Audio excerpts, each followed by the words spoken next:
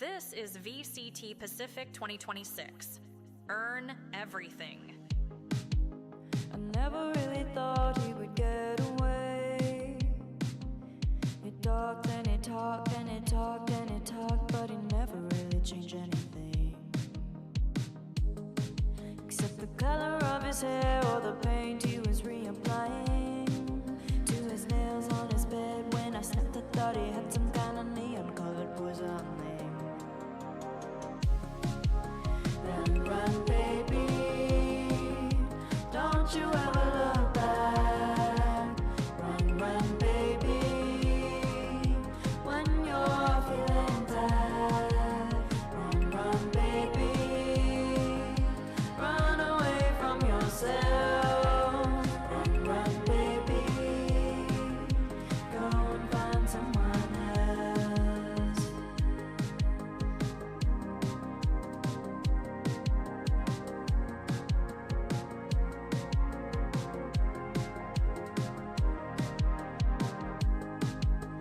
Talk to me about tattoo removal technology. It would erase each mistake if he couldn't bear the pain and the pressure on his memories. When he talked that way, I wanted to hold him tight and say there's nothing worth him doing, no delusion to go through with, 'cause I think you're alright. Run, run, baby, don't you ever look back. Run, run, baby, when you're feeling sad. Run, run, baby, run away from yourself. Run, run, baby, go and find someone else.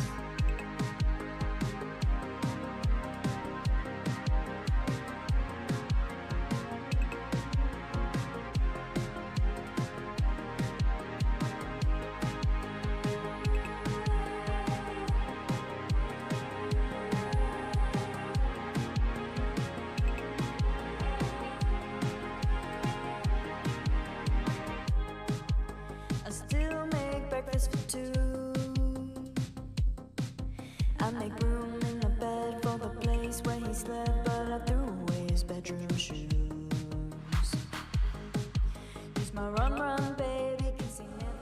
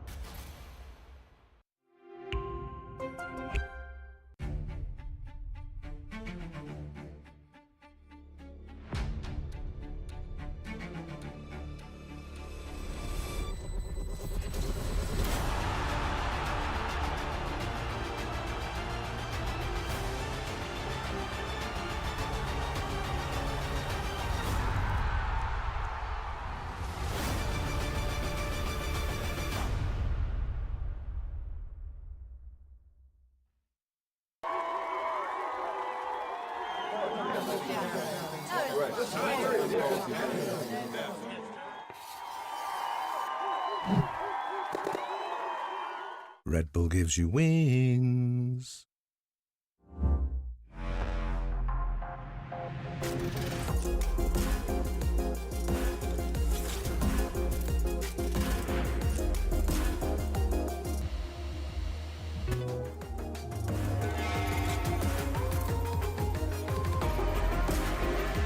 Knock one, push, push, push.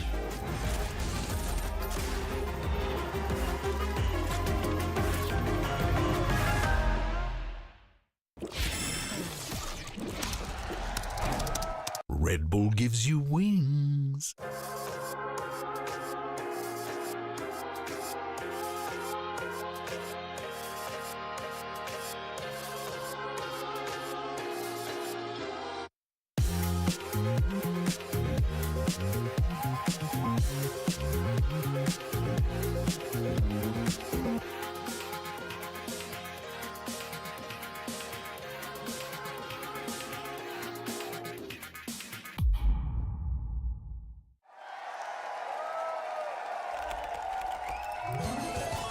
Red Bull gives you wings.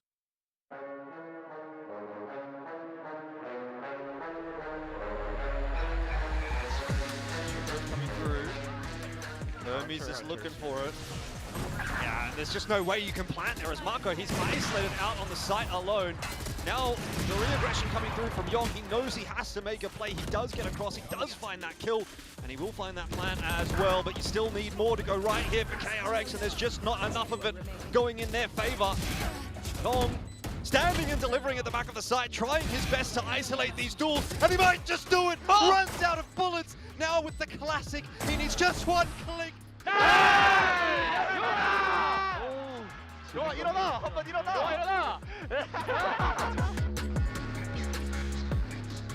Taking space off timings and recognizing what they need to do. It's going to work out quite nicely right now. Grab it and everything as well. It's an exchange of utility, but there's cover from Primi. Very good cover from Primi. In fact, it's more than just that, a 3K, and Primi is looking like he is just having way too easy of a time right now. Full sense, it feels like the individuals online. Ace for Primi as well. Makes it look so easy. About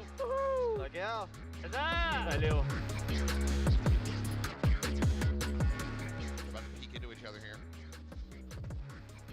Francis is the one who ends up getting surfed up, and Dami's not ready for a counter swing. Now he's going to try to go for it. Yeah, I mean, he'll break the... Well, the turn around, turn away at the worst possible moment. This is the time to be able to find that kill. Meanwhile, Ivy jumping, planting his feet, finding one. Zeus gets the off shot. The reveal is in. Dami, however, he's strafing across. He mows down two. Sylvan Styron both going to be gone as we get the Jedi battle. And Zeus comes out on top. A 4K for him now looking for the ace. Recollects the off, the swing, the kill. Zeus gets the predator.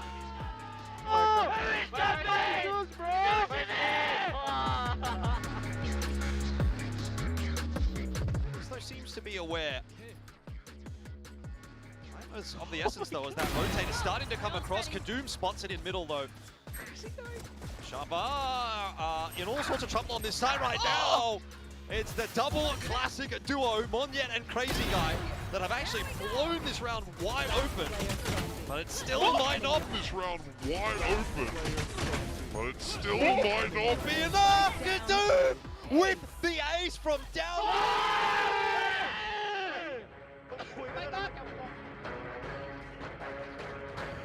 Has an iPhone kind of supports it. He's not just sending this one out. There it is. Okay. To the same conclusion. Jit Boys, however, just leading the charge furiously, rushes that corner, is able to find him. Buzz, not quite going to be caught by that paranoia, swings out, but to his demise. Jit Boys good for another. Stacks now looking to be overwhelmed. And Munchkin, that trip had never been cleared. He ends up getting caught, but Stacks looking for the ace. Always down to 3. Shorty's been reloaded. He should be dead. He should be so very unfavored. He gets another burst out of it. The fuse being held to half, and Stacks gets the Predator!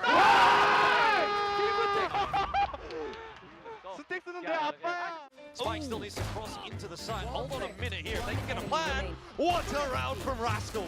민서가! 어이, 좋은데요?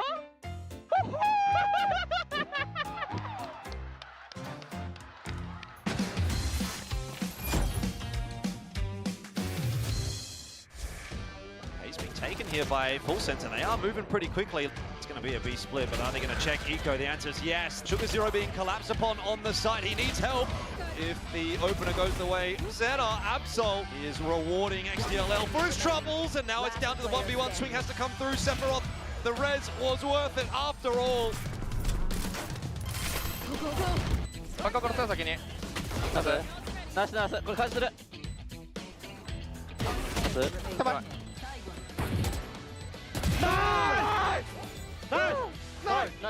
싸워. 같이 나이스 같이 나이스. 이자. 나이스 에코사.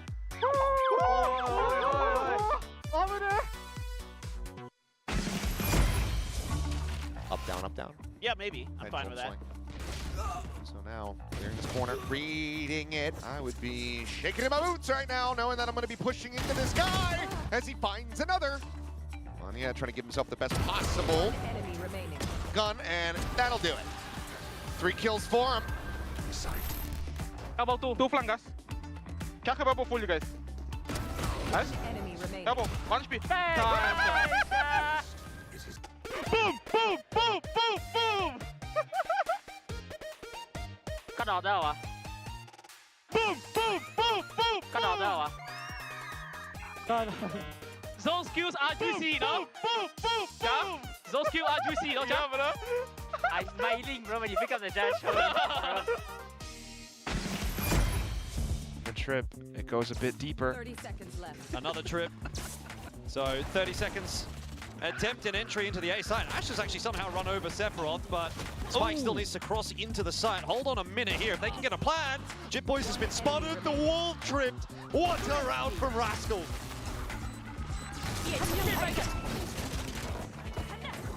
해봐. 나이스. 더 해볼게. 나이스. 병, 미즈라 병. 저거. 나이스. 어이, 좋은데요?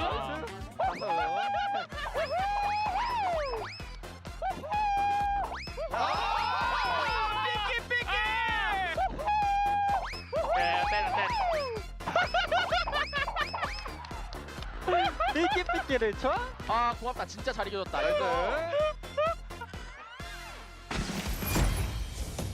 Okay, they did this to us in the pistol round, so we're going to do the same thing and see if they're ready for it.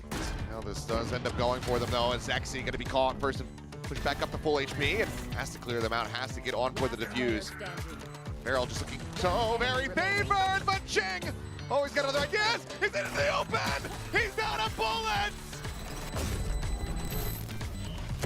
One enemy remaining. Oh my god. 너 몰라 너. 살아. 저 바로.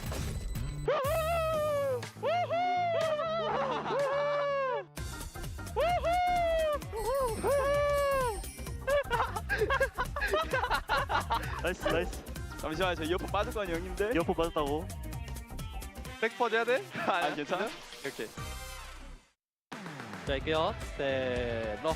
제다! 렛츠고, 갔다 오세요. 한 번씩 모즈. 맞지, 가도, 떨어지러. 그냥 화이팅, 지신 못돼. RQ can close this in 2. Nongshim will be able to rally back. 오케이. 이대영하고 집 가자. 대형이요? 왜 뭐 했어?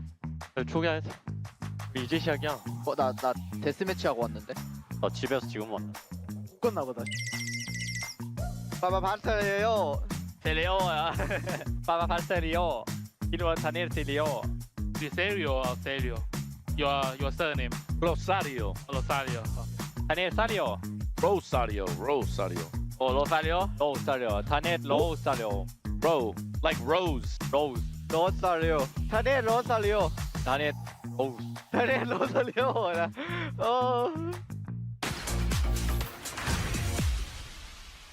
얘나 사이드 G. 살고 있지. 에, 타모네, 와라. 얘네. Can you heal me, Silvan?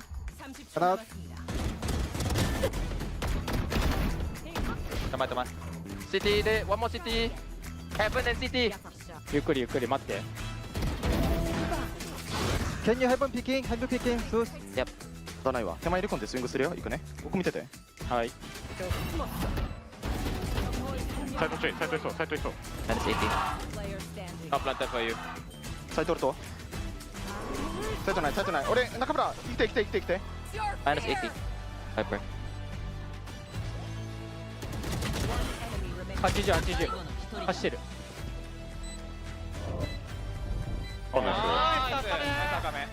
ナイス。強っ。ナイス。いいじゃん。ナイス。いいね。マルチキルだ。おう。กูเดินเลยเดินตามมาเพื่อน เอาแป๊บกล้องตัวไปติด เฮ้ยเยอะนะ 스모크에서 일단 미드 컨택하러 가자 형. 더 밀었다. 더 민 거 같은데? 더 밀었어 울베까지. 야 베이스 클리어하고 A 가자. ต้องกัดมาเองนะเว้ยมันเห็นกูได้แถบสูงอ่ะ 또 관비อีกรอบหมดแล้ว ขึ้นไปเลยขึ้นไปเลยขึ้นไปเลย 이거 근데 램프로 가서 그냥 미터비 괜찮을 듯? 시간 조금만 앞으로 가자. 이제 좀 뛰자, 좀 뛰자. 아 또 시간 없다. 엠팔 조심해봐. 가야 돼. 배 들어가, 배 들어가, 배 들어가. 아 그냥 뛰어야 돼. 지금부터 뛰어야 돼, 그냥 얘들아. 해본 볼게 해본 먼저. 시작. 치즈 걸려 있었고. 그래. 20초. มันขึ้นสปีดได้สปีดบีสปีดบี เว้นลงเว้นไป มันลงไปสปีดบี ตัวพี่ทีมตัวเดียวพี่ล่าสุด3เพชรไม่ดี백사 조심. 뛰어. 궁 그거죠. 궁 써줘 그냥. 페이드 그냥 설해. 잡았. 저만의 관. 페이드 바로 설해. 헤븐 하나. 설 됐어. 나이스 야 이거 오더 잘했다 걔 누구야 그 머시기야 나라야 얘네 롱레인지 봐 얘네 총 짧을 거야 일단. 하나. 히트 다운. 약간. 뒤하나. 원태야 뒷만 봐줘. 다시 들렸어? 맞아. 낙연아. 어. 형 B 판단 어떤데? 아 형 좋았다. 당연하지 마. 형이 아. 나올 때 큰 거 이겨줬다 이거. 빅라운드다. 나이스. 나는 죽었지만 내가 이겨준 것이요 이게. 죽네? 아 아이고 왜 누가 죽었어? B맨 클 일단 B맨 코브만 깔고 클리어. 오케이. 디디 고치야 디디 고치. 그럼 A로 움직일게 그냥 내가 먼저 뛰어끔. 찍는 중. 재원 있다. 간다. 둘 더. 하나. 정문이야. 잡았고. A맨 둘 더. A 공식 오겠다 얘들아. 야형 먹고 올 거야 이거. 여기서 공 쓸게요. 봐봐. 야, 내가 철커버하고 뒤볼게. 그래, 커버해줘. 야, 우리 크랙. 야, 크랙 살아. 야, 지금 15 잡아요. 기다려. 뭐죠? 스타트? 가운데 쌤. 야, 뒤. 라스 사이트. 싸움을 벌려줄게. 가만히 있어. 필! 이거 많이 빠르구나. 필! 하미즈! 태클을 안 하노! 웃기네. 오른쪽 슬로우 까줄게. 이쪽 잡았고. 천천히. 저리켜 Need him J please 또 백사이드. Why wouldn't you need him then? 상대 연마업 세다. 킬렘 나이. 리파이. 공사 났어. 더 세밍 야, 4명 다 찍혔어. 잡았고. 기다려 나 뛰어 페이트 시티. 도시지. 아 민듯? 너? 내 앞에 하나 봐봐. 그냥 잡아 그거. 백산들 플랭. 아니. 그냥 메인 셋이서 하자. 아니다. 아니야. 3m 같이 가. 3명이서. Yeah. They all playing together. 그렇게 럽. 또. 시간 15초. 제 공 있다. 빠짐 그냥 사이드에서 한번 들이박게 하나 하자. 하나. 막혀. 삐. 나이스. 야, 초세고 가면 이긴다 이거. 끊어줘요. Here we go! 가면 이겨. 맹구 좋은데. 맹구 나이스. 까라삐. KRX 사이즈. 여자 한번 붙건. 그렇지 참. 하나 유라도 알단. 야, 봤어. 잠깐. 전날 망사 맞춰놨어. 하다. 넷. 파라사이.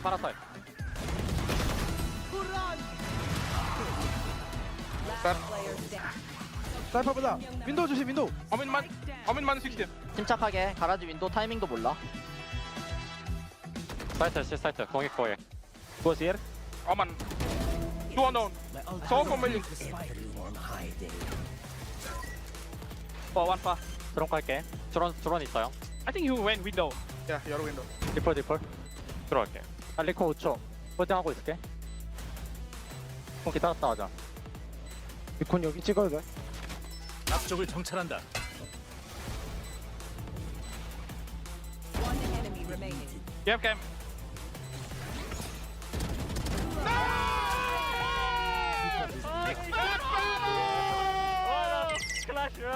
go, boys. Let's go.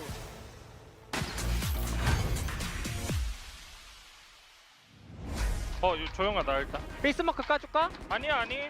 그러면 A 홀드 할게. 스모그 돼 그냥? 터치 한번 더 해볼게. 시리 펀팅.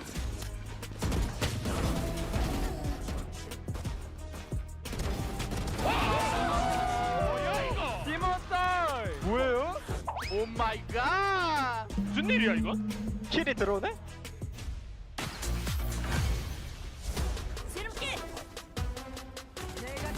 잡았어. 마지막에 A 가면 날 듯. C 쪽 오맨인 같아. 또 블라로 말까? 오케이 그러면 A 가자. 영화 하나. 나 신난다 얘들아. 하나 오멘. A 팔게. 짝방 조심. 얘들아 헤븐 때리는 거 모른다.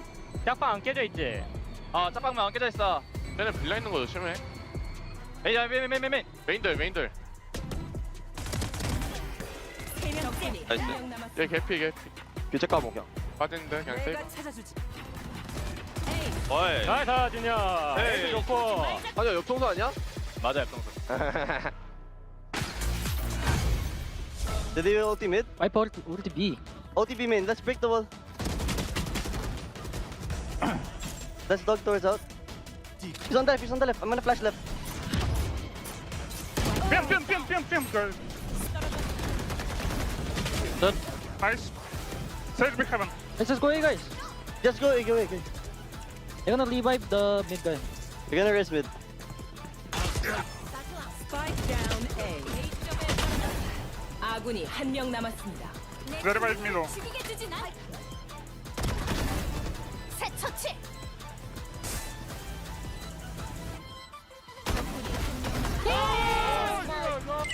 It's super important. You do it.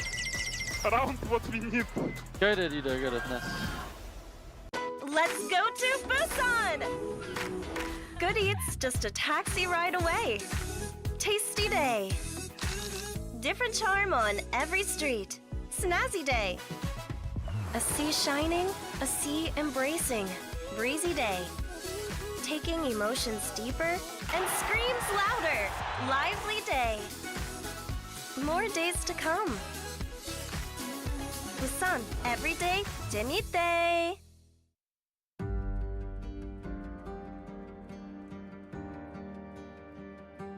This is the sound of VCT Pacific 2026. Earn everything.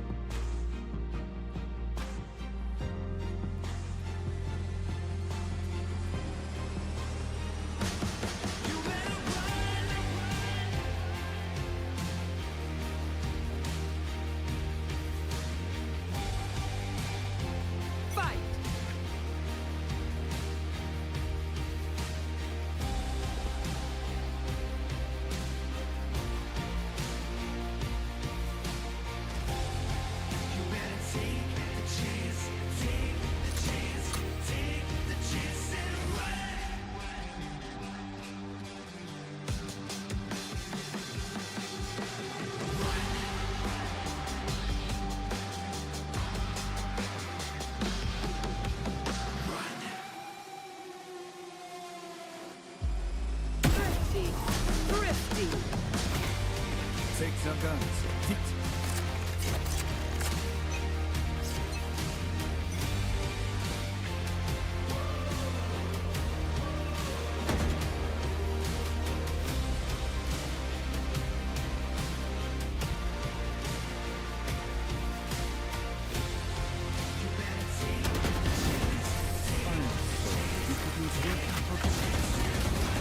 Get some out of here.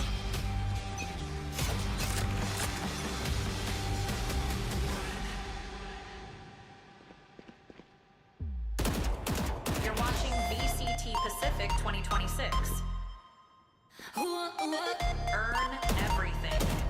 bring the beat in. Hey, when life gets you down, hope you know where to find me. Where to find me. Yeah, I said, hey, I'm a call away, don't hesitate, come try me. Yeah, come try me. Get away, come and get away with me. I can take you where you've never been before. 잊지 못해, 너의 기억 속에 남아 내가 보여줄게 이 순간. Come away, no escape when I go in bed. 보여줄게 what. Come away, no escape when I go in bed. 보여줄게 what. Hey, when life gets you down, hope you know where to find me. Where to find me. Yeah, I said, hey, I'm a call away, don't hesitate, come try me. Yeah, come try me. I would apologize to them, but alas, Get away with me, I they'll can take you where you've Bonne never been chance, before. mes amis. 잊지 못해, 너의 기억 속에 남아 내가 보여줄게 이 순간. Come away, no escape when I go in bed. 보여줄게 what.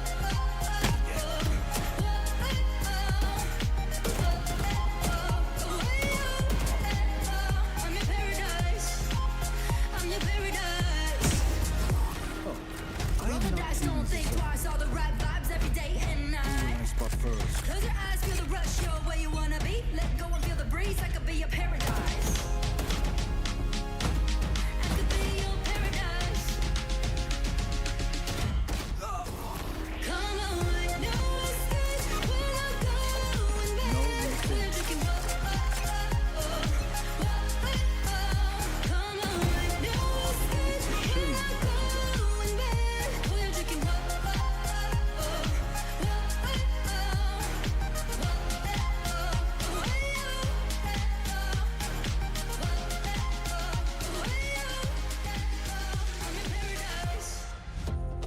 You're mistaken if you think that's it.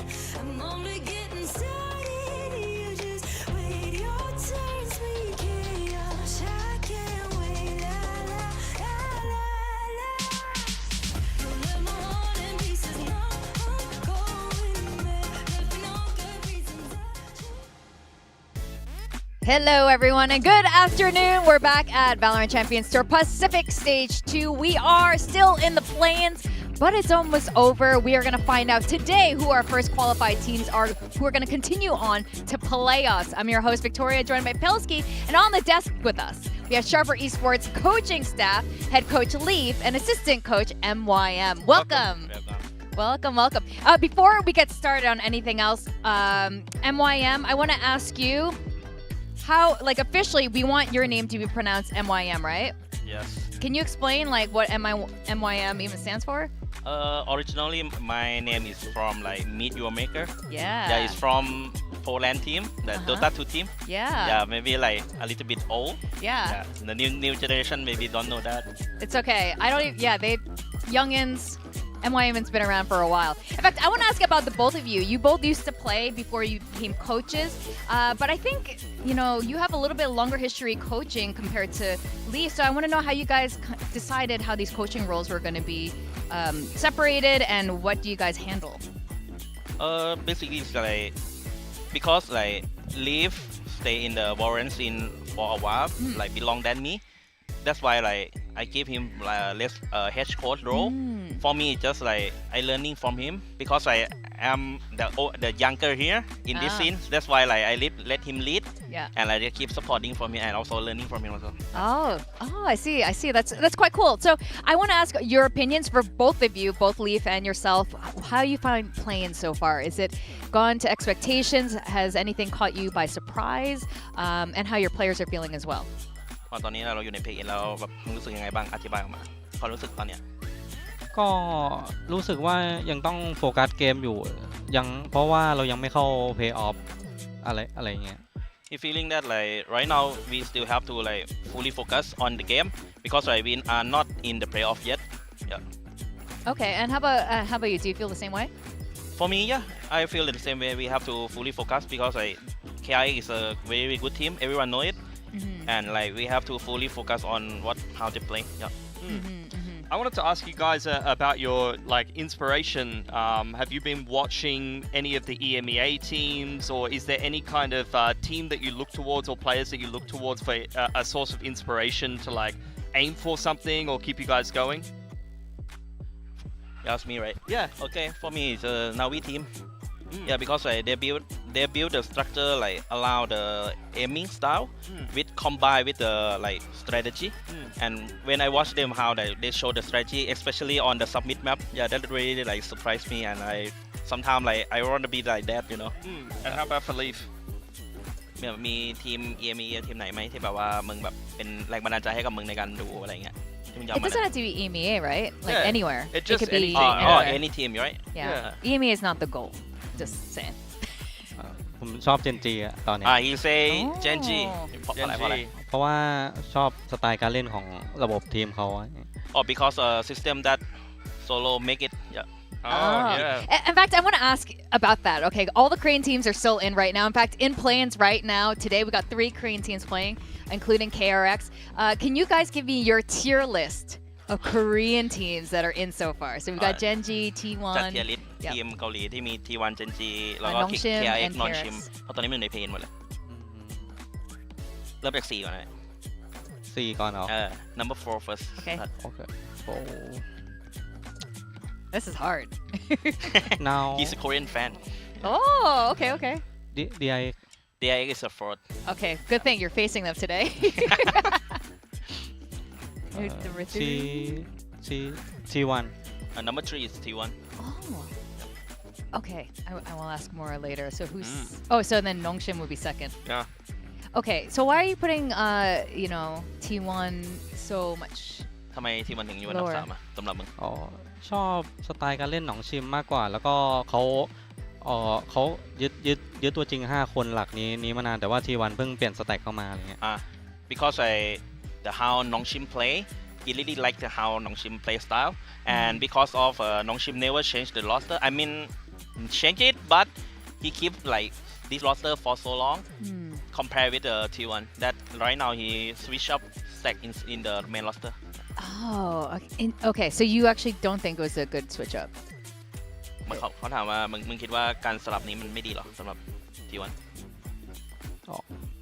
ดีกว่าเพราะว่าเหมือนว่าคอในเกมจะมีมิดลาวมันกินกับไอ้สแต็กเป็นหลักแล้วอะไรเงี้ยน่าจะยืดอยู่กว่า He say it's good switch because on the mid round gonna have a masking and stack have help each other on the mid round and kind of flexible in the team also but because of keep changing and trying that's why he don't like it สแต็กจะเจองานยากกว่าเดิมเพราะว่าเขาต้องไปฝึกเอเจนต์หลายตัว but stack gonna have tough time because he keep he have to flex more the agent. Yeah. In fact, that does lead me to Sharper and how you guys might be choosing to play. Yeah. I mean, I wanted to ask.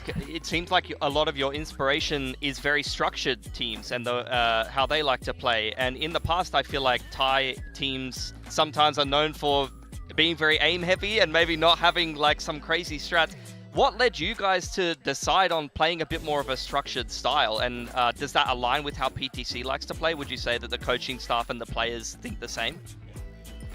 เขาถามว่าทำไมแบบถ้าเทียบกับทีมไทยทีมอื่นใช้เอมค่อนข้างเยอะทำไมเราถึงแบบอยากเล่นในสไตล์แบบที่เราเล่นอยู่ทุกวันเนี่ยเพราะว่า AM มันแบบว่า AM มันก็บอกแบบเดียวกันว่าแบบเป็นเพราะว่าตัวมันเองก็ชอบเล่นแบบนี้ด้วยอะไรเงี้ยด้วยความที่ตัวผมแบบเป็นทีมแฟนคลับทีมเกาหลีอยู่แล้วระบบทีมเกาหลีเขาก็จะแบบค่อยๆเล่นอะไรอย่างเงี้ยแบบ1ดูเอลแล้วก็2อินิหรือว่า2คอนโทรลเลอร์แบบกินแมปเป็นหลักแล้วก็หาจังหวะจบบวกกับผสมกับที่ชอบดู NA EU แบบมามิกนิดหน่อยอะไรอย่างเงี้ยbecause he's a Korean fan and he kind of like how Korean make the system solo pace play the mid round and finish the round with fully tempo together and he sometimes he also watching EMEA and NA combine it with his play style and that's why the result is our play style right now. And in EMEA the challengers teams are doing very well. Here you're the last challenger team that's doing well. Would you say that watching Enterprise or some of those EMEA teams gives you guys a bit more belief that you can make a run here? เขาถามว่า เขาถามว่า EMEA มันตอนนี้มันพวก Enterprise อะไรพวกนี้มันเข้ารอบ3ทีมเลยแบบว่าเหมือนแบบมันทำให้เราเชื่อไหมว่าเราจะแบบเข้ารอบได้อย่างพวกเขา Play off สำหรับผมมันด้วยความที่อย่าง EU เขาจะมีแบบเทียร์1ตกมาอยู่ในผู้เล่นเทียร์2เยอะมันก็ทำให้แบบมีโอกาสมีเรื่องประสบการณ์เข้ามาเกี่ยวอย่างเงี้ยแต่สำหรับเรามาด้วยตัวเองเรามาด้วยประสบการณ์ถ้าเราชนะมันก็แบบเป็นกำไรอย่างเงี้ยแพ้มันก็ได้ประสบการณ์อย่างเงี้ยมันก็ยังแบบยังไม่ได้มั่นใจขนาดนั้นนะ It's kind of different because on EMEA have a lot of like tier 1 player that drop down to challenger. Yeah, that's why they have like a lot of experience to like combine with the new generation to into the game. But right now, in our side, we just all of us is new here. We never going to the all qualify to the Pacific. So like basically it's kind of different now, and that's why it's not like inspiration for us because I actually be believing that we have potential to qualify, but right now I'm saying we have to focus on our game. In fact, let's talk about a team that is here in Pacific, Full Sense. You guys have history with the org, with the players as well. And I can't help but ask, I know you guys have discussed it, with Colden and Quack before as well. Like, how do you rate the other Thai team that is still remaining? Of course, if you guys end up facing each other, it's going to be very exciting for us. But in terms of like player power and how you guys approach the game, how do you rate the current Full Sense roster versus yours? ตอนนี้มึงให้คะแนนฟูเซนเท่าไหร่ตอนเนี้ยสภาพตอนเนี้ย out of 10 right out of 10 right rate Yeah, or like how do you think they match up against you ความคิดมึงว่าตอนนี้ฟูเซนเป็นยังไงบ้างอะไรเงี้ยถ้าเทียบกับสถานการณ์ปัจจุบันโดยรวมก็ยังค่อนข้างไฟก็ยังสูงอยู่เพราะว่าเขาใช้พิมมี่เป็นตัวยืนหนึ่งแล้วตอนนี้เพราะว่าพิมมี่สร้างแอดเวนเทจให้เพื่อนก็จะสบายอะไรเงี้ยเป็นหลักแล้วแต่ว่าเขาจะมีปัญหาเรื่องแมปพูที่เปลี่ยนไปจากเมื่อก่อนที่เป็นเพร์ลเป็นบายอะไรเงี้ยตอนนี้เขาเจอแมปใหม่ที่แบบซับมิดหรือว่าบีที่แบบแมป2แมปนี้ที่เขายังไม่แข็งแกร่งอะไรเงี้ยทำให้แบบเขาอาจจะต้องแบบมีโดนเลือกแมปที่วีคมาก่อนอะไรเงี้ยOkay, right now I think his thing like Full Sense still have a lot of firepower and especially Primi, and right now Primi is be like the first man who entry the site, so I think that if the Primi still keep the perform like this, the rest of the team is still okay, but the problem is like because of meta and map pool switch, that's why right now like Summit, especially Summit and Breeze Haven also that like Full Sense is still not strong enough, and that's why enemy gonna keep picking that map into him. Do you guys think you're the stronger roster or Full Senses at the moment? ก็ถามว่าเราแบบตอนนี้แบบโรสเตอร์ฟูลเซนแบบแข็งแรงไหมคิดว่าอาจจะมีการเปลี่ยนไปเลยว่ามึงคิดว่าแข็งแรงไหม Or maybe you think the coach is better. That's fair too. ถามว่าแบบหรือว่าแบบโคชชิ่งสตาฟไม่กันเขาถามทั้งเพลเยอร์ทั้งโคชชิ่งสตาฟต้องอยู่ที่ว่าจะแบ่งบาลานซ์ยังไงให้แบบความคิดโค้ดหนึ่งหรือว่าความคิดผู้เล่นหนึ่งหรือว่าจะเอาความคิดโค้ดเป็นใหญ่ไปเลยแล้วเราผู้เล่นตามเงี้ยต้องบาลานซ์ให้ดีเพราะว่าทีมเขามีความสามารถเฉพาะตัวสูงอย่างเงี้ยบางทีเวลาจะไปเล่นเข้าระบบมันอาจจะแบบเขาอาจจะไม่ได้คอมฟอร์ตขนาดนั้นอะไรเงี้ยก็ต้อง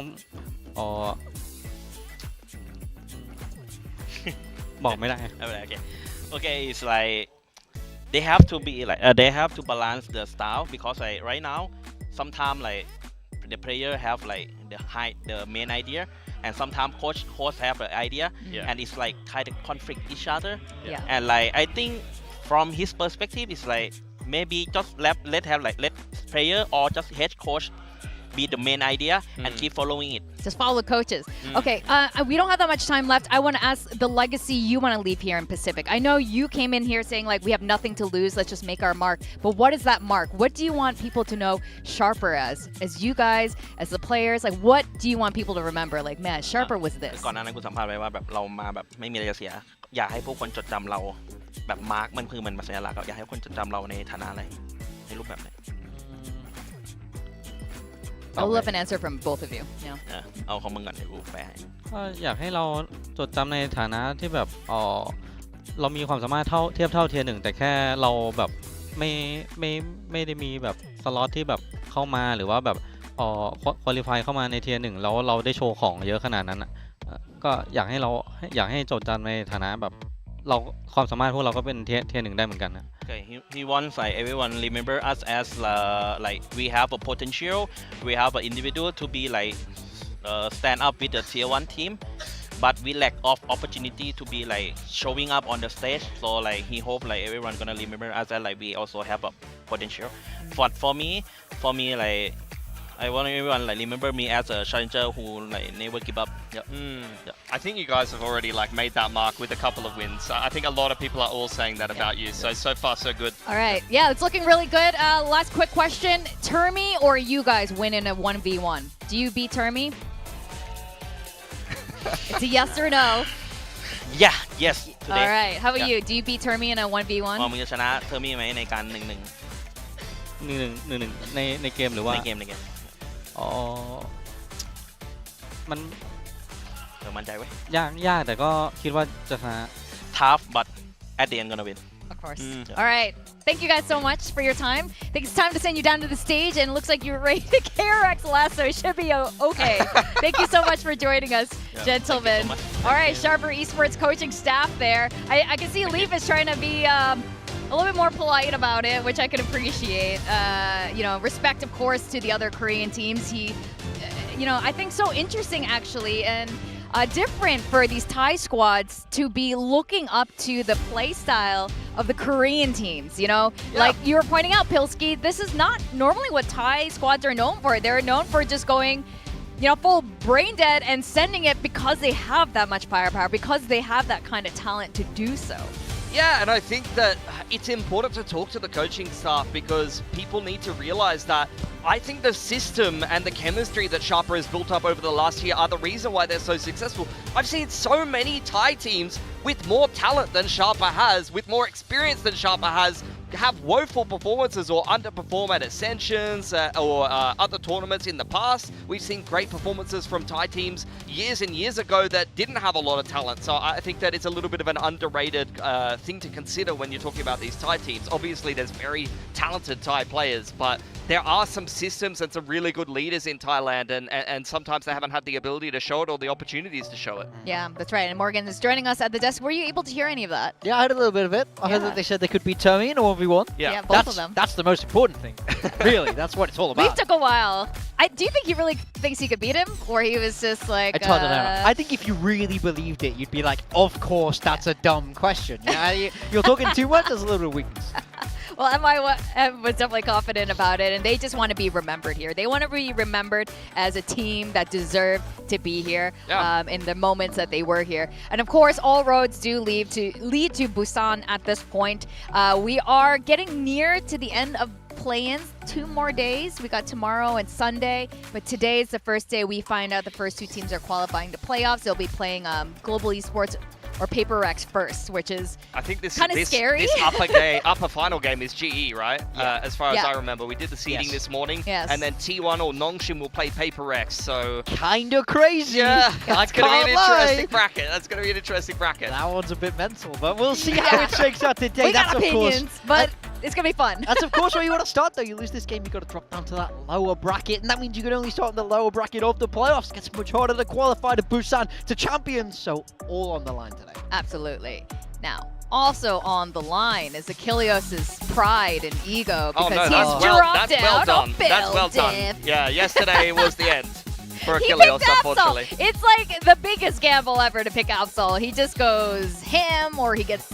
It's crazy. I picked up Soul. I ended up getting 30 points You behind. got punished and for it. Seth did not learn from my mistakes, Clearly unfortunately. I love that he messed up. It really, it made, I saw his roster and I smiled a little bit inside and I just thought, I love what he's doing here. I love your work, Seth. I'm a big fan. Keep doing it. It's crazy that on the day that the Japanese teams are playing and he can't ask for advice, you know, he doesn't do so well. Funny, right? Interesting. That's interesting. Okay, we have interesting... I'm just looking at the duelist roles already. It's a little bit interesting. Look, Hyunmin was tempting, but I couldn't go with him today. Did you guys You went for Hyunmin today. I Okay. went for Hyunmin. I feel like he's been rock solid. You got freeing in there Yeah, as you got well. freeing. I'm trying to take some risks, and then I ended up picking the same team everybody else picked. I was like, this was my third roster. I'm like, I need to make some plays. I need to take some risks in a couple of slots because I'm 40 points behind Clinton to try to win this laptop. And then I still ended up with the same team as everybody else. Can I ask your opinion? Okay, both Elfish and myself, we picked Mako and RB. Are we crazy? Yeah. Yeah. I think RB's less crazy You than picked, Marco. you picked RB was, Mako RB. RB was looking Mako, it crazy. wants to destroy PTC again. You guys don't even know. Yeah. There's history here. Yeah, we got I time. mean, look, We got Mako time to is talk known about for that. his vengeance. Got a good Oh, look to yeah. him. Good look to him. All Yeah. power to him. 100%. Marco, very vengeful, very Yeah. angry When, person. when I speak to him, he just screams anger. Yeah, yeah. You know what I mean? He just glares at you. Mostly. Mako is the All most jokes, of gentle course. giant Yeah. ever. That's why we all love him. Today's matches are going to be fire, though. We got KRX facing Sharper. We got T1 facing Nongshim. I feel like we're going to see some peak Valorant today. These So- are the play-ins teams. Yes. Like both of these games It's are crazy. total fire. What a madness. I mean, KRX, I'm really looking forward to seeing how It's they're going to Mako. show up today. What was that? I said, oh, it's Mako. It's Mako. I was He's got his fan.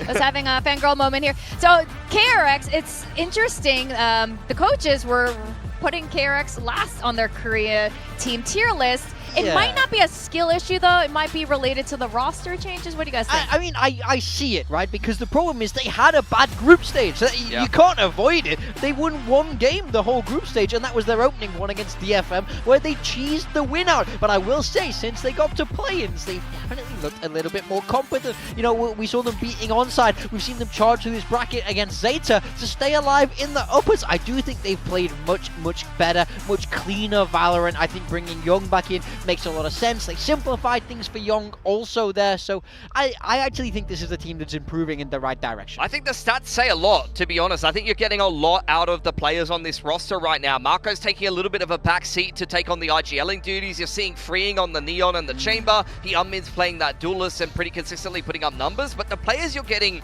a little bit more out of than before is Young and Bane. I think Yes. Bane is a little bit underrated for his fragging and his playmaking as an initiator. And if Young just plays that Sentinel role and does well for himself, then I could see KRX actually winning this game and making maybe a little bit of a run in playoffs. Yeah, I mean, I see it for sure. One thing we have to talk about for KRX is just how insane of a ride Stage 2 has been. We see them bring out that triple duelist to begin with. They get rolled by Team Secret. Then they have to go into this PRX game. A 13-1 game. It looked like at one point all hope was lost. Yeah, we were going into this saying, oh my god, guys, this is the millionth KRX, the millionth RX Derby. This is going to be a close game, right? They got destroyed by PaperX, who had really nothing on the line because they had already qualified for champs at that point. But KRX, 1-4 in the group stage is not where they wanted to be. But coming into play-ins, they have made changes with the comps. They're starting to move in the right direction, and they're looking better and better every single game. I mean, they made me feel silly for doubting them, even though, given all the evidence that we had, it looked like they were going to get rolled, and then that's exactly when they show up. This is a team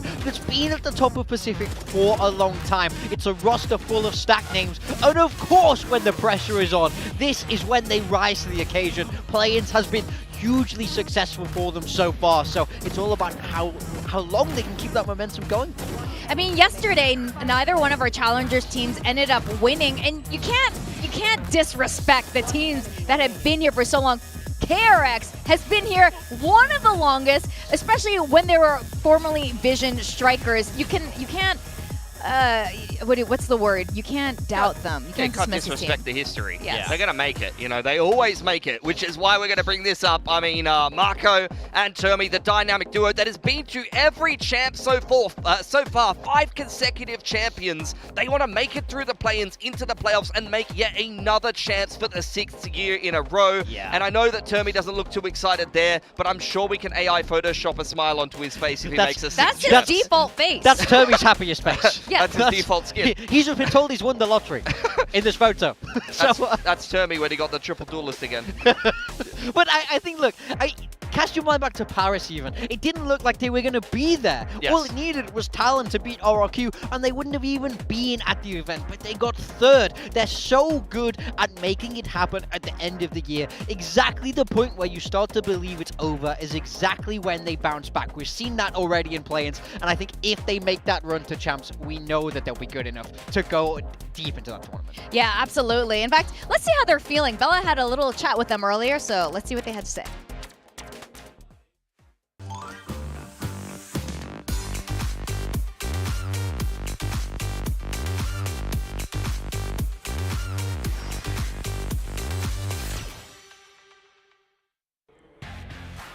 Hi guys, it's Bella. Guess who I found? It's... Hello, I'm Kadum. Yeah, it is Kadum. You're facing KRX. This is the first playoff qualifier through the play-ins. What are your thoughts? I'm excited for me KRX because the team is stronger. I think gonna be fun game. Yeah, fun game. You know they're strong, but you also have a strong player on the team that knows KRX very well. I wonder who that is. In walks... Hello, it's me. Yeah, it's you, PTC. Well, you met Mako 5 years ago. Do you think a lot has changed between you two? No, only our age has older.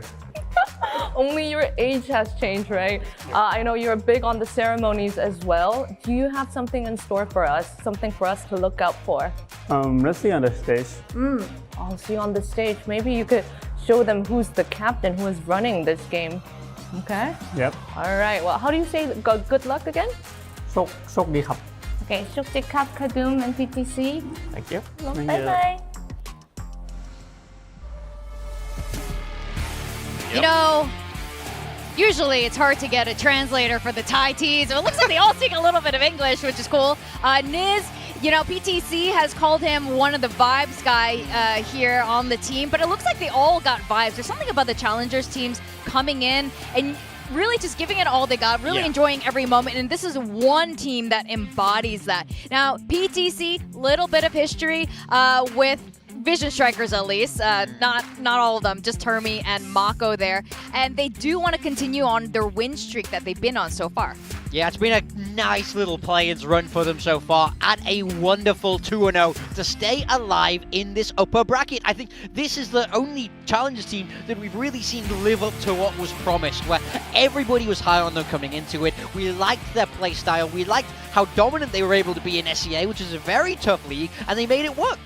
Yeah, 100%. I just wanted to talk about some of the calls that Sharpa have been making. This was a lovely little set play to change up the pace after some slow rounds here for Sharpa. Kadum is able to sell a fake with the Neon ult, and then you have a walk straight through mid doors through a Viper Orb, I might add, which is selling the mid to B fake, and you see Zan there, I think, get completely caught off guard in the RRQ game. We also had a really, really nice call over on Ascent. I mean, Sharpa was able to win this round, but the thing I love about Sharpa, and something that they kind of touched on in the interview with the coaching staff of Leaf and MYM, is they're not afraid to play a little bit slower, play a bit more contact heavy, and run the clock down. This was a fantastic round where they deny all information to DFM and leave them scrambling, rotating in spawn. Yeah, I mean, they struggle to catch up. I think PTC understands the pacing of the game so well, and this is a team that's built around the system of PTC and the coaching staff, right? It's built with this in mind. I feel like everybody really embraces the philosophy and trusts the calls. You see time and time again, they're catching their opponent's team off guard and out of place with bad rotations because he knows how to work them up. I think this is one of the better macro teams we have. So look at DFM there, like they still think it's an A split. You have the Hunter's Fury committed and then the perfect cage and orb to be able to cross into the site with 10 seconds on the clock. This is why it's so hard to play against Sharpa. In the first clip, it's a fast mid to B fake where in the first 15 seconds of the round, they're selling a fake with the Neon ult and really leaving the other team kind of reacting to that. In this particular round, they play so slow, they deny all information and the other team doesn't know how to play against that. And I think that's why you're seeing PTC get so much praise for his calling at the moment, but he's going head-to-head in the server with Mako. That's right. Val to Asia, always up to date on the history of all these players here. The last time they went head-to-head was in 2021. It was Champs Berlin and Mako.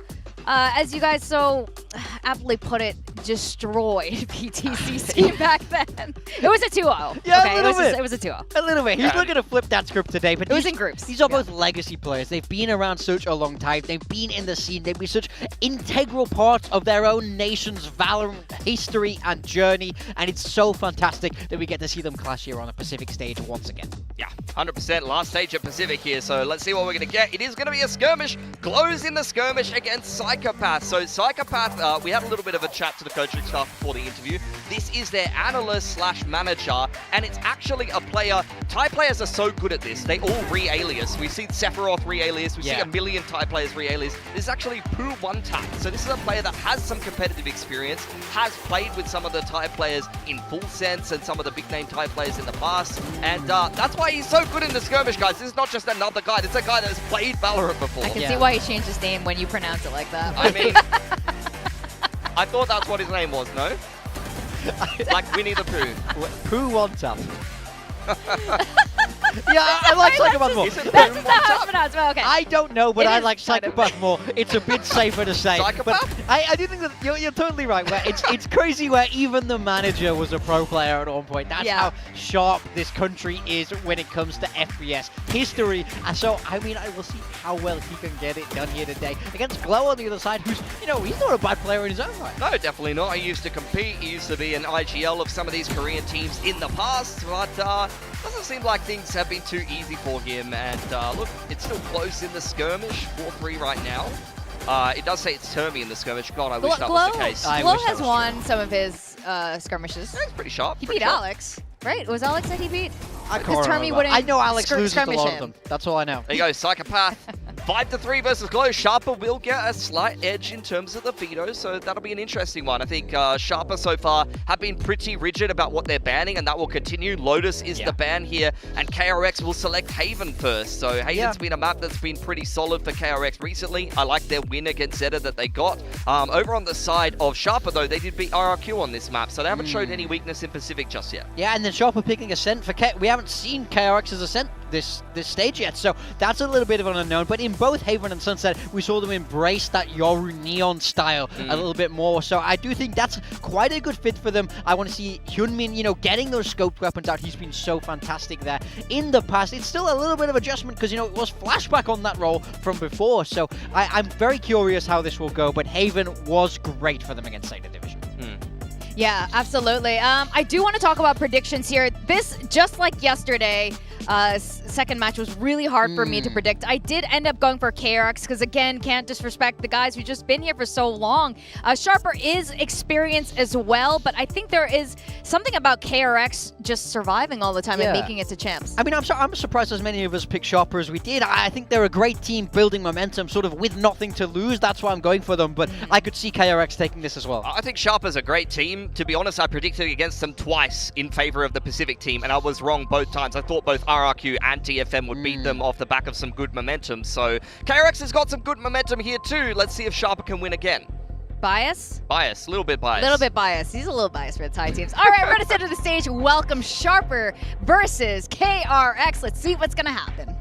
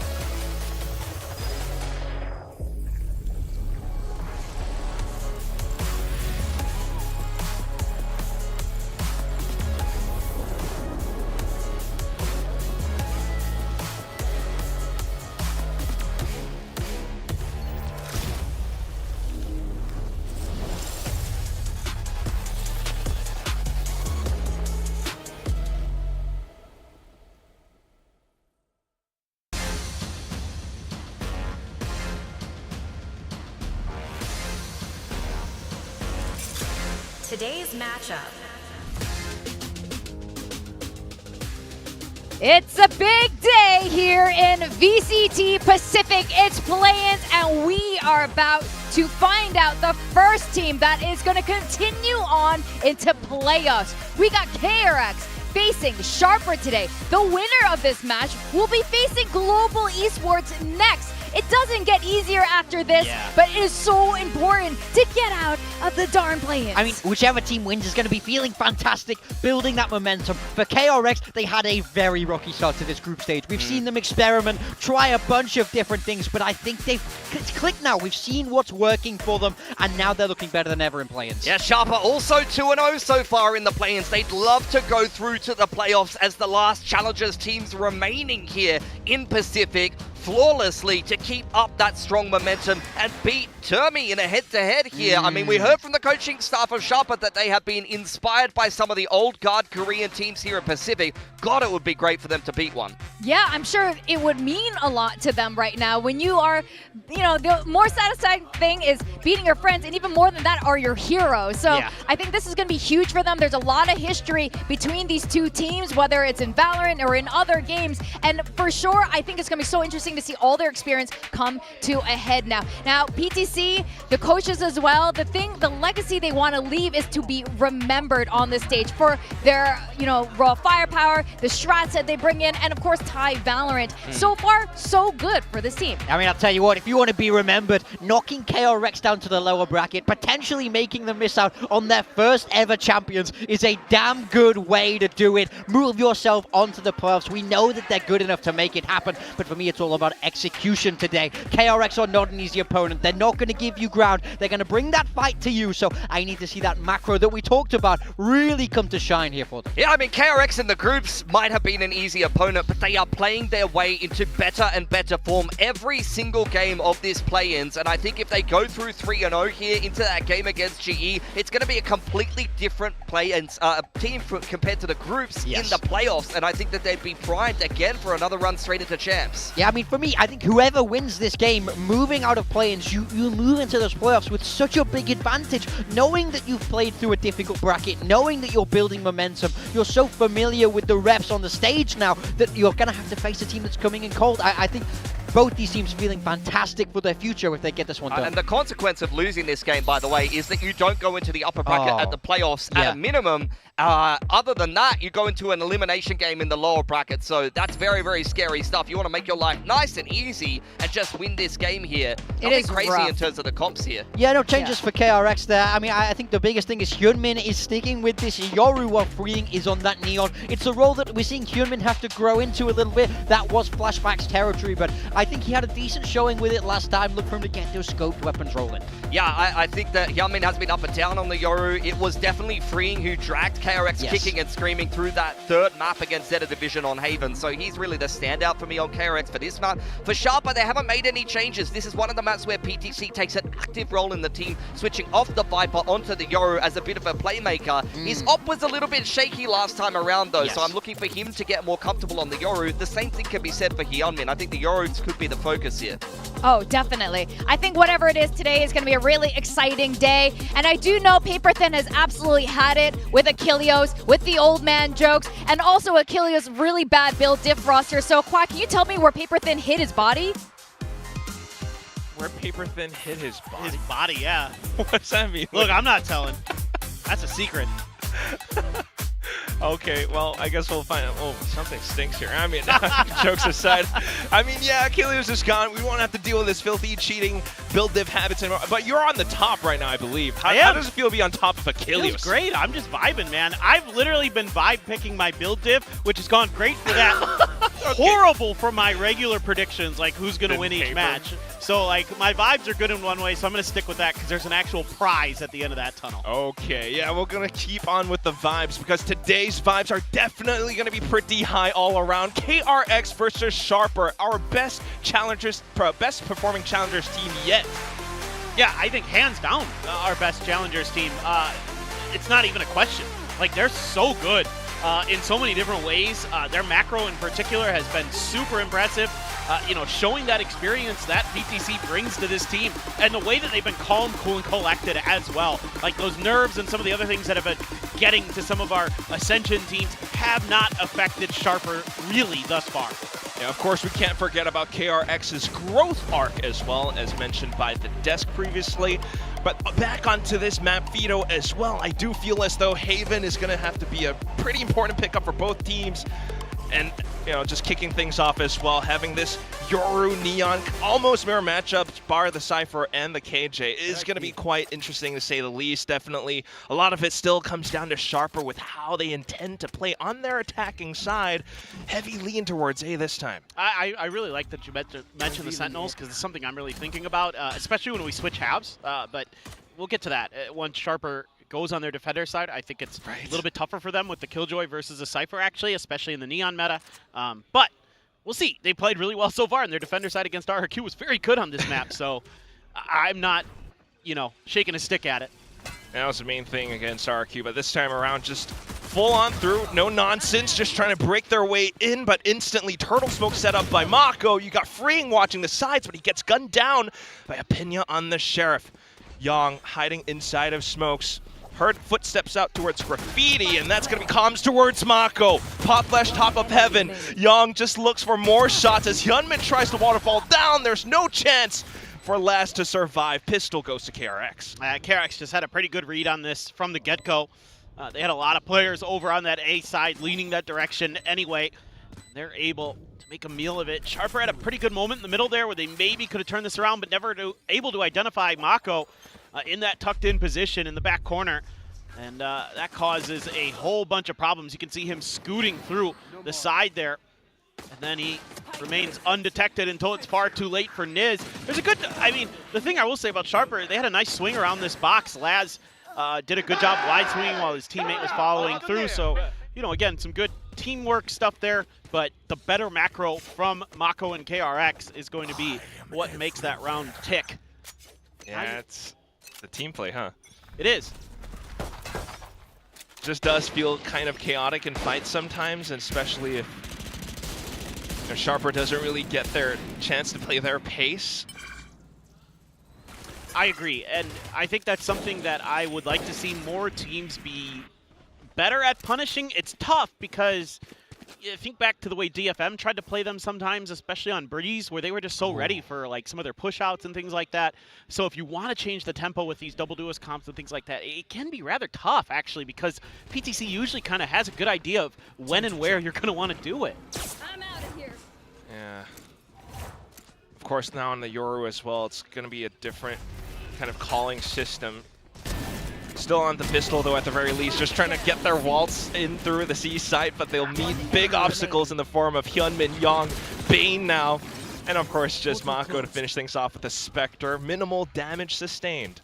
Yeah, so far I like the way KRX is playing. Give up a little bit of space, but that's all intentional for these little collapses they have behind that. We saw it on the A site, here we see it on the C site. Let them through, but start knocking them down on their way in. Nice 2K there for Hyunmin. And everybody's able to hold on for the most part. Laz did buy up into a bandit, so did PTC, but only Laz really able to find value out of that minor purchase for the side of Sharper. So that means a couple players not going to be able to get the full armors. And that triple Spectre, you know, KRX loves those Spectres right now. That is a lot of damage there that PTC is going to walk through. He goes down to 77 with just 3 shields left, so not the ideal start there for the IGL. And his Yoru, it's kind of up and down. Like I liked what the desk was talking about, where they said he needs to improve on the sniping. I think that's, especially again when we go over that defender side, going to be a big deal.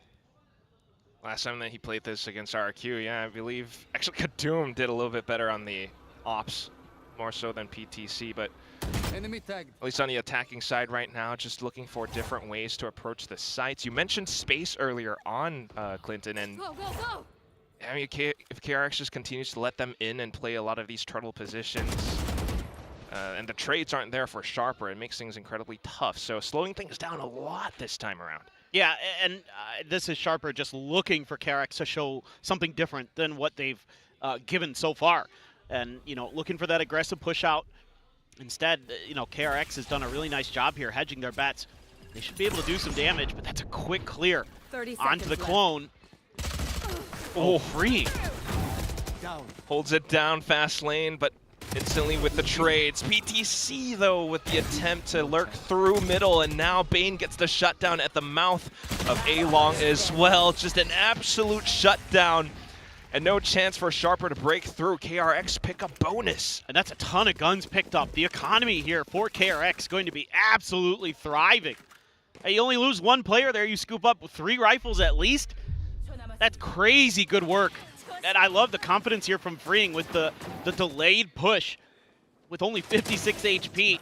And this is what got me scared for Sharper, is they didn't really have any info on the map. Like, they played this as a hard read that KRX was going to try something aggressive early in the round. Because that doesn't happen, you're going to get the really early timeout. I think already you need to talk about what you're seeing as the coach. The defensive formations and how KRX is playing this. Yeah, round 4 timeout, but it's fair. It feels as, I mean, you mentioned them having a great read, and I feel like that's what the coaching staff of KRX have as well, knowing that it's going to be this sort of heavy mid-rounding kind of approach. So as long as they have players like Freeing, for example, pushed up all the way towards A-Long, make sure that if Sharper are to try to pivot off to another part of the map, it's going to cost them. And that's what happened in that last round, I mean, even with PTC trying to lurk through towards middle, it's just multiple lanes of the map always being locked down. If not by the Cypher trips, it's going to be a player. Yeah, exactly. And that's exactly what you need to be doing. So I think you hit the nail on the head there. It's going to be really tough against those defaults that KRX is running for Sharper until they start working the map a little bit more proactive in the early parts of the round, I think.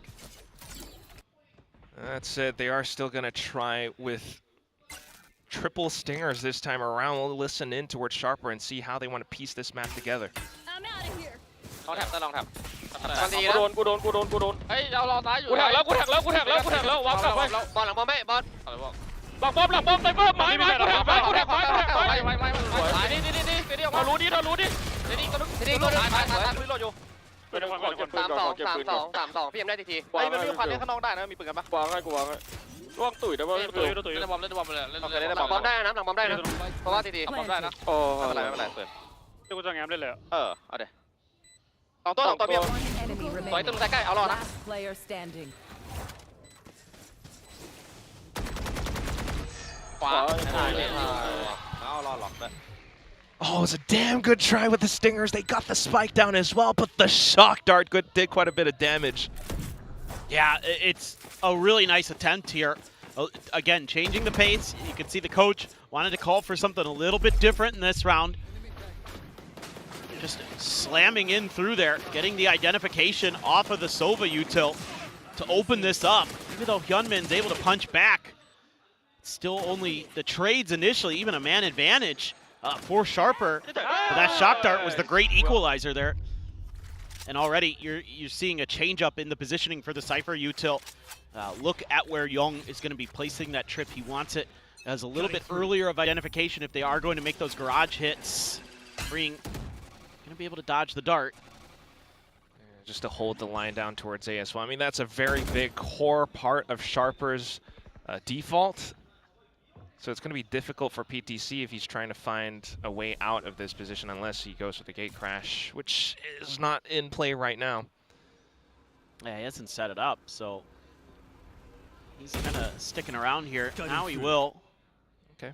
Have an escape valve, just wondering if there was going to be some kind of crunch, but Freeing might have a decent idea of this potentially. I could see the gate crash already heading over for Hyunmin. B setups. Back to it. It's not the first time they've tried to go for this, and Mako just collats onto them with the paranoia. The Phantom kills now. Niz gets on top of him, but at what cost? 3 players have gone down already. Spike plant in, last to try and support. Only 1 nanoswarm available to his name, so just gonna toss it down for a quick post-plant hold, but Freeing announce its presence outside of A lobby. No. Still a hope here for Sharper. They've got deep post-plant positions. Have to be quick on it, though. Good news is that there are no smokes available for KRX, but this relay bolt last tries to get ahead of the defuse, but it's blocked off by the fast lane. Freeing springs for the kills, and it's 5-0 so far. I mean, KRX has just really good reads, but even better plays in this case. It's Mako. Throws a great paranoia, slides right over to the side. That's exactly where PTC ends up, and then that Hunter's Fury right on top of him, unbothered, unfettered, in his lane. Mako gets 3. It is a nice moment here to get on top. Nobody really none the wiser until it's too late, but this is a great timing on that fast lane. That relay bolt as well locks one of the players in, so they have the dart first that scans the front, so they know that's open. You can use the relay bolt there to lock off another part of it, and there you go, Free and gets the opener. That's just a try with that kind of From the Shadows TP play, but this is now completely befuddled Sharper. They have to look for other options. It feels like several rounds now they've ended up towards B site just because A and C have been locked off. They're going to try C this time. And there's an early warning here for KRX. They had the cam cleared, so they're going to be somewhat aware. Are they just going to be ready for Hyunmin's position? Good patience, good trigger discipline. Oh no, wanting to clear the trip or something else instead though. And it's a separate off angle that continues to chop Sharper down at the bit. They are down 2 to 5. Make that last one. Freeing's just gonna repeat again and again. Having his time in the spotlight now, just allowing for Bane to build up onto another ultimate as well. This is unstoppable KRX. Oh, you're absolutely right. And the worst part about this for Sharper in some ways is they don't know yet what that Cypher setup is over on C because it doesn't get cleared. Maybe he knows where one of those trips is, he doesn't know where the other is. And it's starting to get concerning. I mean, Freeing just free and easy. And like you said earlier, man, if you can lock down those extremities with the way that KRX has been, and in particular Freeing, forget it. Sharper's just going to be absolutely up a creek without a paddle. And they don't even clear that trip. Okay, well, it's at least dimensional drift for some forward scouting this time around, trying to get the spams through the smoke. But dude, just look at how Yong plays ahead of Long. 3 kills down. Not able to take down PTC though, still a chance. And Apina tries to get that spike quickly delivered over. They're still concerned about Garage, but unaware of the flank that is starting to get built up from behind. Freeing. Crosshairs train towards the spike plant. Will spot him out. And now it's time for Bane to try and make a move. No, the gate crash. And Freeing is just too quick. Bane with the final shot as well, and this win streak just continues going on and on. I am starting to worry here for Sharper. Saw some questionable decisions in the middle of this round, especially towards that end with that TP. You know Freeing's there. He's got some opportunity. Yong holds this nicely. A great paranoia in response from Mako there to set him up for that second. And then the third, the identification that PTC was behind the site after his dimensional drift. Good comms. I don't know what that is, PTC. And Bane holds the line. And this is out of hand. Yeah, PTC a little frustrated with that. Ooh, boy. They've been so good so far here at their chance of Pacific, and this is, I think, the weakest we've seen Sharper really be. I know, it's kind of, you know what I feel like, Clinton? It's kind of like these little tricks that might have worked against some other challenger teams, but KRX is not one of those. No, and I think the really tough part of this is seemingly somehow every year KRX just makes their run. It's like it's champ time, Termi locks in. Him and Mako are just like, well, we can't miss it this year. We've gone every year so far, and it's so close this year. It's in Shanghai. It's a 2-hour flight away. We're not missing it again. And the desk talked about it, how important this match is for both of these teams in terms of your seedings into the playoffs, potentially. Oh, yeah. But, I mean, the game plan here is immaculate from KRX. That's really what this boils down to.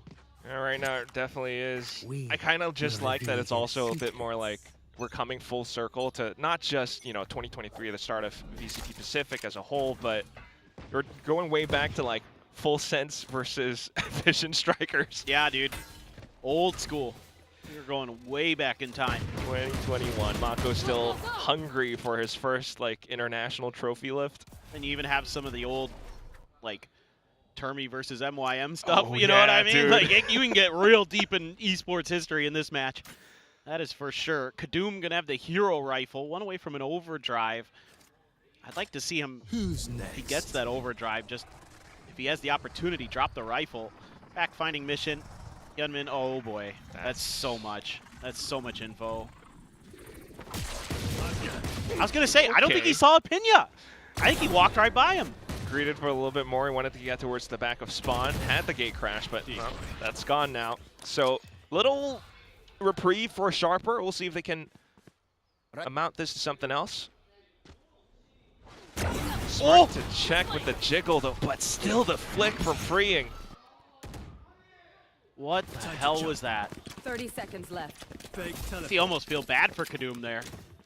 It's like every attempt that Sharper makes, they're always going to be met with some, you know, caltrops or some trips just to slow them down.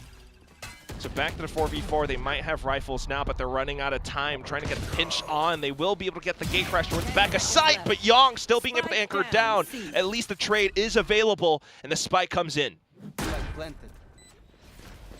Oh boy. One enemy remaining. Pete is so far ahead. I thought he was going to hang back and send a recon or something, but no. Full confidence with KRX, and it's down onto Laz now. 2 rounds in the mag, and he's missed the taps. Goes off for the reload, and Freeing just to skulk around the sides. Both players trying to get the sightlines locked in, but Freeing just gets the drop instead. It's KRX, and they are now 8-0. Yeah, they're just 2 on point right now. Even in a round where I think you're seeing some better macro from Sharper, losing that player early to the off, so devastating. And even though you kind of get one back, yep, he walked right by him. So even when your opponents make a bit of a mistake, you know, PTC, a decent timing on the TP there to actually get that kill after the identification from the util. It doesn't go good because Young comes up with 2 big ones. He's laughing. He said it was funny. He's having a good time. This is They quite should be. worrisome for Sharper. Cutting through. This is like a must-win round for Sharper. This is off their 2nd timeout as well. Both already spent, but still being locked out. Ooh, okay. How'd he get away with that? Kind of just expected Freeing to be playing the same exact position again and again, I guess, but Yeah. now... Oh, now he got tagged up. Oh, it's a good punish. So some of these individual plays from KRX not working out. Mako went for a bit of a guess that they were going to leave grass open there. So strangely enough, Sharper challenges Yunmin. They are going to win. Quick with the trade. So all grouped up. It's just this slow, eventual snowball into the C site, just holding it down. Young gets greeted by a firing squad. At this point now, it's just Bane in a 1v4. Well, I'm not counting Bane out just yet. Okay, now I am. Yeah, I was going to say, like, I will. Yeah, no, he was, I mean, it was going to be pretty impossible. But this is kind of a weird round here. I think for KRX, like, I'm pretty annoyed if I'm the coach because you played this round very differently, which I kind of get because you've kind of been doing the very similar style for the most part so far. Okay, Freeing finally loses that long A control for the first time the whole match, so be it. Let's go, bro. But it's everybody just kind of pushing out, taking those individual fights instead of kind of playing together as a team a little bit, playing like quick reactions to fight for some of these chokes. They didn't do that in that round. Well, you're allowed some of those. Right, you've won 8 rounds in a row, so at some point something's bound to shift. This time around, though, it's going to be the position from Freeing as well. So no free kill for PTC this time. I do admire the resilience and the fact that he dared to go for that challenge against Freeing's op line from before. Now trying to start off with just something similar. Just imagine. Okay. He knows where that drone is launched from. That would be crazy. Full on with the A split, though, from Sharper.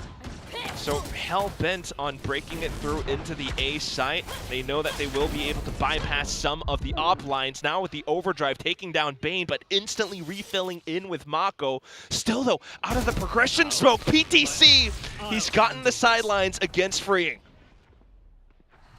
Nicely done. Good chance here. Only seen Mako though, so that might kind of make you think that this counter lurk from Laz should be very valuable. How deep and late he's going to be coming in. Starts to make his move off of timing. Op picked up by Pinya as well, so just to mark the exits, have the crossfire set up, Graffiti and Hell. There goes the shot. Just Young left now, and Laz will be the one to strike from behind. Sharper put 2 on the board. Yeah, now they're starting to find ways around, able to create some pressure, using that clone to give Freeing a tough choice there initially. Kaduma has the ult, gonna put it to very nice use, even though Mako, wow, hits him with the paranoia and then immediately blasts him as he's running past the smoke. But Freeing gets stuck in a weird position because they're able to create pressure through short A. And all right, calm down, guys. Yeah. That's second round. I know. I would like to see a timeout from KRX, to be honest, but it's Termy. Oh no. Don't really need it yet. Now they're going to put so much more pressure outside of A. The Hunter's Fury answer back as well. Where he's at, yep. And that's 2 down from Sharper. Oh, the timing. Horrible for Young. Otherwise, a neat little forward lurk for Laz. Now Apinya holding out the flank towards lobby as well. Still though, KRX have the read and the reactions just to get close up. No real pot flash available though, but they will just swing together. Lockdown deployed, but Laz can't hold! 9 up for KRX. There you go. I mean, this is much better in terms of being a little bit patient for these retakes. That's where you've been really making your bread and butter. As KRX, just grouping up and fighting as a squad. Your team fighting has just been better. PTC, I'm not sure if he's trying to fake clone there, if he's just assuming that nobody gotten past him. Either way, good read. Mako with the Guardian. You know, finally the first time we've seen KRX's economy struggle a little. And it won't be for this last round. They're gonna have full armor, full rifles. No operator though. No, they expected that same play to Kadum, but they couldn't get Freeing in time. Yeah, Hyunmin just being able to spoil those advances. So back to the drawing board with Sharper. They're kind of forced to sit around and hold for the time being. Well, they've been able to catch KRX a couple rounds on these deep pushes that they're making in the early parts of the round, but this run, Freeing is going to just hold the line for now. Take flight. I think if he can just get one or just leave after all this util. Okay, you got to go. I can't believe they're not challenging this. They want to do it together, I guess. Okay, slow creep up. That works too. Yeah, that one felt a little ambitious from Freeing. At least it'll be kind of that early warning system for KRX, which incites Bane to reposition. But here comes the mid-rounding again, PTC. Well, the funny thing is KRX didn't really overreact to Freeing's death. Left. They just sent Bane, and he's not hearing much, so they're going to maintain this setup they had at the beginning of the round. Now with util getting cleared. Portal closed. That's definitely going to be more of a tell. Laz isn't even in a deep enough position to try to find a lurk. Kills, so down to 10 seconds, trying to get the spike down towards C. They're getting punished for it. The spike's right up behind. Mako is getting more kills, and now Kadum or Laz has to go and sprint off. Tries to try to get the spike down. He's run out of time. Oh my God! Even with the kills, it's not good enough. It's a Red Bull clutch, and it's one dealt by the hands of Mako.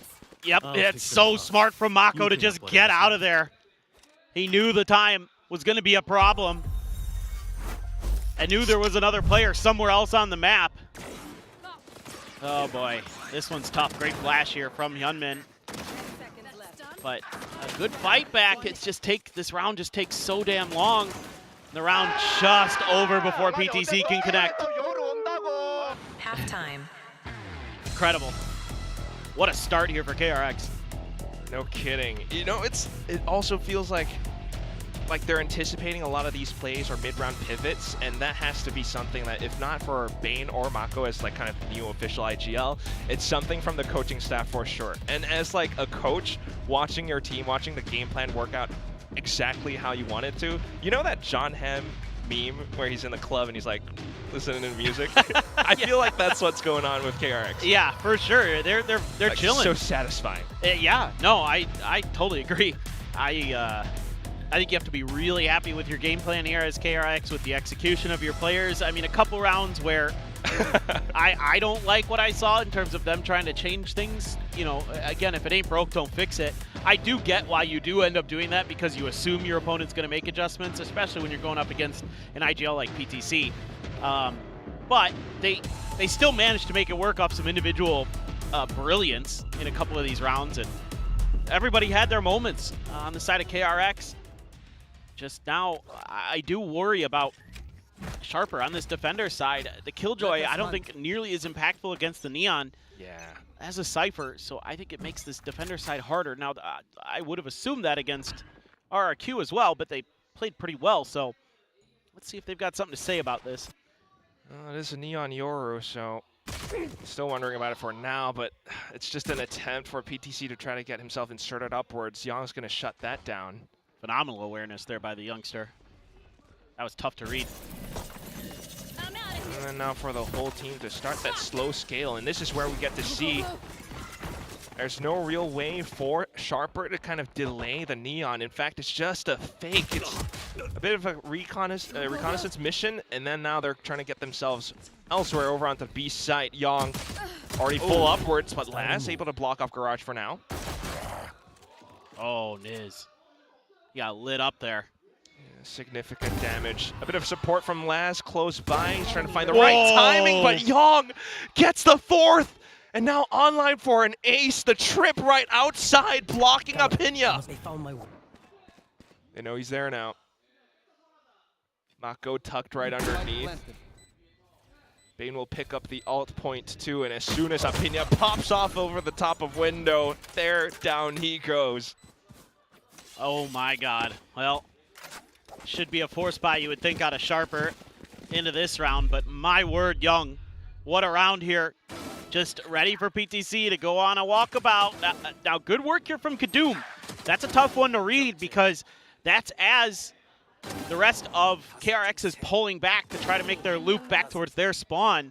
And he reads it. There could be a player tucked in still through Garage, so they've given up that space, but then Young just takes it over from there. Insane. Yeah, my ace.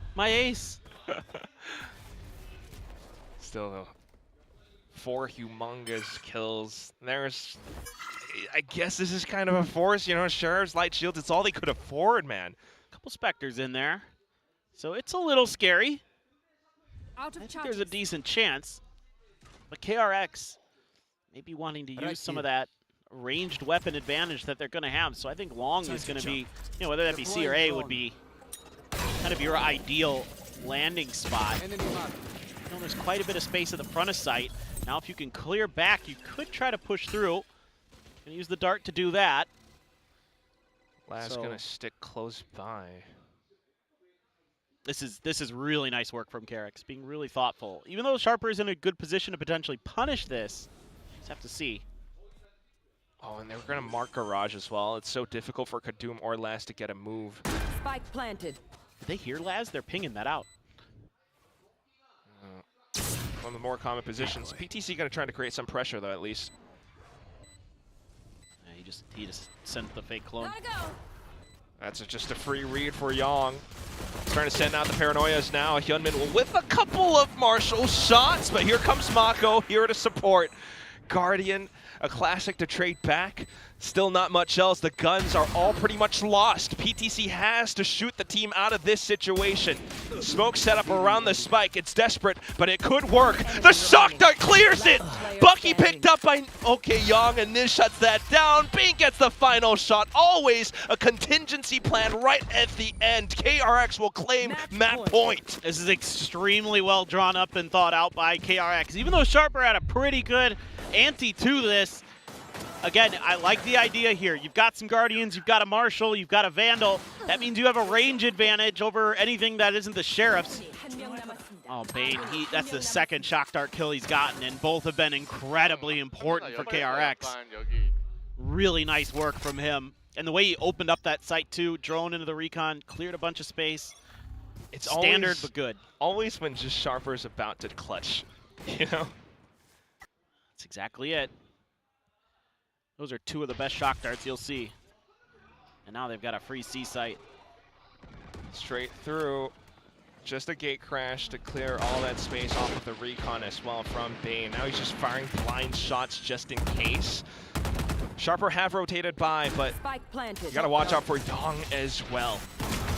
He's gonna start things off with Kadum to slide in. Able to clear out the site.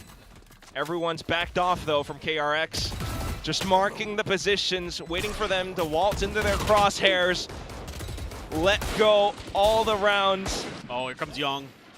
He's on with the Ghost too. Might be looking for a weapon to upgrade up to. Team will get all the damage done. Kadum instantly spins behind, but doesn't mark the right angle. Young! Triple kill with the Red Bull clutch. And KRX closes out the first map in style. Oh, this is just amazing stuff from KRX. If you doubted them at all, I think you may be quickly changing your mind after seeing that. Their map pick, sure. This is a map that Sharper are no slouches on. And that could be bad news for the last remaining Ascension team that has not lost yet here in Pacific. They've made it this far, but they might just meet their first roadblock that could send them down into the lower bracket of play-ins. This was unbelievable. 13-2 paper thin. And it's always down to these very narrow, close, almost clutches, and then a Shock Dart comes in, and then it's Mako that pops off, or Young now in the second half. Yeah, no, I mean, everybody really had some great moments. Youngman, the weakest performer on KRX there, and that's fine. I mean, look, if the rest of the team's popping off and he doesn't need to, you're fine with that as KRX. They are right as rain, and it's off the back of some brilliant reads, and again, comes down to the way they wanted to play that defender side was just an absolute nightmare for Sharper. And I think you're giving a really good read here to some of the other teams on how to beat this Sharper squad. Which is a very scary thought as well. Now you're thinking about the second map of Ascent. While Sharper has played it a bit, they did come up with some triumphant wins, but at the same time, KRX hasn't really revealed too much about their Ascent. They left it open, so that's another thought to have. But at the same time, just this mid-rounding, it's starting to get red now. I wonder what the desk's read of all of this is. Well, the desk has split opinions here. One desker, myself in particular, kind of new. I don't know about our experts. They call them experts. They call them analysts. I but can't read, so. I don't know. No. Sorry, okay. I assumed Sharper Esports were playing today. They've been replaced by 5 random people off the street. by the looks of it, from this man, this was crazy. This is not the Sharper Esports that we've come to love in the play-ins. I feel like they've had fantastic games. I think they've looked so composed so far. This game's just a different beast. I don't know what's happened here. Yeah, this is going to be a big test here for Sharper. This is where the coaching staff and leaders of the team need to be worth their weight in gold, because KRX, after winning that game, all sprung out of their seat, fist bump Termi, and they were absolutely like just, you know, swimming across the stage. For Sharper, they were slumped in their seats. They have absolutely been made a fool of here on the Pacific stage, and they need to pick themselves up in very, very quick turnaround. Luckily, it is their map pick next, and it's a map that looked pretty decent for them against TFM, who also have picked Ascent and kind of trusted in their Ascent as of late. But KRX, top to bottom, all of them performing very well. I think Marco had such a great read there. The game plan from KRX was fantastic, and Sharper had no recourse. I mean, I think Kyunmin's the only one who's really didn't take over the game, but there's no opportunity for him to. Everyone else is getting the kills. There's only so many kills in the server, mate. Exactly. He's fine being rock bottom of the scoreboard here in a 13-2 win. I feel like Sharper just found nothing that whole game. KRX had every single read. I mean, how do you, if you aspire to be like the great Korean teams, you might need to come in with a different game plan, perhaps coming against KRX today. But you're right. What it looked like was there was no Sharper here. Well, so. I think that's a good point to touch on, because at the end of the day, when you're an underdog team coming from challenges, you've had a month of prep time, you do get a little... We've talked about the prep advantage. Into the opening couple of games, though, once you show what your game plan is, that's where you really look at some of this experienced coaching staff and IGLs of the well-known big-name teams here in Pacific, exactly like KRX, and they know how to break down those game plans. It's why they're always so good in international events, is that they're so adaptable. They come up with these great game plans, and they know how to break down a team's style, and that's exactly what they just did to Sharper. Yeah, exactly. You have to give your respects to KRX and Termi, and it looks like Termi has like full reign again. This feels much more his style, to be honest. Like there's no more triple duelists and all that stuff going on. But let's talk about PTC. We liked his calling in earlier matches, but today it seems a little off. Yeah, I think really got made a fool of by KRX. You see this round, you know, they're trying to, on their anti-bonus, find timings, running through smokes. KRX crack down on it, and they get just such a great start here. $1 million in terms of the economy on defense, just perfection. And this is another example. They've just walked through a lobby. They haven't used any util to try and cross, so they lose one already. They all rotate back across the scene. Now, normally they love an insert. They love to be able to mid-round, but then PTC just walks up, donates his life. Now, look, they have no map space. They have to come back to a lobby. They can't clear any of this. They can't clear any of this space. I don't understand. I feel like even if you don't have all the guns, this is not the right way to approach it. And there was round after round where I feel like they're just not finding sites. They're not finding space. They're not finding inserts. I feel like they forgot how to play this map, to be honest. 8 rounds, to be specific. I mean, yeah. Part of it comes down to calling on the Yoru as well, though. When you are the Yoru player and you're the one feeling out the game with the gate crash behind you, you see him walking up C-Long. He's looking for information so that he can mid-round. The rest of the team is not doing anything, sitting in spawn. When you die, the game plan's over. There is no game plan. When you send the boys into A and you dry walk through that top B smoke and there's someone waiting for you and you die, there is no game plan. You're just going to get rolled. It is really interesting. It worked for them before, having PTC honor Yoru, who is their caller. Obviously not working so much today. But that's before they showed it. Now they showed it against RRQ, and KRX watched that game and they went, great. Yeah. I love that. Let's do that. Thank you for that. Yeah, yeah, exactly. But one player that has really stepped up is Freeing. He definitely was thriving in all of this. Yeah. On Haven. I mean, the first half, he just ran away with it. I feel like he was in every position to get the kill. We saw him being the one to bring out the operator and things like that. We saw Junmin try it a little bit in that last outing, but I think Freeing feels very comfortable on it, on the Neon, so they're happy to make that work. And he's just dominating these lines. Every time it felt like Sharper were coming towards him, he was good for one, and he forces them to slow down. Taking a look at even the game he played on Haven against Zeta Division, he was fantastic on this map too. It's clear to see why they're going to pick it if he's always going to be trying like this. Yeah, I mean, that was the third map decider between them and Zeta Division, and he really just took over the server. He said, we are not losing this game. He's taken that same confidence into this game against Sharper, but he's had a whole lot more help from the rest of KRX. Top to bottom, we were talking about it. I think when you look at the play-ins data, talking about KRX at the start of this desk, top to bottom fragging-wise, they're all very close to each other, and you saw the same thing in this map. Yong and Bane are contributing just as much as the rest of the team. Marco was fragging this game. There's no weak link right now on KRX. You know, if Yunmin's your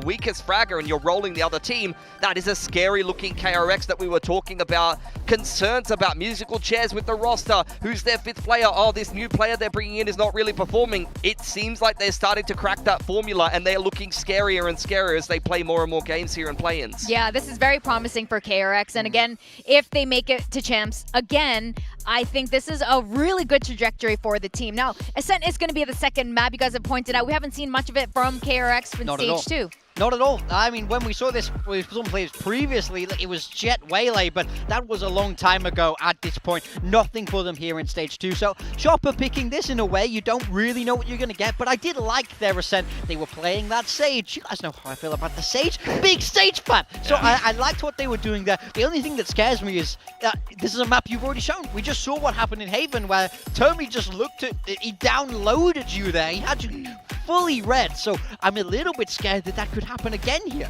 Yeah, I mean, we saw this Sage Cypher from them. I was just talking about how I like some of their mid-rounding and their calling on the attacking side. This is their map pick. I'd imagine they're going to have to attack first into KRX, which is something that didn't go well for them in just that last map. So KRX have the prep advantage. They haven't had to show this map. I'm extremely concerned here for Sharper. They're going to need to show some serious resilience, and I need to pick themselves back up, because that's one of those games that can be a little bit demoralizing here on the Pacific stage. They haven't had to go up against this level of adversity yet. I think the other Pacific teams haven't been testing them nearly as much as what KRX just did. So this is where we need to see the resilience from Sharper. One thing's for sure is that all the challengers teams, though, do have the talent to be here in Pacific. Even if they've been knocked out, we didn't see their full potential. But with Sharper right now, if they can't do the mental reset and remember the hunger they had coming into this could be the end of it. Could be a 2-0. Yeah, I mean, this is the hardest. They've got slapped. You really have to figure it out. You have to short-term memory it. Also, that is your opponent's map pick. You can come into Ascent feeling it a little bit better,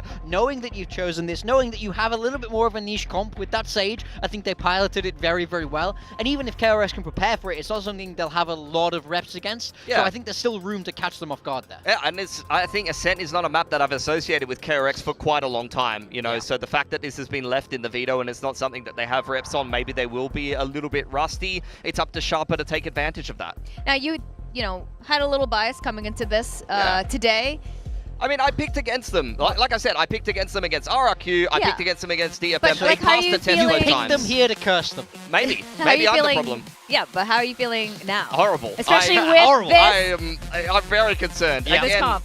Like, this Freeing is the on comp. the Jet. Yeah, I mean, for KRX, we don't know what they're going to play. It is Phoenix Jet, so that's an interesting one. Freeing on the Jet, I think that we just saw him opping on the Neon, so maybe that's the direction that KRX is moving in. Young's going to be given comfort on the Cypher there, and he's been playing quite well on that agent, so I think this looks good for KRX. I think Freeing's the big question mark here, but we've seen plenty of Young Min's Phoenix. I mean, it's a straight-up shot, like, standard comp, but I think for Sharper, like, their comp is built to be able to counter the Phoenix. That's a huge part of why you would want to play Sage. I just worry about the prep. I think if they're going to pick this map again, I want to see them be innovative. I need to see different ideas come into play here, because Termi will have watched and downloaded you. We just saw that in the last map. Yeah. So I need some creativity from Sharper here. I want to see how they deal with the op, especially. If Freeing brings out the op on defense, that could be problematic. Exactly. It's really good you put him on your build diff there. Termi has credited Freeing to be a good chamber, and I'm sure it has to do with the up. We're going to send it back to our casters. We got Quack and Paper Thin. Where's the body? Where's the body, Clinton? I'm not saying. All right? We need to know. They never found Jimmy Hoffa. They're not finding him, okay? The FBI are calling you, are bringing your phone. FBI, open up. I'm sure he's fine. Sadly. Sadly. Yeah. Too bad.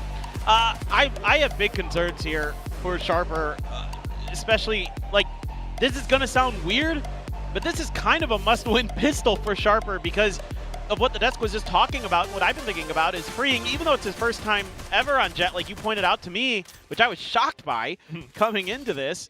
If he gets into that op early, then I have big concerns. So you got to prevent that as long as possible. Right. Getting this pistol win would be a good start. That was always going to be kind of... Oh my god, that shock dart. Again, he gets it. He's just lighting him up. Yeah, that's the heal with the Sage, but we'll see how much that actually helps, because there's a line available for Young still. Quick on the double. There is a trade. What is it going to be enough? Young just can't miss today. We'll see if Bane or Hyunmin will show us some whiffage. Not at all. Mako moving close by as well. Sharper will push up to try and clear out more positions and perhaps get the mid-round pivot over onto A site, but they have to walk past a Sheriff on Freeing. No chance in hell. Dude, this is going very, very bad for Sharper. They have to take that fight there. Like, I get why they push Freeing in that moment. You've got a 2v1, you know it, because you've seen the other player in boats. You know what's going on there. The problem is everybody on KRX is locked the hell in. I mean, even Hyunmin here, his crosshair initially not where it needs to be because he's looking up towards market, and he's still able to find one before they're able to take him down with the numbers, with them being aware that he could be there. KRX is just too dialed in, man. They're fired up. They know that they can get themselves straight through to playoffs, get a bit more prep time, avoid the lower bracket completely. So getting there quick would help them so much as well. I mean, you talked about it. not only could it be, maybe round 3, round 4 op for freeing, it could also be the run it back for Hyunmin. Oh, you're going to have a lot of problems coming into this attacker's side. And to make matters worse, you've already taken a whole bunch of damage in this round. So getting through into a site is going to be that much more difficult. You know that there's going to be a bunch of Spectres, and they might be able to make a meal of some of this. There's so much info already as well. I mean, that in itself is a delicious meal for KRX. They know it's going to end up on A site. That's a good point. That's a great point, Quack. This is a good pivot, though. Making a little bit of noise. Okay. So the thing is, this is actually pretty interesting. Laz probably heard that drone. They're waiting for the heal to come back up again, and they're going to try another pivot, assuming that KRX had rotated. And they've made a good read, unfortunately for them. There was freeing with the Marshall in middle. Yeah, just in case it was a short push as well. well. Oh, that's the spike. No. Pinches onto another, and Young's already backed off. So if there was any hope of picking up a lone Spectre player inside of B main, that is just up and dashes now. A little trade, a bit of damage, and that's all that Sharper got in this round. Yep. You don't even care much that somebody died there, because that's just an Altor. But you don't mind dropping that gun anyway, because it was the cheap one. So whatever. I mean, freeing is unbelievable with the snipers, and this is where it gets really, really scary for Sharper, because probably not in this round, but in the next one, there's going to be an operator with how he's looked. I mean, if this is how we're playing as KRX, I can't help but think, winner of this, sure, they get seeded. Maybe it's against Global, but KRX versus Gen G, Texture versus Freeing, that could be a fun matchup. Ooh. Now you got me. Now you got me excited for the playoffs, Quack. Okay, don't get too excited. I'm not there yet. We're not there yet. There's still hope for Sharper. All right. With the full buy this round at least, but they definitely need to work the map so much. Trying to get the crosshair placement over onto Wine now, but Mako will just get himself away freely. Oh, that's a nice little molly, too. Kind of re-controls this space, gives Mako another opportunity to try to challenge this angle if he wants, and he does a little, but can't find the value that he's looking for. So instead, just kind of relayer the smoke. Sticks close around it, too. This is a great position for his Spectre, but the trade instantly available. And here comes the paranoia as well. Will flush Hyunmin and Freeing away. Hyunmin is the only one with the rifle as well, so Freeing got a kill in there. Needs to stay alive, but yeah, the spam's through with the Marshall somehow. Still just banging on against Sharper. Oh. Laz is starting to make a move. He jumped that trip. Oh, the res is there, though. Okay, so Sharper back in this with a shout, especially with this backstab. Gonna have to buy time for it, though. Can they hold off Hyunmin? Yes, they can. From right underneath, Apinya does what he does. A bit of pressure off towards the backup door as well, so he starts to pivot back around into hell. Les shows up just in the nick of time. It's Young in a 1v2. Taps the spike. A swing out off the cage. Apinya with a quad in this round. Well, if you remember when they played this map against DFM, it was Apinya who went absolutely nuclear. And it was the only reason that it was a win for Sharper, frankly. I mean, Kadum had a decent map too, but 28 kills for Apinya. He went crazy in this round too. Huge stuff, and buying, like you mentioned, crucial time there for Laz to get that lurk to come to fruition. And a 4K. And we've seen that Sharper love to get on their feet when they're given the chance. But here's that operator for freeing. This time, Shock Dart not going to find any damage. And look at how much respect they're paying to Mako. They don't want to let him cause problems like he did at the beginning of that last round where he got the drone sender for free. Absolutely. Both Mako and Freeing. Big guns, big angles to hold. Let's have a listen in with KRX. 와인각 조심해야 돼. 그냥 S에서 막아봐 일단. 얘네 리콘 50초에 돈다 얘들아. 어차피 뚫루님 약해서 소극적으로 해보자. 얘네 리콘 돌리고 올 것 같아. 나 그때 연막 칠. 미드 드론. 하긴. 그냥 돌리고 쓰는 거 하긴 했어. 리콘만 잘 깨줘봐. 미드 드론. 힘만 안 맞으면 깨봐. 드론만. 사이드 조심. 나 이제 연막 칠게. 나 이거 언더에서 볼게. 1차 갈거든. A 오면 쇼스모크 들고 나가줄게. A3이 저 연막 1차 치고 뭔가 삐올 것 같아. A맨 하나 올 때. 가면 오면 B맨만 계속 줄게. 아 이거 일부러 이거 소리 낸 것 같기도 하다 A맨. 네. B 원에. Well, They've got a pretty good read that this is going to be A. I can hear it in their comms. Taken out. Especially off the drone info as well. The smokes, though, at least will perhaps give Sharper a bit of space to work off of, but the paranoia just buys up so much time for the whole team to get rotated over as well. So Sharper now looking for another pivot elsewhere. That's going to be perhaps Market, freeing in position with the op, still marking the angle too. There's now no time. They have to just commit into the A site. Not much util to work off of, and so many guns available for KRX. Sharper gets into position, but the bullets just fly all over the battlefield. Niz tries to buy enough, and he gets it just in the nick of time. The spike planted down for the 1v3 now. Bane in a position to try to clutch out the round. Drops off into hell, but Niz picks up another frag. 2-2, Sharper will tie up. This is crazy how little time was left on that clock. I thought they had missed the timing. Right here. Mako plays this brilliantly. Then you immediately have to start planning again. I cannot believe that got down in time. It was, oh my God. How much is left there? 0.1? 0.1, I think. Something like that. That is bananas. Oh, unbelievable. Well, you got through a really dangerous round, so now feeling pretty good for Sharper. Hell of a bodyguard. So breaking KRX's economy now, they get to kind of have their choice pick around the map. Gonna pay KRX their due respect, though. Probably a flash and updraft here. Oh, yeah. Risky on the swing, but the whole team close by and available for trades as well, so that's now 4v3. Yeah, this is a decent attempt, but Sharper, again, when you get aggressive on them, they seem to be ready for it more often than not. And this round, very much pretty well anticipating the Blade Storm kind of flash and dash. Oh, Pena, he's very ready for Mako to be there. Just a pistol zone. So drone comes in to clear it. Again, the shock dart. Bane's just been good on it today. And with that much resistance, Sharper not happy with what they're seeing, will back off. Well, you're going to have enough time here for 30 seconds some left. Rotations from the side of KRX.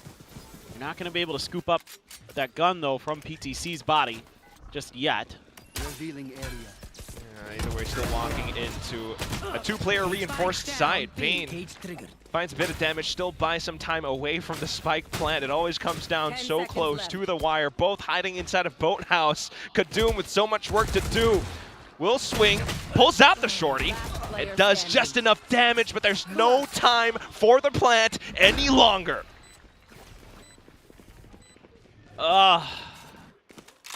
This just takes too long again. KRX is doing a great job of matching some of these rotations. That's a backbreaker. You're going to give that op back over. I mean, this has got to be really frustrating. It's taking so long, and there's some timely smokes and cyber cages here. And even though you get these kills, Mako was taking his sweet time to get over. Oh. He's thinking, nice, what? The timer, man. So infinitely sharp knife always wins. Oh, he missed. Okay. Just by a hair right off the top. Sharper with space now. Yeah, you're here. Kind of lucky here, Sharper, frankly. That could have gone a lot worse, and there's even a world where that collapsed. So you're escaping disaster for now. Do have a couple ults here for Hyunmin and Young. Niz has that Hunter's Fury, one away from another res as a Pinya. Kadoom nearly to the overdrive, so pivotal round. Good position for Young too. Oh my goodness, and he just gets both of them. Immediate call to cancel. But where can they scurry off to? I mean, in towards Market, Free still marking the angle. Coming off, run it back, just finds extra information, and Young's up by Fountain to block off more exit points for Sharper. Give him the ace this time. He almost had it in the pistol on Haven. Left.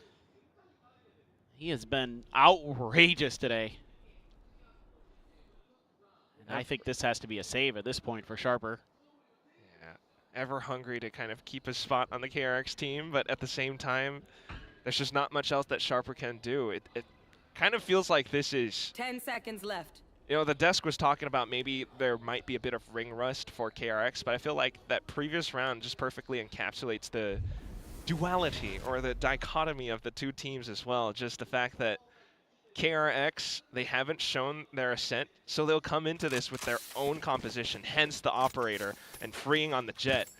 And then at the same time, Sharper might be, you know, a bit more wise to some of the, like, you know, gelato A main crunch kind of plays. But either way, they just aren't quite able to find clean entries.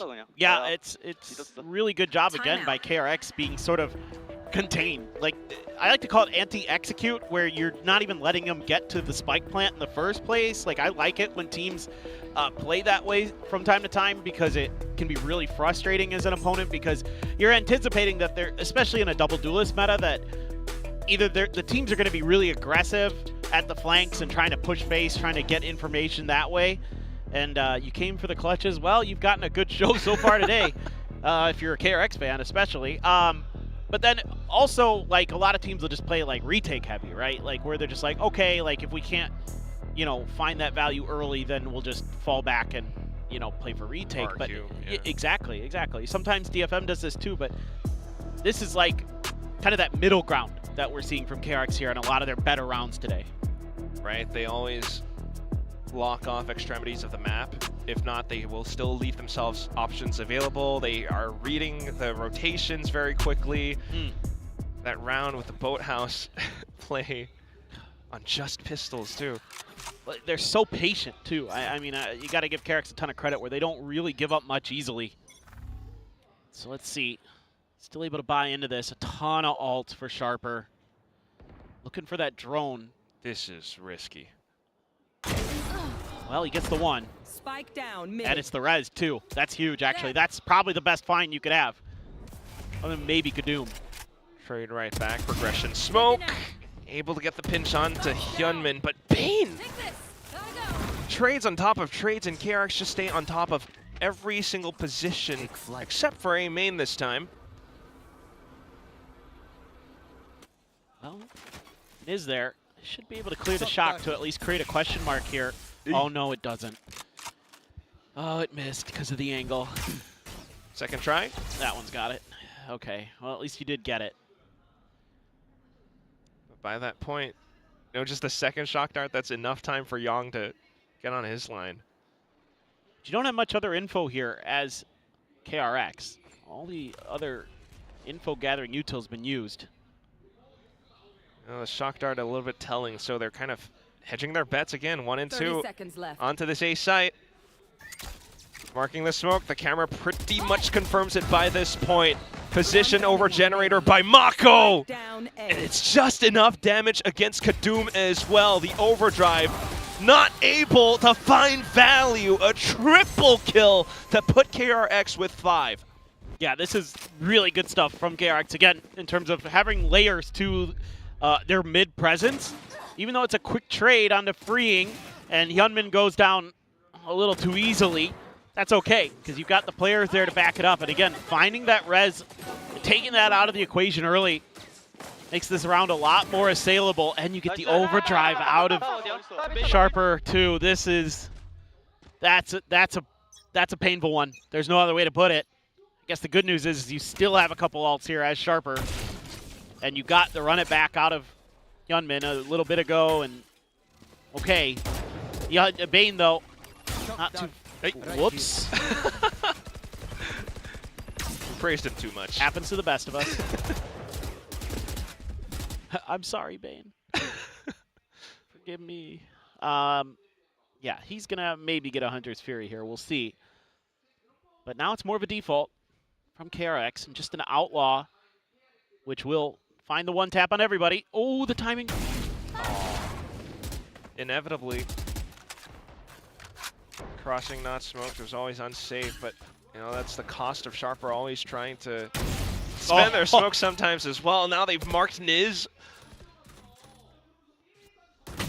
Levels and details to how KRX, I mean, it's been honestly incredibly impressive with how they're always just adding layers onto every single position, every single lane on the map. Where Look at this kill trip. Yeah. He's going to flash right off of this. Okay. Good timing, though. Otherwise, good info. Hot hands to stall. Mako slowly starting to get into position. As Sharper, like, where else do you pivot off to? You've got 20 seconds left. Trying to go off to this top of heaven. They managed to swing against Young. This could be it. Still, though, time is such a huge factor. Hyunmin and Mako hiding on both ends of the site. It's been smoked off, and that's what Sharper are banking on. They get the spike down, but the shot's coming back through. Freeing and Bane flooding back in. No chance, no breath. It's KRX, and they are still going through. This is such an annoying round for Sharper. Every twist and turn was covered by KRX so nicely, and it just is so brutal to lose 2 players early to that Outlaw. When you have to go for those half armors to try to get a crucial round to go. You get the spots as well from the recon. Nice little wide swing here from PTC, but that's kind of about it. Everything else is basically all KRX all the time.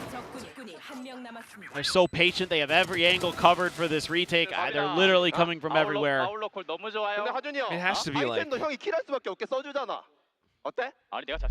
What? Has to be like a little bit of pressure for the team as well when it comes down to like just the last few seconds to get the spike in and then watch it around it. At least now though, with a huge From the Shadows TP play and an overdrive, it does throw KRX's positions into disarray. PTC will still unfortunately get pinched down, but it does allow for Sharper perhaps to find entry into B site. He saw Laz. Whoa. Spike down. And that's enough to take down the spike carrier. And the res. How do you recover this round now? You just can't. He's trying at the very least still, but Hyunmin, ooh, with the flash. And now flooding through, shoving up against Kadum with every single kit they have. Builds up close to another run it back as well. Well, PTC throwing everything in the kitchen sink at this round. Went for the crazy ult play. Went for a Hunter's Fury. They just can't find enough. Just too disciplined, our KRX. Good trades, teeing up Bane there. Hyunmin as well. Being patient, they wait for the paranoia to make sure. Being very diligent. Oh, yeah. Oh boy. I just really feel for him. I mean, they've been having such a pretty, I guess, good run all throughout. From split 2 challengers up to this point, they took down RRQ, they took down DFM with incredible overtime runs as well. But their first big team as KRX, such a storied team. Yeah, well, it's tough. I mean, it's like the worst timing possible too, because KRX has finally figured things out. Yeah. You know, it looked like KRX was just gonna go down with a whimper. Triple duelist. Yeah, dude. Which worked against DFM, but you know, it didn't work anywhere else. So it looked like KRX was just out of ideas. Like if they come into a stage with triple duelist, you're thinking, what is actually going on? How is this actually working in scrims? Is it working in scrims, or are you just doing this because you're out of ideas? Well, they've got ideas. It's just going back to basics, kind of, is what is working for KRX. I mean, you know, you bring Young back in, sure, but, you know, run some double duelist stuff. Oh, spot there, freeing. Not going to be able to contest this catwalk, but Hyunmin up in the corner, moves down, and gets the win. Big duel. Still, though, at least a bit of space for the rest of Sharper to try to bully their way through into A site with the fast lane. Now Kadum tries to get ahead of it as well. Flashes more coming through to support, but Hyunmin, he just tears them all apart. They can't even get the spike there. This is what I'm talking about, though. This anti-execute style. They're so fast to rotate here. KRX so well aware of the space they're giving up on this map. This big win as well completely nullifies the flank. There's no world now where Sharper can do anything but either go A or make the wide wrap back to B. And you've got so much map control here. And then the timings, the paranoia hits a bunch of players. There's the flash in there. I mean, Hyunmin just walks in, collects his prizes. He's up to 10, freeing at 12. Young at 8. I've got him on my build, dude. I've got Hyunmin. He didn't have a good first map. Oh my god. Oh. Dude, Apinya has not been able to use this res either, dude. It's other than the one round, right? The bonus. Yeah. Against the bonus. That's it. He's been sitting on it. Because he had a great start to this map, and since then he's been the one who's taken down early. Eco again as well, and Freeing's just spamming outlaw shots, fishing, sending off warning signs. And that incites the smoke, the only smoke that PTC's got left. The team will try to push up against it, intent on taking Freeing down perhaps, but he's floated elsewhere. Well, they cleared that trip, so there's no one to cover this. This might be a gap. But oftentimes off the back of these trips, there's been some kind of trap by KRX. This is one they're leaving undefended. Intentionally. They know it's going to be a pivot elsewhere. So again, Freeing off towards short. They hurt the outlaw. Sharper thinks, all right, there's no trap. Let's push into B. Let's go in fast right now. We need it. Still though, unbeknownst to them, it's being very well anchored by Yong and Bane. Triple kill for Yong. An outlaw shot from behind as well. Flawless round for KRX. Well, may just be another 10-2 here, Quack. They're just too good right now. Oh, the one-way there, so annoying. The readjust. Meanwhile, on the other side of the map, Freeing making sure that, again, any lurks are just going to be dealt with. The defensive side here, which is going to be KRX's starter if we somehow miraculously go over to Sunset. They look unstoppable. You got a Blade Storm behind this. Oh, can't get the kill. Good jiggle from Kadum. No follow-up this time, though. Oh, Bane pushing right underneath. Oh, and then it's Freeing right up on top. Hyunmin as well up towards Catwalk. And do they know Bane's in mid where he is? They must have heard it, but they are trying to pick up the pace Sharper just to get into Ace sight. Blocked off by the Blaze Wall now, however, and we're back to square one. It sucks. At least PTC's on an insert, but oh no, back towards top middle.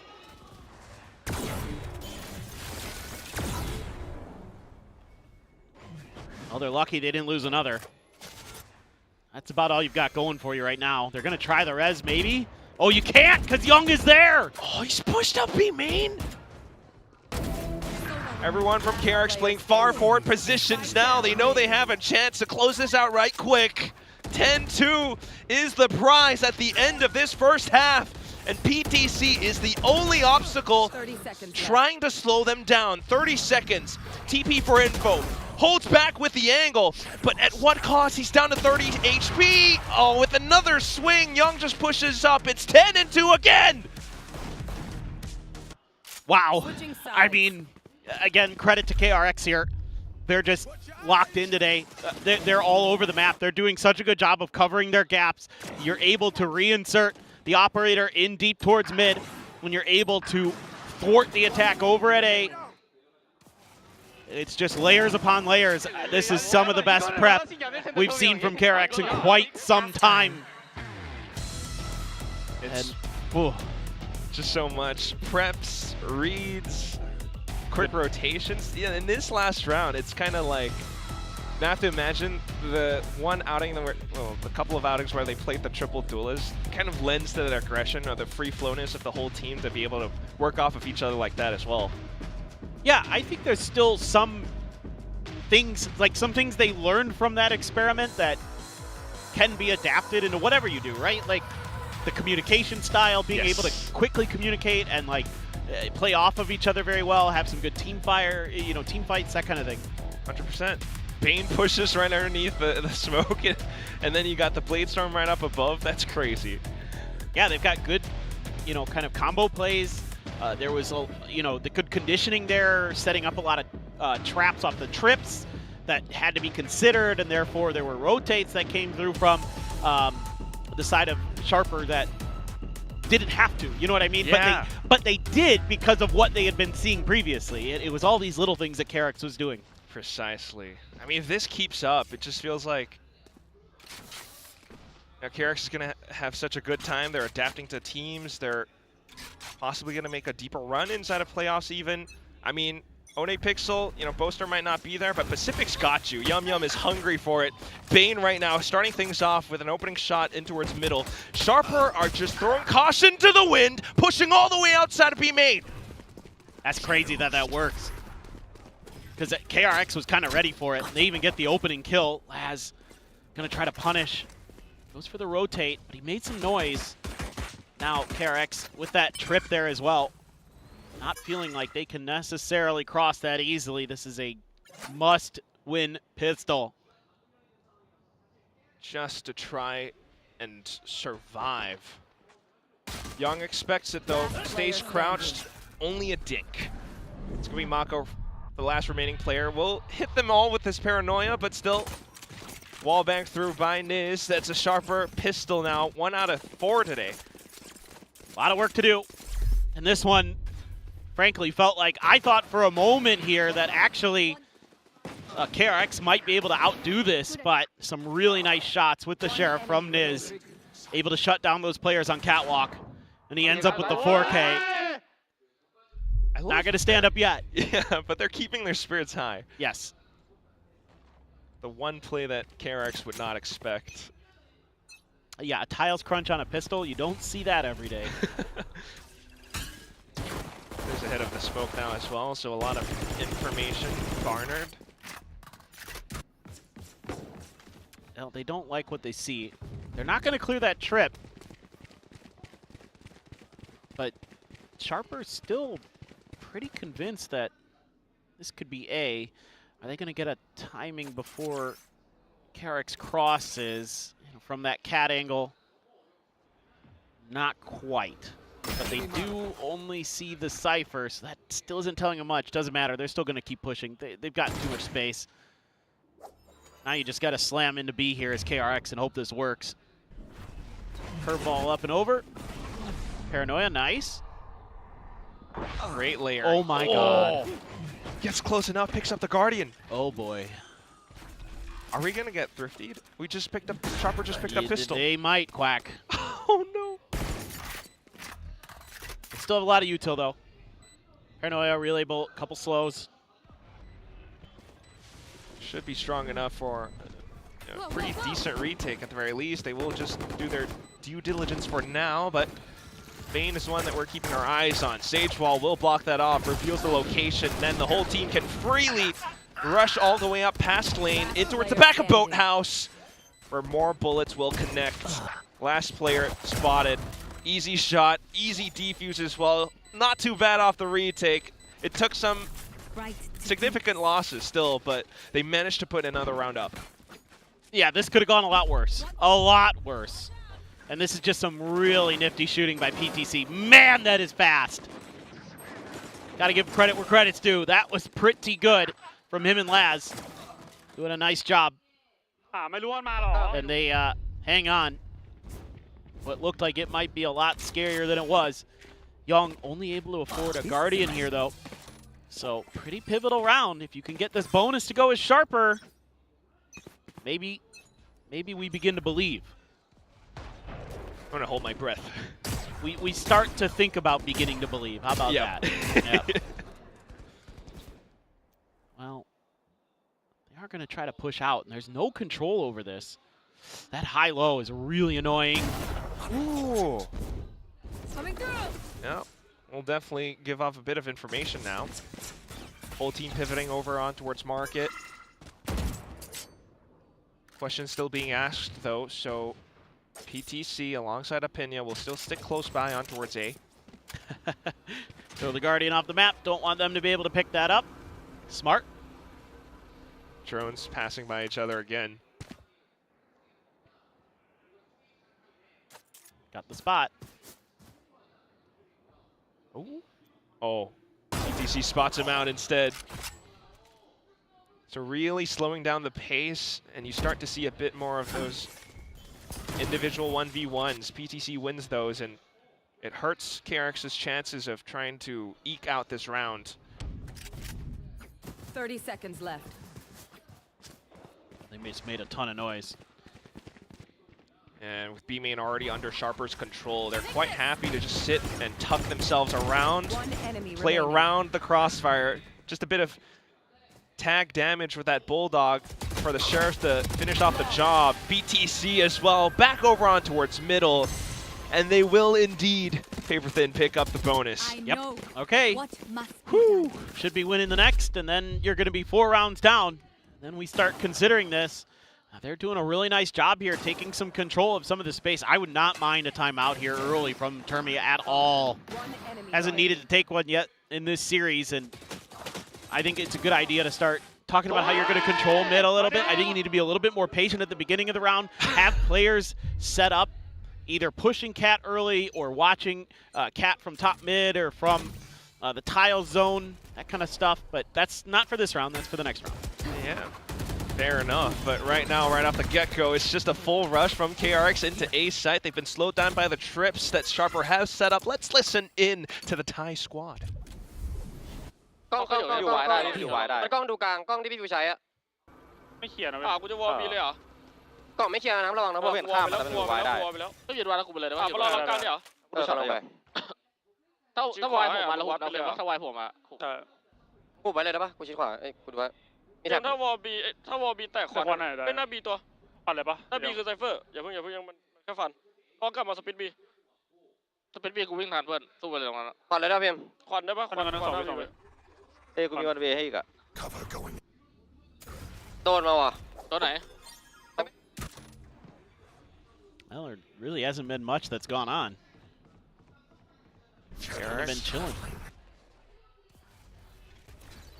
Just waiting for the right timing. I mean, the stage wall has dropped down as well, so Sharper were considering it, but with enough players hovering on the A site still, they should be able to trade themselves out of the situation. PTC with a wallbang kill, and it's down to Bane onto the Sheriff. Apinya rushes through, and Sharper will move up to a 6th. Now let's see. There is going to be the timeout from Termi. So far, the clock ticks. Okay. He's going to rely on his team to figure this out. I wouldn't mind the timeout, but if they've already got, you know, kind of the read that they need, then so be it. You got to find ways to clear those trips early or just avoid them altogether, potentially. But let's see. Ooh. Looks like Apinya wants to challenge this angle early.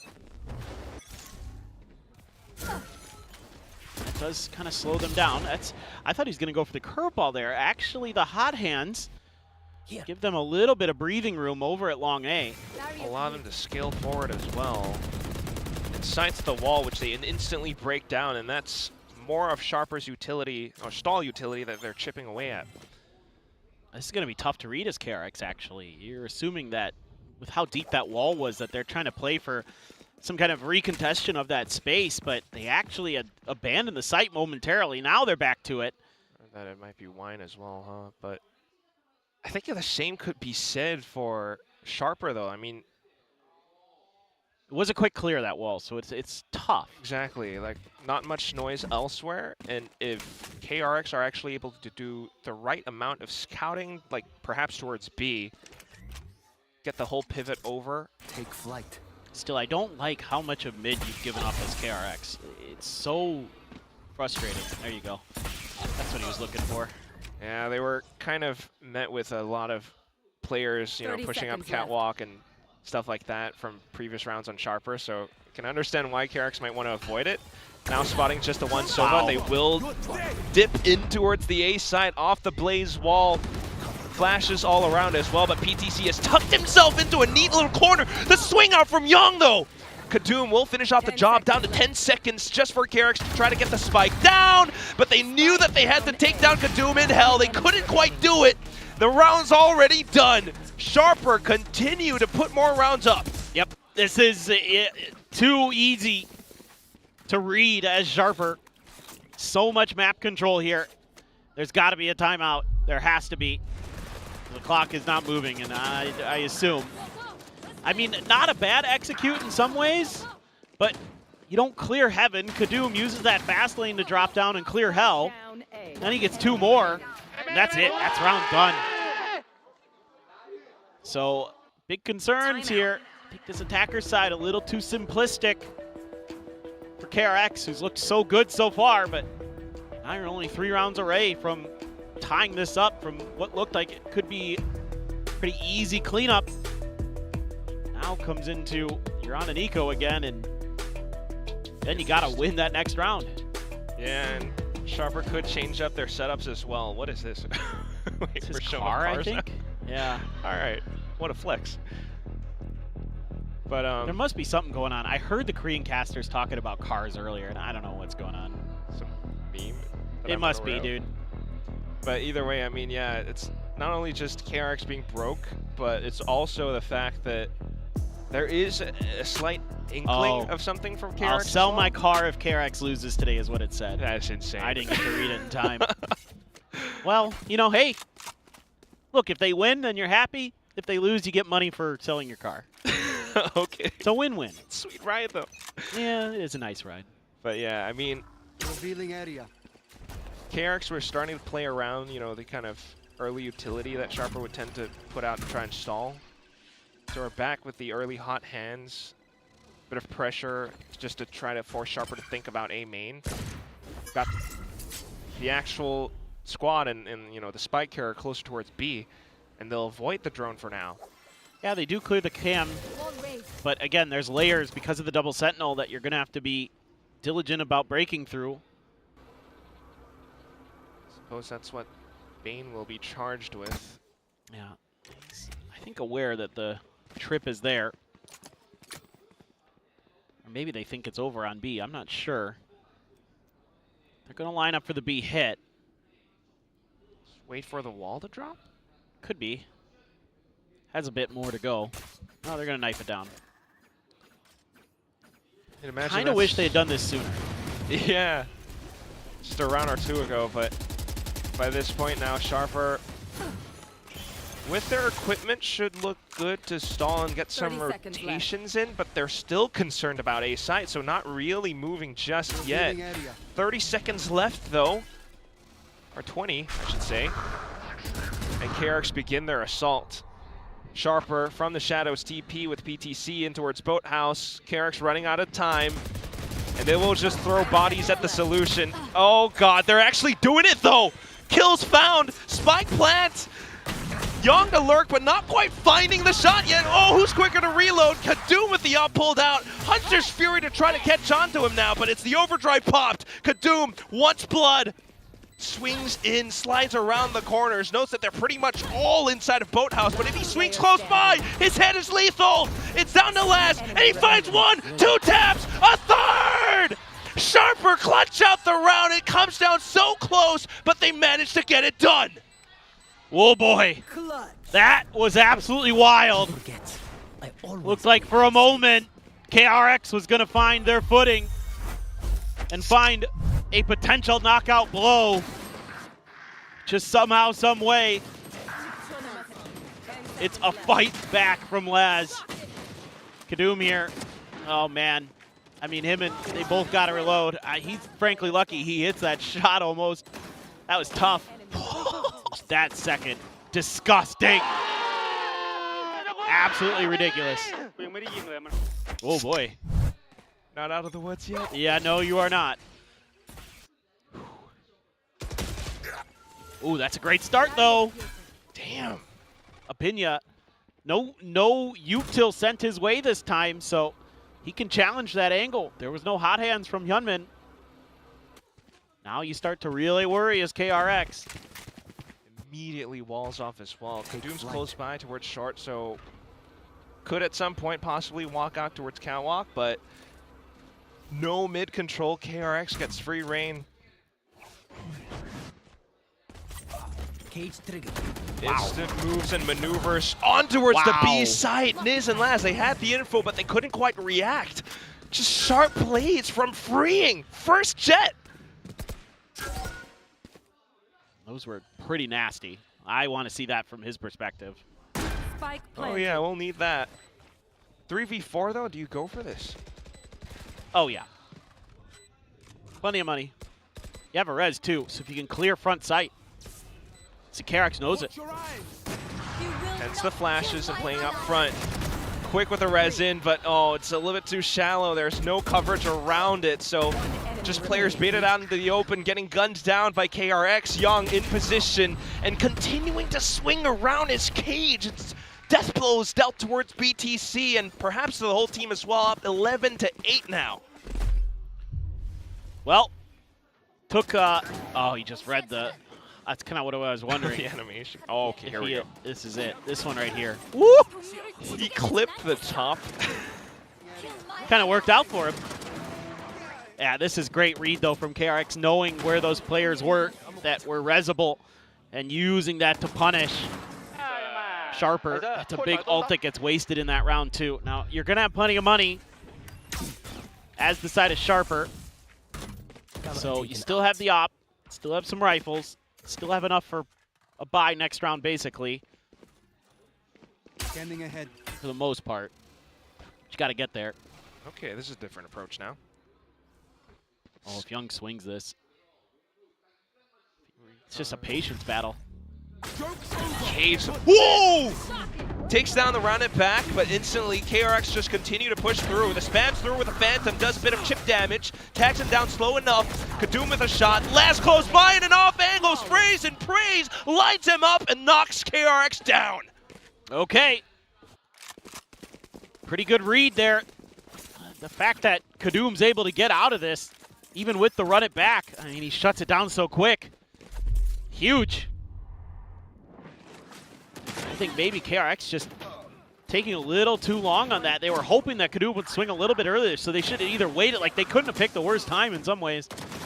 Because they couldn't punish, and they couldn't catch him when he was trying to swing. Timeout.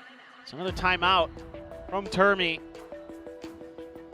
Just needs a couple more, but seemingly neither side really able to get their attackers going. I need to see some more mid-presence from KRX. That's what's been working.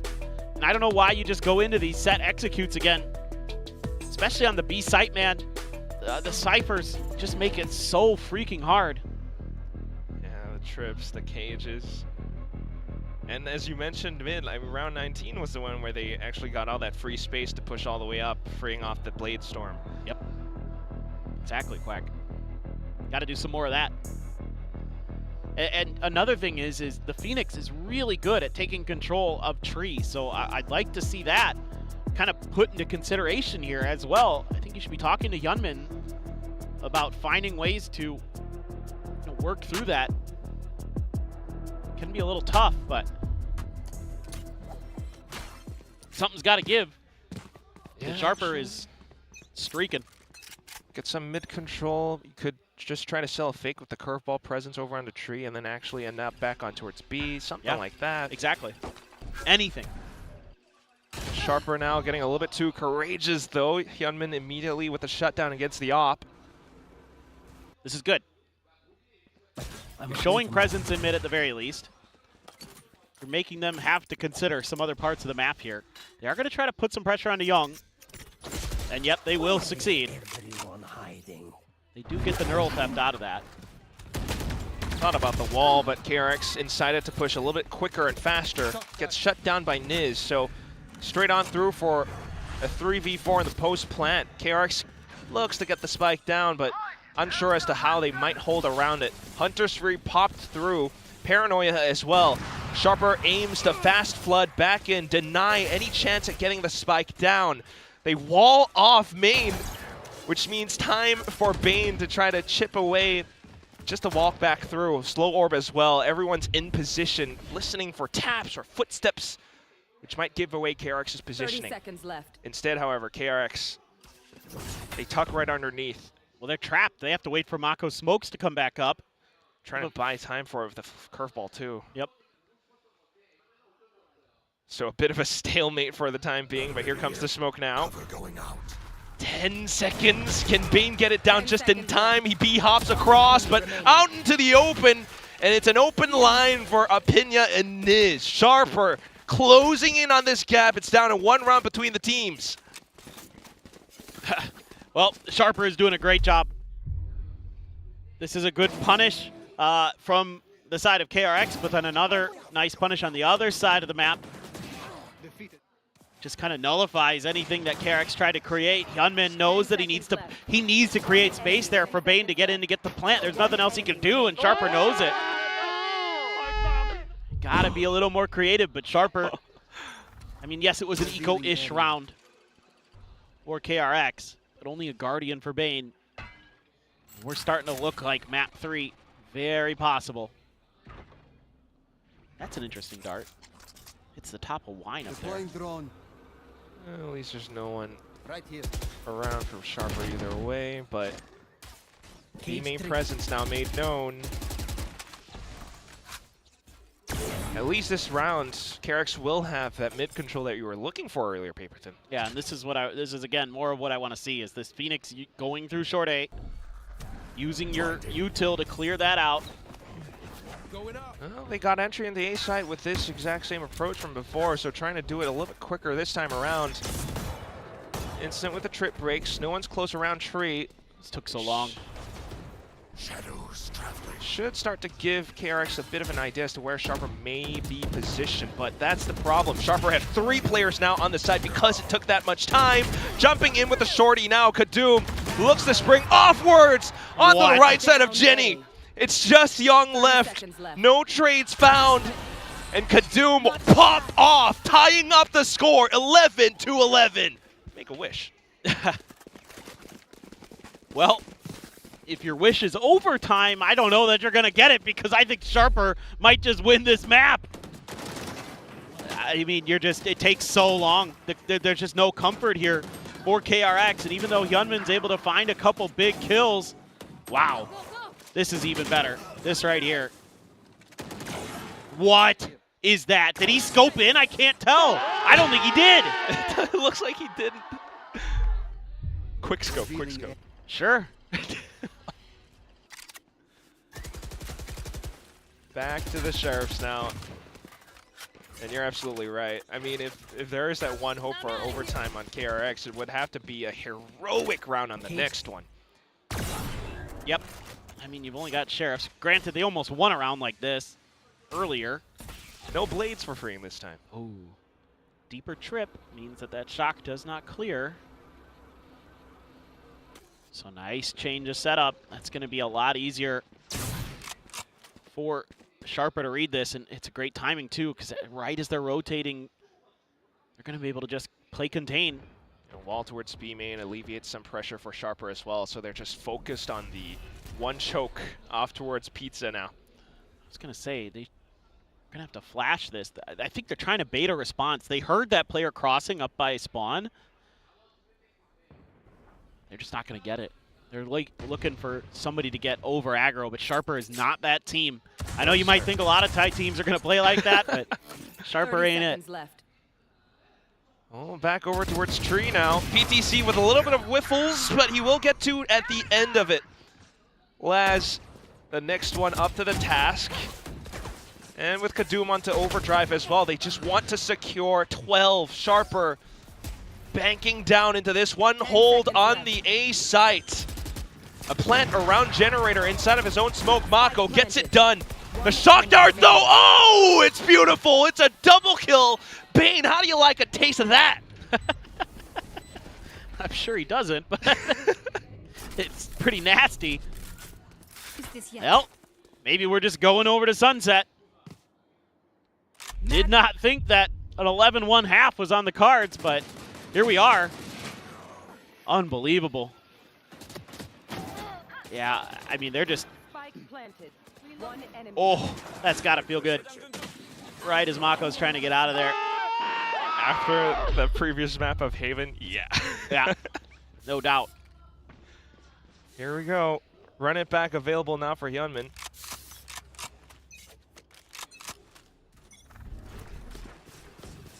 Let's go. They're going for the crunch. It's a TP as well, but Bane sticks close by off towards the back of Tiles. Young still around the cage. Oh, and he gets it done. As soon as Niz pops the drone, found the audible.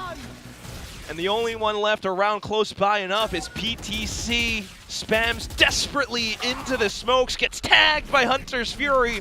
KRX pounds on the opportunity to get the spike into B. Oh, this call from Sharper, it's so bold. Unless there's a 1v5, greatest clutch of all time here from Laz. This should be overtime.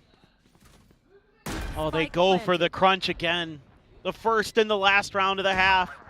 Camera taken out. It works on the pistol, does not work here to close the map out. Yunman finds the final. And we go to overtime. Okay, so both teams 10-2. Unreal.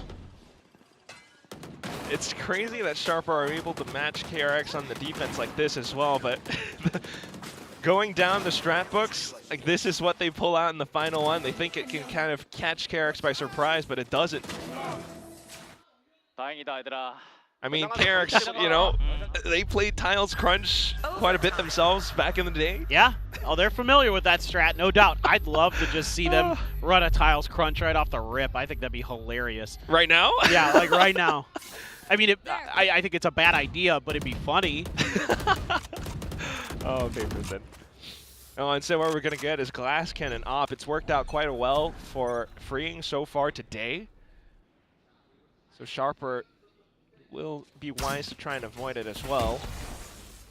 I was going to say, that had to hit somebody. There were too many players there for that shock dart not to at least do some damage, but there's a deep trip. Somehow. Oh, the timing. Okay, Young at least able to answer back. Oh, but it has walled off Freeing's angle, though, so it's going to be a bit of space. Sharper might be able to waltz through lane. Tailwind, though, from Freeing, so kind of alerts Sharper as to where he could be positioned. They take down Young. It's quick trades. PTC has a straggler to pop through from Market as well. Surprises Hyunmin.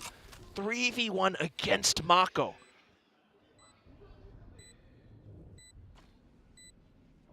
Well, it's probably the last player on this team almost that you'd want to go up against in this moment, given his career, given the history, but it should be too difficult, you would think. Yeah, hasn't exactly had his moment this season. We'll give it a try, though. Starts with a smoke, but Sharper's just so quick, instantly recognizing his only approach is from stairs. Sharper starts off the overtime. Yeah, this is just too easy of a kill on Bane. The timing there, he's just not ready for it. That's kind of an oopsies moment away. It's like he forgot that there wasn't that tripwire or something else right at the front door to give you a little bit extra time and protection in that spot. And he went for the recon as sort of an ante. But it was just a hair too late. And Sharper that time turned up the tempo, turned up the pace, and punished. KRX, let's see if they can answer. Kadum has an off as well. Fires off the shot. Yeah, went for the fish. Doesn't come up with the prize. My eyes are down. Quickly repositions towards Fountain as well. Wow! Ooh. That's huge from Freeing. That's a big read. Crouched right underneath, right? I mean, the shock dart this time as well. The trip's not close by, but at least will force Laz to sit in this position by Market. Okay. That wall should have alarm bells ringing in the back of your head. Good flash. Niz is in trouble. Oh, they pinged him on the way in. Yeah, it doesn't even matter. KRX is like, all right, they've walled up. Let's just push into B. We've got this. They have the numbers. It's just a lone Niz. He's trying to play around the smoke gifted to him by his teammate, and he has done well so far, but it's still an entire gang just pounding down around him. Apinya getting shut down as well out towards the back, and it's just going to be KRX meeting Sharper square to square. Yeah, of course, you know. Both teams get 10 rounds on their defender side, so in OT, of course they both win their attacker side rounds to start. That only makes sense. Welcome to Valorant. Yeah, welcome to Valorant, where overtime everything gets flipped. Just the psychology of both teams, right? Trying to play a little bit more unexpected. This time what starts things off is Freeing, crouched underneath, takes down Kadum. Well, he just found that little timing. Yeah. That's kind of, but again, that's what I'm talking about here for KRX. Mid-presence, mid-pressure. It's so important on this map unless you have the best executes of all time. If only they'd done that in their second half. Well, took them too long. You know, when they did it a couple times. Now that being said, you know, Sharper's just good enough that they fight back and they'll still win some of those. Absolutely. And now neither side wants to work off of an operator. The smoke, though. Oh, freeing. With the jump spots, we'll spot them out. PTC anticipates it as well, though. So quick on through, trying to get the punch in, the puncture through the A site. Drones first, walls off. Kadoom plays ahead of the wall. Hyunmin has no idea. Bane must have shot as well. Big round up for Kadoom. Gets huge entries for his team. The spike now planted. And it's freeing and Young to try to stabilize.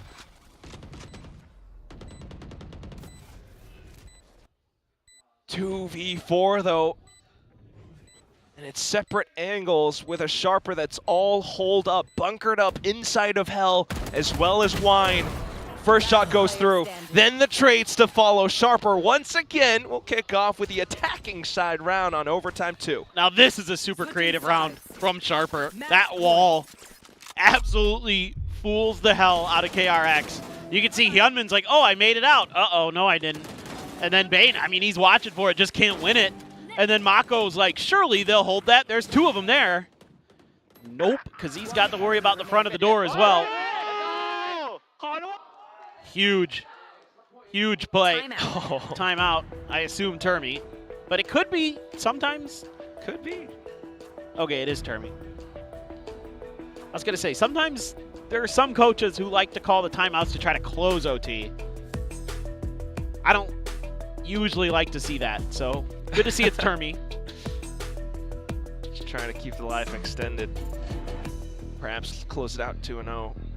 But it's been rough. I mean, these strats that Sharper are suddenly now pulling out, not exactly something that KRX were expecting, and KRX in their attacking round only managed to get it done because of their mid-presence. But by that point, perhaps Sharper starts to get wise to that too, so. Yeah, I think if you can get to those defender side rounds again, I think you need to be a little bit more aggro as Hyunmin. Yo, Niz. When you're anticipating an attack like that, you got to throw a bunch of util at that problem, so that kind of trickery and stuff can't really ever come to fruition. Got to make them a little more uncomfortable. Standing ahead. Just try to level the playing field. So this is something KRX has shown before, where they'll dart Wine and then take their time. This looks fast, but man, that tripwire's there again. Here. Well, both sides have played that trip. Is he hearing something or just anticipating? Pinging and setting up for the execute. They'll just rush in. Oh, but Laz playing inside of the cage. Hyunmin swings out wide. Bane and Mako getting their own as well, just fanning around the entire site. That doesn't heal you, Bane. You're not the Phoenix. Nonetheless, Ooh, though. shotgun kill? Oh. Just hoping for it, but both teams finding themselves on opposite ends of the spectrum. I mean, it was a 2v4 in Sharper's previous round. Now it's a 2v4 for Sharper themselves on the defense, too. They will fall. Bane to it. And we're back 14-14. Switching sides. Well, this time, one of these set execute plays actually works. I didn't think it would for a second there because freeing, oh, PTC goes walking out of the smoke. Thought that, you know, they had enough players there that he could get away with it. But it was being watched by the diligent KRX. Okay. We go again. It's always going to be tough, though, in OT. I mean, pulling off set strats like that kind of throws off the protocols that you might have from before. Back towards mid, though. Oh, and PTC this time gets a drop. They're marking every angle. Trades all abound. It's Bane tucked into a corner just to try and survive. It was a crunch.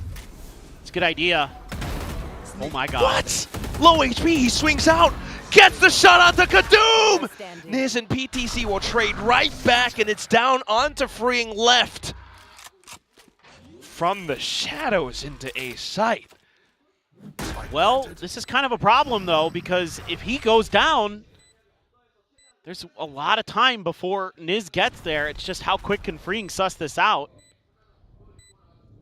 Turtle smoke flush towards. Oh, the timing's going to work against him. Yeah, Freeing's just quite concerned, so going to clear out as much as possible. Spots out PTC, who's just buying time for Niz to get closer and closer. Continuing to jiggle around Generator. Freeing has no idea, and he will fall to the backstab. Sharper once again attacking round claimed. Well, it's an interesting call, but again, Hyunmin gets caught in that same spot. I mean, this time at least it wasn't a player up close, but the timing a little bit off there. They just don't have any info. This is a guess on when and where your opponents are going to be. They guessed the where correctly, but the when, they're a little bit too behind the ball. Because Hyunmin wants to, you know, throw that flash out, and then they want to swing, and Sharper had just W shift walked it up there. You're too late to the party. Timing is always going to be the more troubling factor. We do go back onto Sharper on the defense now. KRX's attack. This time around, they've kind of avoided middle, though. Well, they're kind of starting to rely on some of those set executes, but now that's a quick clear of that drone. Okay. So that should make you think that maybe they're trying to play strong side B. Kind of feels like it with Especially with the door closed. There we go. The trip's shallow towards B side as well, so like everything about this screams B is scary. We'll just have to look-see either way. Hyunmin still marking Fountain just in case, but now with a bit more legwork done, they still might choose to end up on the B side. KRX decides to make a go for it. 30 seconds left. Laz and Niz one apiece. They've had some monstrous rounds in that second half. Can they do it again? Flashes and everything to try to flush them out of position. It's not done this time, not enough.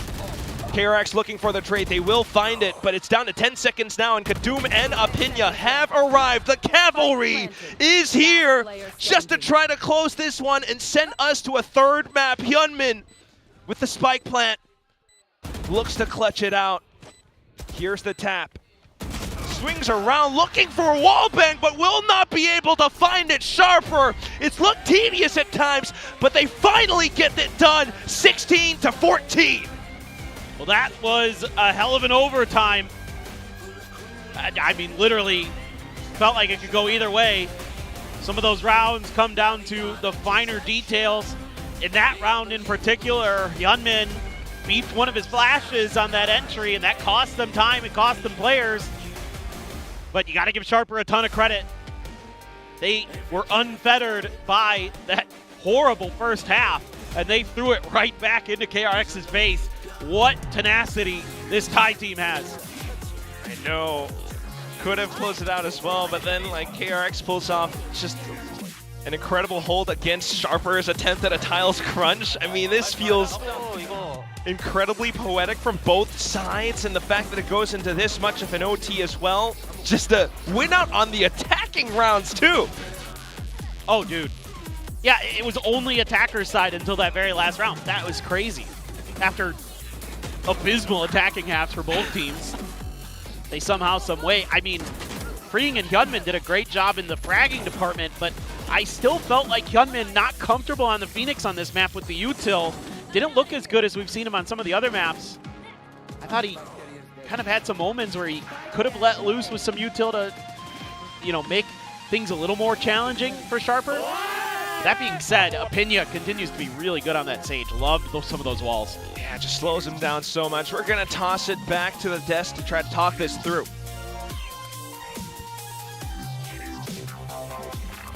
We're not going to try to talk this through. We are going to talk this through. This is not working well. I have a Red Bull. I have a Red Bull in my hand right now. I'm gonna You're like crack. the little brother trying to step up and have a fight. We're gonna talk this through, guys. You guys hear that? The sweet popping of a Red Bull here. Because it's going to be a long day. Sharper Esports pulled it back out of nowhere. Honestly, what a game from them. It did come out of nowhere. There's one reason why. Morgan, Sage? you know the reason Oh, why. Sage. It's Sage. Shall I compare thee to a summer's day? Fantastic. I mean, I think really the thing I'm most impressed with is the mental fortitude. They got destroyed map 1. They're getting destroyed map 2. To bring it back to force to map 3 here is insane from them. I feel like they deserve all the credit in the world. For KRX, they just can't get this across the line. They have to attack into this double senti. They can't figure it out. I feel like they're walking into traps left and right. They're walking into the util. They're finding it so difficult. Despite massive fragging performances, Hyunmin, you know, he was a lot more in the server this time. Freeing was putting up an excellent game, but it's not enough against Sharper here. Yeah, I mean, Sharper's defense was fantastic on this map. You could tell why they picked it into this series. I agree, the mental fortitude that they showed is definitely not that of a Challengers team. You know, this is a team with a fair bit of experience at this point.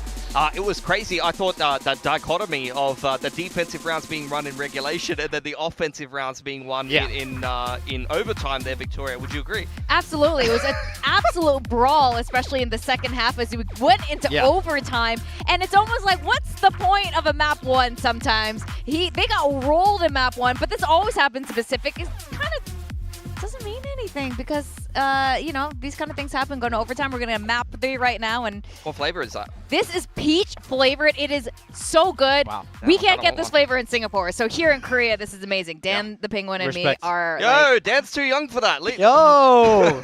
Sorry. Poor Dan. Sponsor cancelled.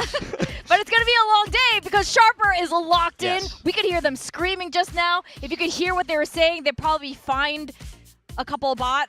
So, but the point is the energy is there. You know what's crazy? They won that pistol, and I literally said to you, Pilsky, I said, why are you standing up? I was like, this game looks like it's over. Like, it's so hard to get energy in that situation. But they were exactly right. That's exactly what they needed, I feel like. Especially in the beginning. They had a couple rounds, 3 rounds, but it was all heroics. Yeah, I mean, they were down 10-2 at the half. This comeback was phenomenal. It was spearheaded by some big multi-frags. I think Niz had a 4K, Apinya had a 4K, and those are the kind of big plays to get the boys fired up. And Sharper is a team that thrives off momentum. If you could see these guys on stage, I think we catch some of it on the camera, but after every round they win, they stand up and talk smack to the other team. Like, it's a superpower of theirs. And honestly, they brought that momentum all the way back to a win against KRX, which I think is going to be really important heading into the 3rd map of this series, because I'm a little bit concerned about Sharper's Sunset in comparison to KRX. But when you have this much momentum off the back of a massive comeback there on a set on the defensive side, I think honestly it's going to help them a lot coming into the 3rd map here. Yeah, we also had some crazy multi-kills. I feel like it's not in the fashion that we would have wanted, but it did help them carry through a little bit here into the second half. I mean, we see this here. The 2 rounds that they won on their attacking half are because somebody popped off here. You see it where they just take over the game with the 4Ks. This one from Niz is fantastic. It really gets them every round, and that becomes so important.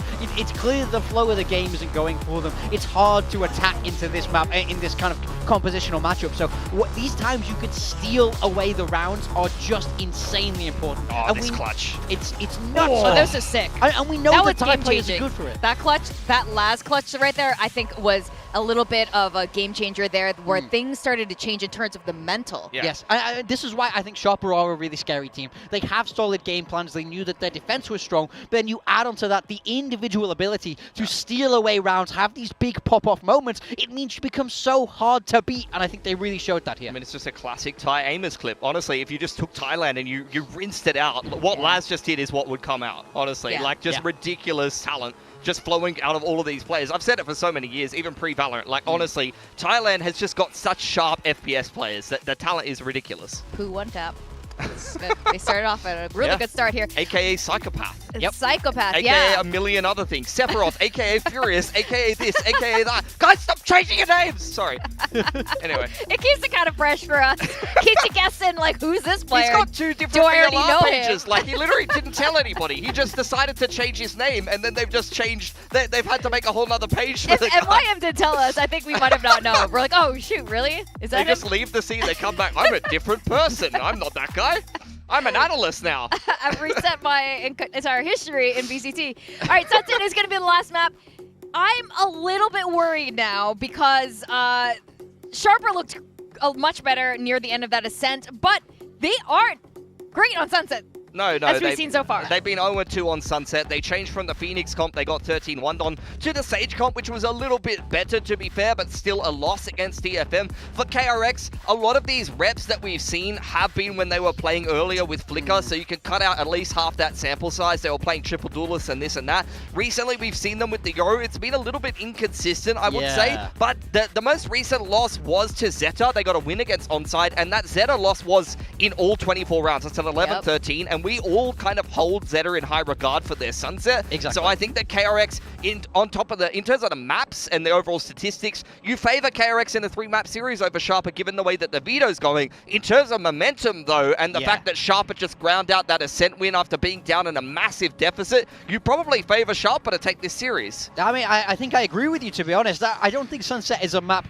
that either of these teams particularly love. Nobody's feeling fantastic about this as a third. You know, we spoke to PTC and he said, yeah, we don't even like Sunset. He made that very clear to us after picking it in that first series, by the way. Their veto choice was Summit or Sunset. They had to pick one of those. Yeah. And these are the 2 teams they didn't play in, the 2 maps they didn't play in Challengers. So that's the way the veto goes. Yeah, this is going to be kind of interesting, I think. But I do think it's interesting that you think... Did I hear that right? You think KRX has a worse chance than Sharper on terms of Sunset? momentum, in terms of of momentum. maps Okay. and stats, 100% KRX should take this series. They have the experience factor as well. I think that if Sharper wins some early rounds here and keep that same momentum flowing through from the last map, then they have a much better chance of winning this game. But if KRX comes out with some really good early rounds and they break that momentum and then they go into the fundamentals and how well drilled they are on Sunset, I think KRX just grinds this series out. It's interesting. I think they definitely have momentum right now, but in terms of what they prepared so far, I'm not completely sold on Sharper right now. Preparation. It's not about that. It's about you're on the stage, you're in the moment. It's we KRX. take a look at the comp. It's Sage versus Sage. What a day to be alive, people. On the stage. Talk about on the stage. KRX have swapped away. They're not running this the Yoru anymore. I think they got a little bit spooked after that Zeta Division game. Freeing is across on the stage, and now Hyunmin is on the Neon. Hyunmin Neon, this is crazy. Wow. This is crazy, actually. KRX just keeps breaking all of their own established laws. I'm terrified for KRX. The fact they're changing, big role swaps coming into this for both Freeing and Hyunmin. This is going to be hard to adapt to. Sharper, yes, they've not looked great on this map, but this is a comp they're so comfortable in. This is very curious. Really hard which to predict at this point, but I think we are going to get another close map either way for Sunset, just like Ascent. Hopefully not too much domination on the first half, so we don't get too comfortable to get ready to move to the next match. But let's see what happens. Of course, both of these teams want to qualify, and this is the map that's going to determine who is going to be going to playoffs, KRX or Sharper, as we send it back to our casters. That's right, both sides looking for that quick, fast pass entry over to the playoffs. The other one goes down to the lower bracket. Who knows what happens then? It's just so funny that, you know, a couple of maps ago, Achilles was texting us saying, like, KRX predictors are eating good right now. And then now he's like, my bountiful feast hath spoiled. How are you feeling about this, though? I have no idea. I mean, I'm very curious about this comp change for KRX. I mean, Sharper hasn't won on this map here yet. This has been an 0-2. They lost to both teams they played on it. They're not changing anything, so I have no idea. All I know is it's probably going to be defensive-sided, is my guess. That's my guess. That feels like a pretty educated guess. And if it's not, that's fine. I'd rather, I mean, this is Pacific. We're attacker-sided, darn it. Gotta love that. But yeah, the Sage is on both sides, and you gotta love how Big Time gets so excited for it. But it's only Freeing's 4th ever official appearance on this agent as well, and then Hyunmin on the Neon too. Right now, though, at the very least, Sharper with Sun and Swings will get a decent amount of damage against Mako. A lot of space now towards Elbow as well. Oh yeah, Hyunmin has the relay bolt. I was going to say, you're going to have to use that because that angle was given up a little too easily. But that's a good change here from Sharper. They're going to try the other side. So they're going to be able to avoid that util. Now you know as KRX, yeah, that they don't clear that recon, so they're just going to ping pong until they can find their kind of free kill. Sharper loves these, though. All the util already spent, but as soon as they try to get the quick entry, it's Mako and Hyunmin getting a shot for themselves. PTC will relay forward. They get the kills, but now they have to go back to retrieve this spike, and in that time, Fring and Young get close by. And they can't deny the plant, though.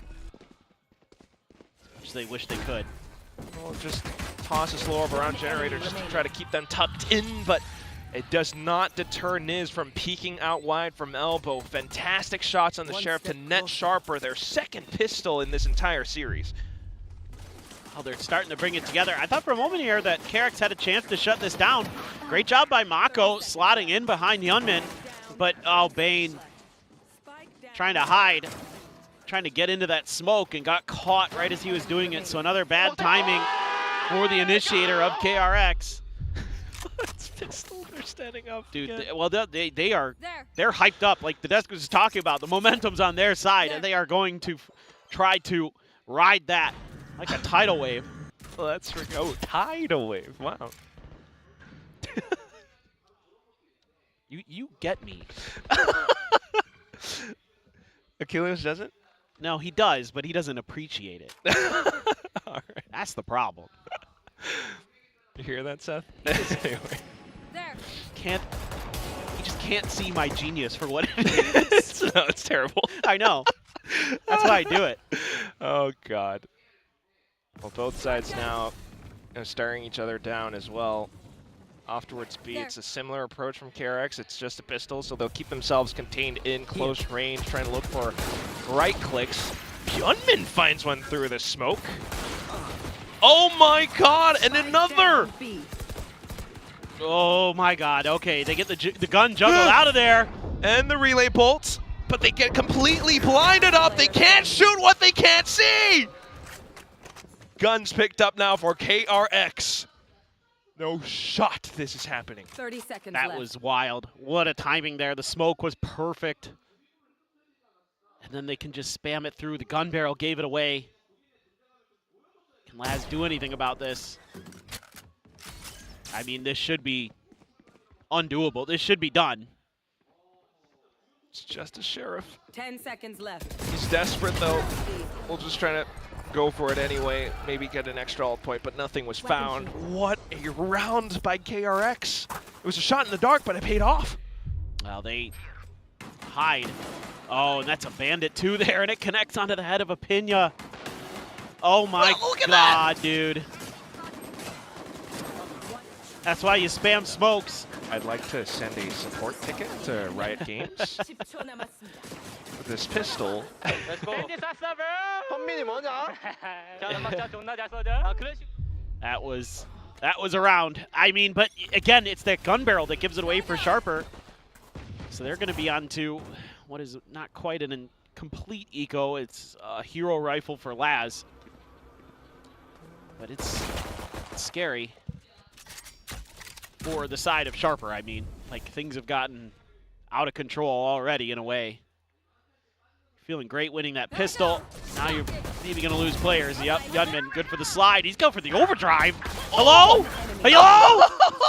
Down A. And he's hunting down the last one! Completes the Predator ace, KRX. Now they'll get their chance to stand up and pop off. Crazy play from him. A rare whiff from our observers. Is that Prius? Yeah. Dang it, I knew eventually he'd rear his ugly head. One enemy remaining. Incredible. Spike down A. I mean, why not? I like this. I love this kind of confidence play. Just win the round. I see too many neons There you go. Stand up, let him know. Give it back to him. I see way too many Neons too scared to use their overdrives, and it drives me crazy. It's round 3. It's incredible. That's it, though. Now we'll have our first real round. Both sides with the full buy. Sharper close by towards B main. Let's have a listen in with them. โดนปั๊มอยู่มันยังไม่นี่มันยังไม่เข็ดเลยมันเปิดเป้าหรอเข็ดแล้วขับทิ้งอ่ะไว้ไปจบกลางกันปะเดี๋ยวเอาบอลมากลางขวานะอายุการไม่ว่าลงมันติดแถบหน้าบีมันติดแถบหน้าบีพังดิเหรอได้กูพังได้ประตูปิดใช่ปะปิดเดี๋ยวกูแกล้งวอบีไม่เป็นไรปิดโดนกลางหลบไว้กูยิงเองหลบจะแกล้งควานซ้ายแล้วเราไปทีมก่อนนะโอเคเอาขวาอยู่ทีมไหนทีมขวาเนาะกูดูซ้ายมาโอ้หรือคนคิดว่าคอนบัฟThe patience. Sharper waits out a lot of that util. Now Hyunmin has the bad news. Kind of happy to let KRX spend all their info gathering utility. Added a bit more pressure out towards market with the doors being broken down. 30 seconds left.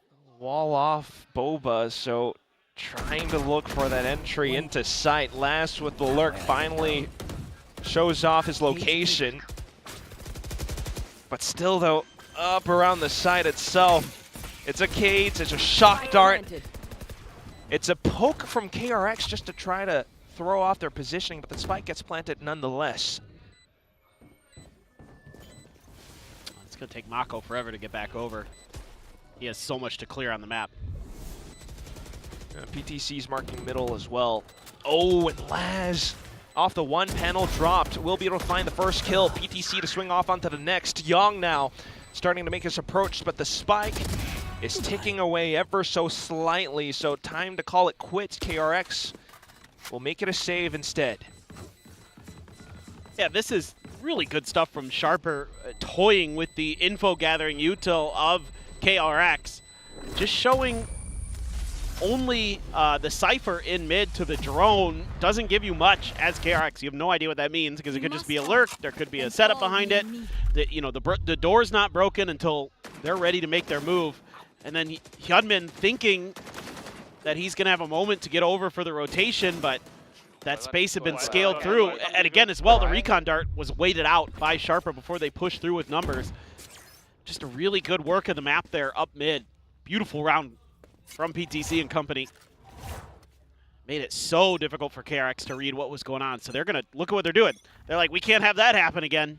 Also at the beginning of that round, okay, hold the phone. Young's dead. Oh. Yep. Oh my god, the wall bang. Quick entry.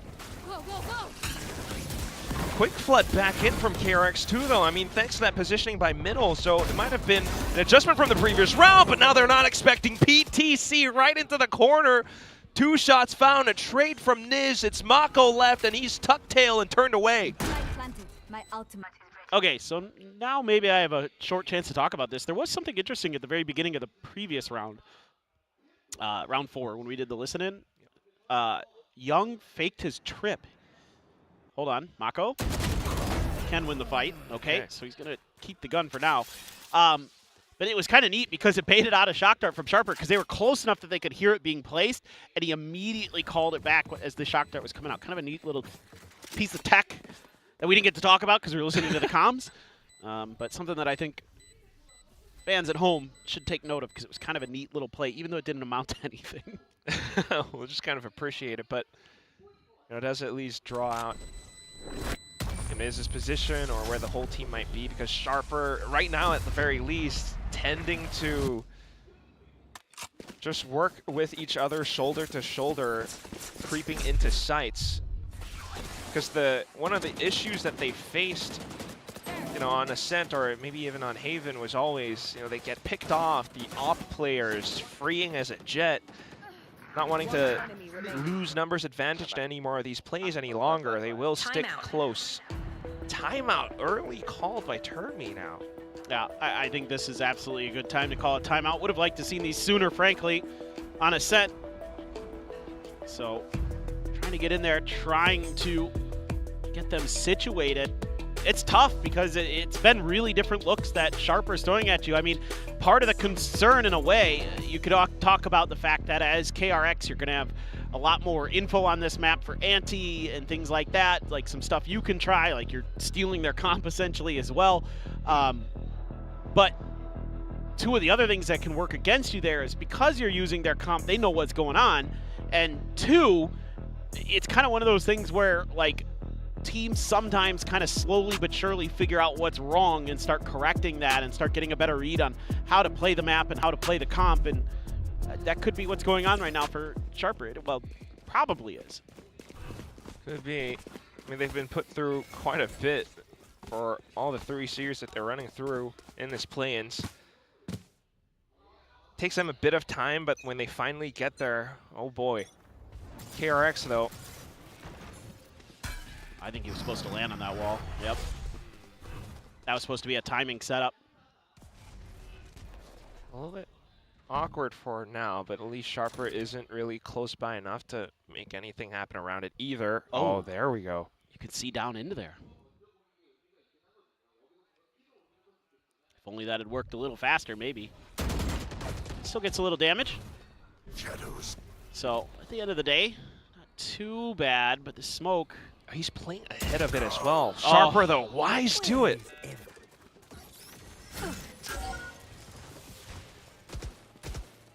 Now freeing us the next one up to try to slow things down.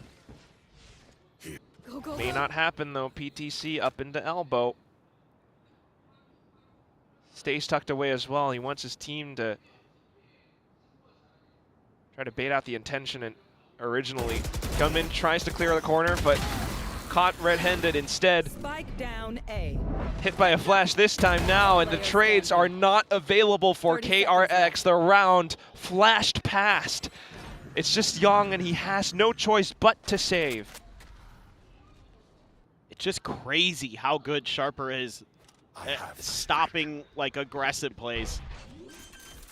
You know, with the attempt at walling Mako up to get the window view, and then him trying to then cut across that gap in the smokes that he leaves. Apinia just reads it perfectly, and then they're ready for those players pushing out towards elbow. I assume this is going to be a save for Young, given their money. I mean, I guess that's one of those things, you know, you talked about, like, stealing your opponent's comp, and Sharper kind of anticipated as well, Apinia. Well, and it's also just something that doesn't work against this team. Like, I've seen this with RRQ, with DFM in particular, that going for these aggressive pushes just, they're ready for it, like 90% of the time. It's so hard to find that round where you can get away with that stuff, and it makes it really hard, especially as a duelist player, to find that value. So you have to be really diligent, like we saw on like Haven. Oh, he spotted the foot right at the end. There was a really slim chance that this play could have worked out for KRX, but you know. And that was Termi's timeout. Here now we'll have Hyunmin onto the op. Sights trained towards A main, but Sharper have other intentions. They were looking to maybe punish a player at door. Now they're going to put a lot of pressure on Vayne. He does have freeing here. They're going to set up that crossfire at top mid. Something this comp with the Sage loves to do is take top mid control because of how much value you can get out of walls to cut off one side or another. You know at least one is there. You should be suspicious of more. Yeah. Based on previous rounds. Both sides quite aware of that fact, so Sharper will avoid top mid for the time being, but where else could they go though? If they try to push back towards A main and re-clear, if they don't use a drone, the op is gonna, well. Oh, narrow whiff, and instantly with the overdrive popped. Sharper looking for their chance to spring through into a site, but it's a fake! Kadoom is just making noise. The whole team getting a quick pivot back over onto B. 30 seconds left to go as well. Mako off elevation will drop. Buys a bit of time with the paranoia. Lash still waiting patiently for the right time to strike. The team will now push in. Trades and a res. 20 seconds.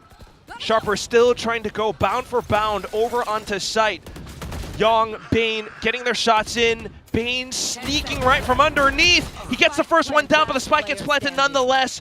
Drops to Niz. Hyunmin stuck in a 1v3. High-low stack on top of the spike as well. How on earth do you break this? Swings out wide, takes out PTC, but not quite able to get the footwork back against Niz and Apinya. Sharper walk away with the lead. Again, really good mid-rounding here from Sharper, something we've come to expect from this team.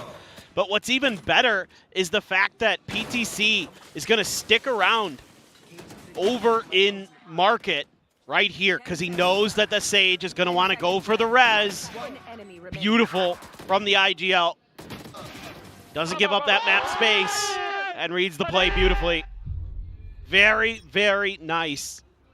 And a ton of ults for KRX, but not the right guns until you can maybe find some value. Maybe you get the Hunter's Fury kind of thing going. You know, you never know if Bane can find that pick and then scoop up a gun if you're lucky, and you get the vision, but you're not going to go for it. You're just way too far forward to go for the Hunter's Fury there against a Neon.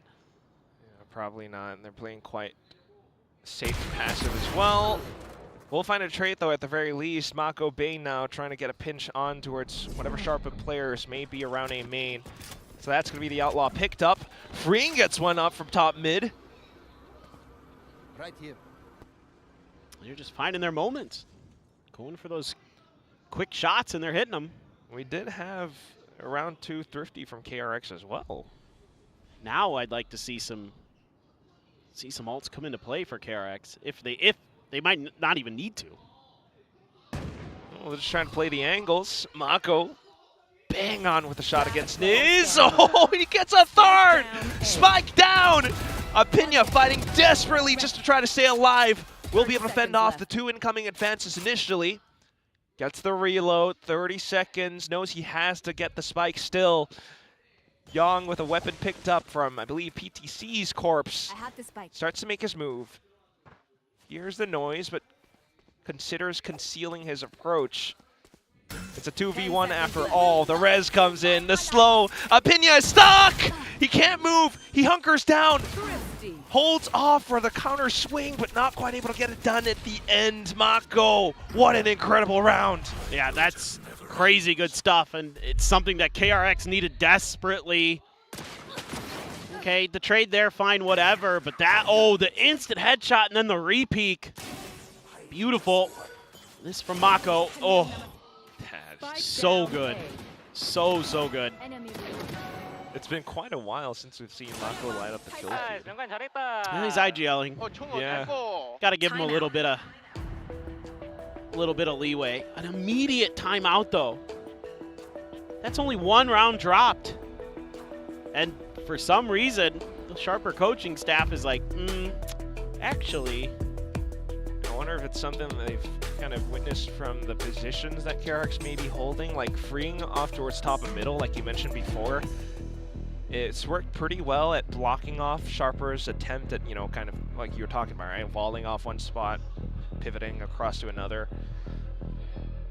Yeah, top mid control is super important on this map, and so it's probably something you have to continue to at least show presence at in terms of Sharper, or just, who knows, maybe you have a big execute like Hunter's Fury, got some kind of fast play, but you know, try to change the pace up on KRX a little bit. But KRX is starting to get the read. They're starting to play a little bit safer. You know, they're waiting for their moments. They're not over-aggressing. They're not pushing for space, which surprisingly is kind of what you need to do against this Sharper team sometimes. Oh boy. I thought for a second Kadum was going to keep going. Oh, we'll hold it for a second for now. Ooh, gets tagged by Hunter's Fury.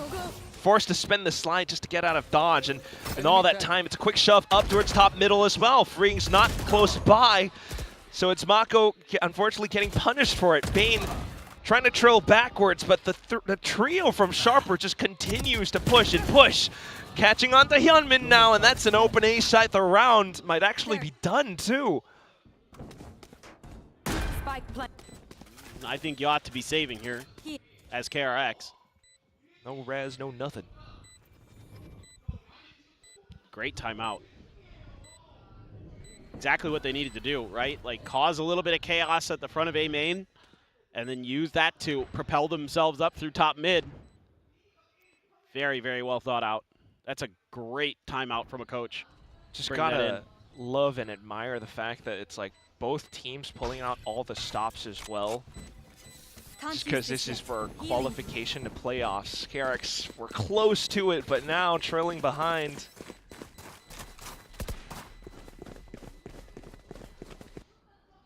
Yeah, Leaf here knew exactly what he wanted to do and why he wanted to do it. And we kind of touched on it during the timeout, and he had a great idea there. I imagine as well, like for KRX, it's so difficult to try and anticipate some of these plays because it's like in one instance, Sharper is starting to play incredibly slow, and off the timeout, all of a sudden, it's like this kind of misdirection play. Doom making noise and the whole team elsewhere. Yeah, it's like a pseudo fast-paced. It looks like it's going to be fast, then you think it's not, and then it actually kind of is. Very hard to read that. They executed brilliantly. That's so well played and thought out. And KRX challenging this B main angle. They've been doing this a little bit at the beginning of some of these rounds lately. We haven't seen much of it because there's been so much going on in the other half, but don't get the trip. Okay. The drone's not going to see it either, maybe? Yeah, might actually slow down Kadum if they are to try to... It did. Okay, fine. But I mean, look at the buy as well. Mako has no shields. Hyunmin on an op. It's KRX, desperate to try to put a pause to this Sharper momentum. Oh, this is a much more kind of quintessential Sharper round. Oh yeah. Slow as heck. Just try to wait out the patience of your opponents. I think that could be a little tough potentially. Just need good hold. Ooh. All right, just fishing around. They knew they were there, and they got the sound cues out of it at the very least. So now they can confirm. They're going to set up the camera too. And now you see Laz beginning to make his move. If he does overextend, though, it's Hyunmin on the other side, so has to be careful. Meanwhile, suddenly the whole squad running out of time will just push out of B main to their doom. Young dropping down for his second kill, while PTC works around the smoke, tries to stay alive long enough. It just does not happen. Quick defuse, spots out against Laz as well. And Hyunmin is close by. Yeah, so this is more of what you need to do against this Sharper team, I feel like. And it's obviously really good play from Bane this round. He's had a few oopsies so far in these last couple of maps, but this is a very, very nice round with his util. Uses that Hunter's Fury to confirm their presence in there because they have to scurry away to make, they make sound cues to dodge Hunter's Fury. Then he's there with the timing on the recon. Beautiful. Absolutely beautiful. It's incredibly smart. So we'll stick on with the operator now onto a different angle, but it's quick with the fast lane. Hyunmin has to quickly reposition. There. Yeah, you got to give up space. Bane hasn't been smoked yet, so you're not convinced as KRX that this is an A hit. Considering it, though. You got to respect it. Exactly. Now you know. Stack up. Trying to push through. It's the relay bolt, but as soon as Sharper re-peaks, yikes. I think he thought that paranoia hit. Oh! Spike down A. Colette instant res, re-peaks for a third. And now Bane chimes in as well off of that insane shot. Yeah. That's what KRX needed. The hero, yum yum, delicious as he picks up a quad, looking to tie up the score at the end of the half. KRX, my God. god. Yeah, well, you'll take those every day of the week. Mako gave his life so Hyunmin could thrive. Yeah, I mean that res is wanting. Like, that's pretty risky to go for it there. But I guess with only a couple rounds left in the half, Opinia figured, might as well. Oh my god. Might as well try. Let's see if this can be an even half. Gunman has an overdrive, neural theft there. Nobody's super close in their ult cycle. Mako already has Opinia. Yeah, this time the wall boost works. Gunman was over by B main as well, so there was info for KRX to make this boost work. Sharper back to square one as they explore middle, which is not a spot that they can push up anymore. I mean, KRX players are wise to watch these angles as well, so last hope. Mark it, and they get the limbo underneath? It's just a little bit too high. Oh, Young is in trouble. Okay, Kadum, a bit of pressure towards A. Has KRX thinking in the back of their minds. Young has to stay awake, stay frosty on this B site. Well, in a way, it might work. Okay. Yeah, just enough, a little bit. Neural Theft as well confirms exactly what Sharper's trying to pull off. It's going to take a bit of time now, but Kadum gets close by. I mean, Hyunmin with the overdrive. Kadum's behind PTC. Almost out. So PTC is going to try to survive long enough for his team to get close enough. But then the slows and everything chime in. It just blocks off even more space. PTC will abandon the site just to try to get the spike quickly over onto A side instead. He's got 15 seconds to try and do it. It's risky. It's a 1v3 now because of it. They have no idea. They're going to get the bad news here. Spike planted. PTC just slipped the net. How bad is it though? Oh, 3v1? Well, we'll see. He hears him. No! Crosshair placement a little bit off. Mako on top of the stairs. And that will be the first half, indeed ending 6-6. This like is such a roller coaster of a round. Yeah. You're like, oh, it's great for KRX. Oh, it's bad for KRX. Oh, okay, it's fine for KRX. And it's funny because Young's tripwire that they can duck under actually doesn't bother him too much in that spot because he has another trip right on the site. So he can actually just hold that angle from Boba. They've given up that space and he's aware of it and he's playing for that. So he gets 2 out of it. That's really creative. Nice. I thought he was done. I thought he was cooked, and then I looked at it, and I was like, oh, wait. Actually, this is okay. Just kind of simplifies the angles that he needs to watch out for. That's, yeah. Hey, easier you can make it for yourself to get kills, the better. That guy right there got a lot. Yeah, especially with that round 2 ace. No, round 3. Instantly popping overdrive and everything. And he had a 4K in there? Was that the op round where he got the collat? Was a 4K for him, right? Yeah, the collat. Oh, boy. It's like the fans are like, it's fall, so let's see KRX. Well, we're not quite in fall. I wouldn't call this fall yet. Sorry. Yeah, it's still pretty warm. It's way too humid and hot.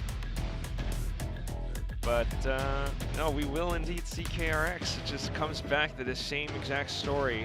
I mean, 6-6 at the half. It's the same exact scenario that Sharper were put in for them to actually qualify for Pacific play-ins even, because they were met every step of the way by, well, Zipto, their former rivals. 6 rounds. Well, 6 or 7, mate. Just to try and decide who gets that ticket through to playoffs. I just have no idea with both of these teams what the 6-6 means. Like, is one of these teams better at defending than the other? It's hard to say. KRX has completely bypassed their defenses. There's nothing here. There's nobody there. I mean, if you're playing off-site, yeah, you just got to go quick for an attempt at a flash flood or a retake now. Sharper just going to leave Laz to his own devices to make as much noise as possible. It's just one ghost, though. So the spike gets planted. Sharper now making their move through market. This is honestly a little bit telling. Well, they're doing some good things. They just have to break out. We'll try around it. Bit of a caterpillar smoke already set up onto the site off of Mako's own smoke as well. They get to fan all around from backside, so that's clear. Young, though, backfilling in towards market, but PTC jumps on top of the spike. Will find an initial kill. Niz and everyone then all of a sudden just getting their guns up and ready, but Young, oh, he's been spotted out to the back as well. Niz, such awareness. That's a really good post-plant plan for Sharper. Having that wall there to protect them while they're setting up for the defuse. They kept being diligent. They're like, all right, let's make sure we get Boba control. Let's get market control. Okay. Now we're going to start sliding forward. We can wall the spike off. We can start diffusing it. We've got the angle density to just shut down anybody. As long as we hold the back there, they do. It's all good to go. They get another big pistol win now. Let's see if they can avoid giving over another eco. That's a good start. Straight through with Outlaw from top middle. Similar positions held by Mako previously as well. The trip this time so far forward will aid PTC in his efforts. Spike lost and gone to the win. This is a definite 8-6. Let's move it up. Wrap it up, please. There we go.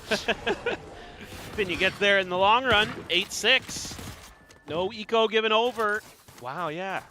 So, okay, Sharper now. Every gun kind of kept as well for the third round, so well, this bonus is pretty important. Let's see if KRX has better attacker side ideas than they did on Ascent. They're going to need it. It's a scary round you're going up against. A couple Bulldogs, a Guardian, an Outlaw. You know, if Kadum's got it under control.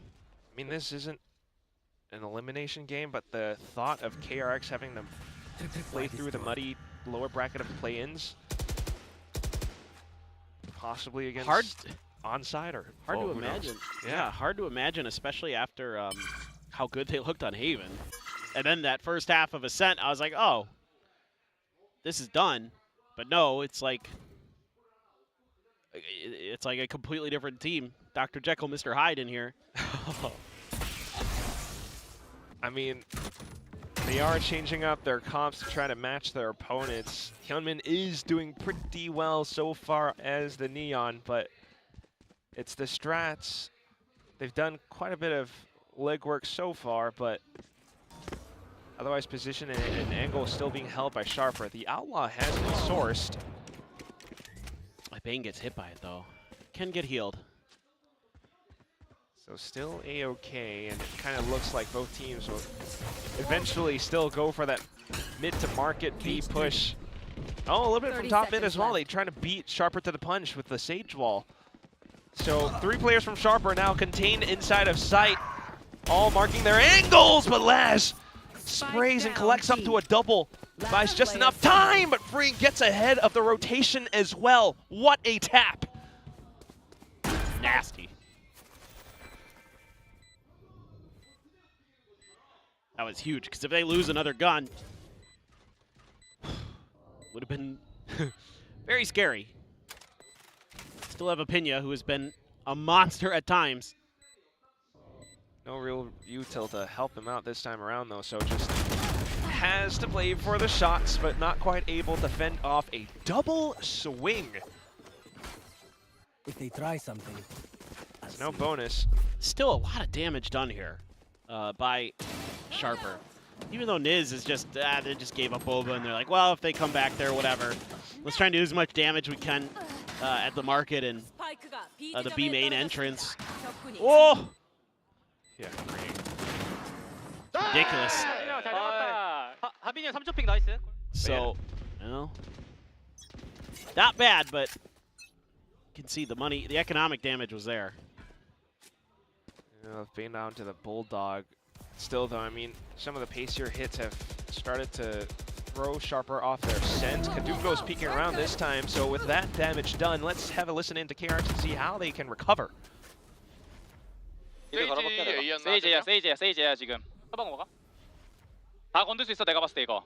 근데 이거 B 강설로 가자. 강사 가자. B 강설로 가자. 영아. 어? 좀만 더 천천히. 이거 B 들어갈 때 내가 1접에 이렇게 쳐줄게. 그리고 내가 사이트 안에서 들어가 줄게. 왼쪽만 조심해. 영아 이거 무조건 요통수 쳐야 된다 이거. B 가는 척하면 문 닫을 것 같거든 얘네. 하긴. 쳐라. 드론 떠줄게. 드론 떠줄 때 벌려가지고 강사 가자. 이거 왼쪽 확인해. 내 장막 쓸 거니까. 백사. Cage trigger. 가줄게. 왼쪽 없답니다. 3m. Had a lot of considerations now, but we'll quickly get an entry through past the one-way cage into the B site. Yong as well, catching a player mid-rotation. Kadum will look to create a separate angle against them though, but there is a trip. We'll break it down. Yong plays contact off of it. PTC just finding trades. We're back to even Steven situation. And then the smoke blooms. Freeing looking to pop off at the tap. Will swing alongside Hyunmin, but it's not enough. It's down to the 1v1. PTC, where are you? Play close behind from Market. It's down to the Hunter's Fury. He tanks the first beam and jumps back onto it. Runs out of time though, and Bane just gets it square underneath between his legs. It's down to KRX, and they get themselves up to 8-8. Well, this round comes down to Young. There's a great opener for Kadum, but then Young right here, because he's been holding that market space so closely, and you heard Mako telling him, "Hey, take it easy, wait." During the comms there, and he nailed that dude. That second kill too was absolutely instrumental, so they could get in there, get some post plants going. Nice job by Bane being patient with the ult, and it's going to be the last timeout here for Sharper in regulation.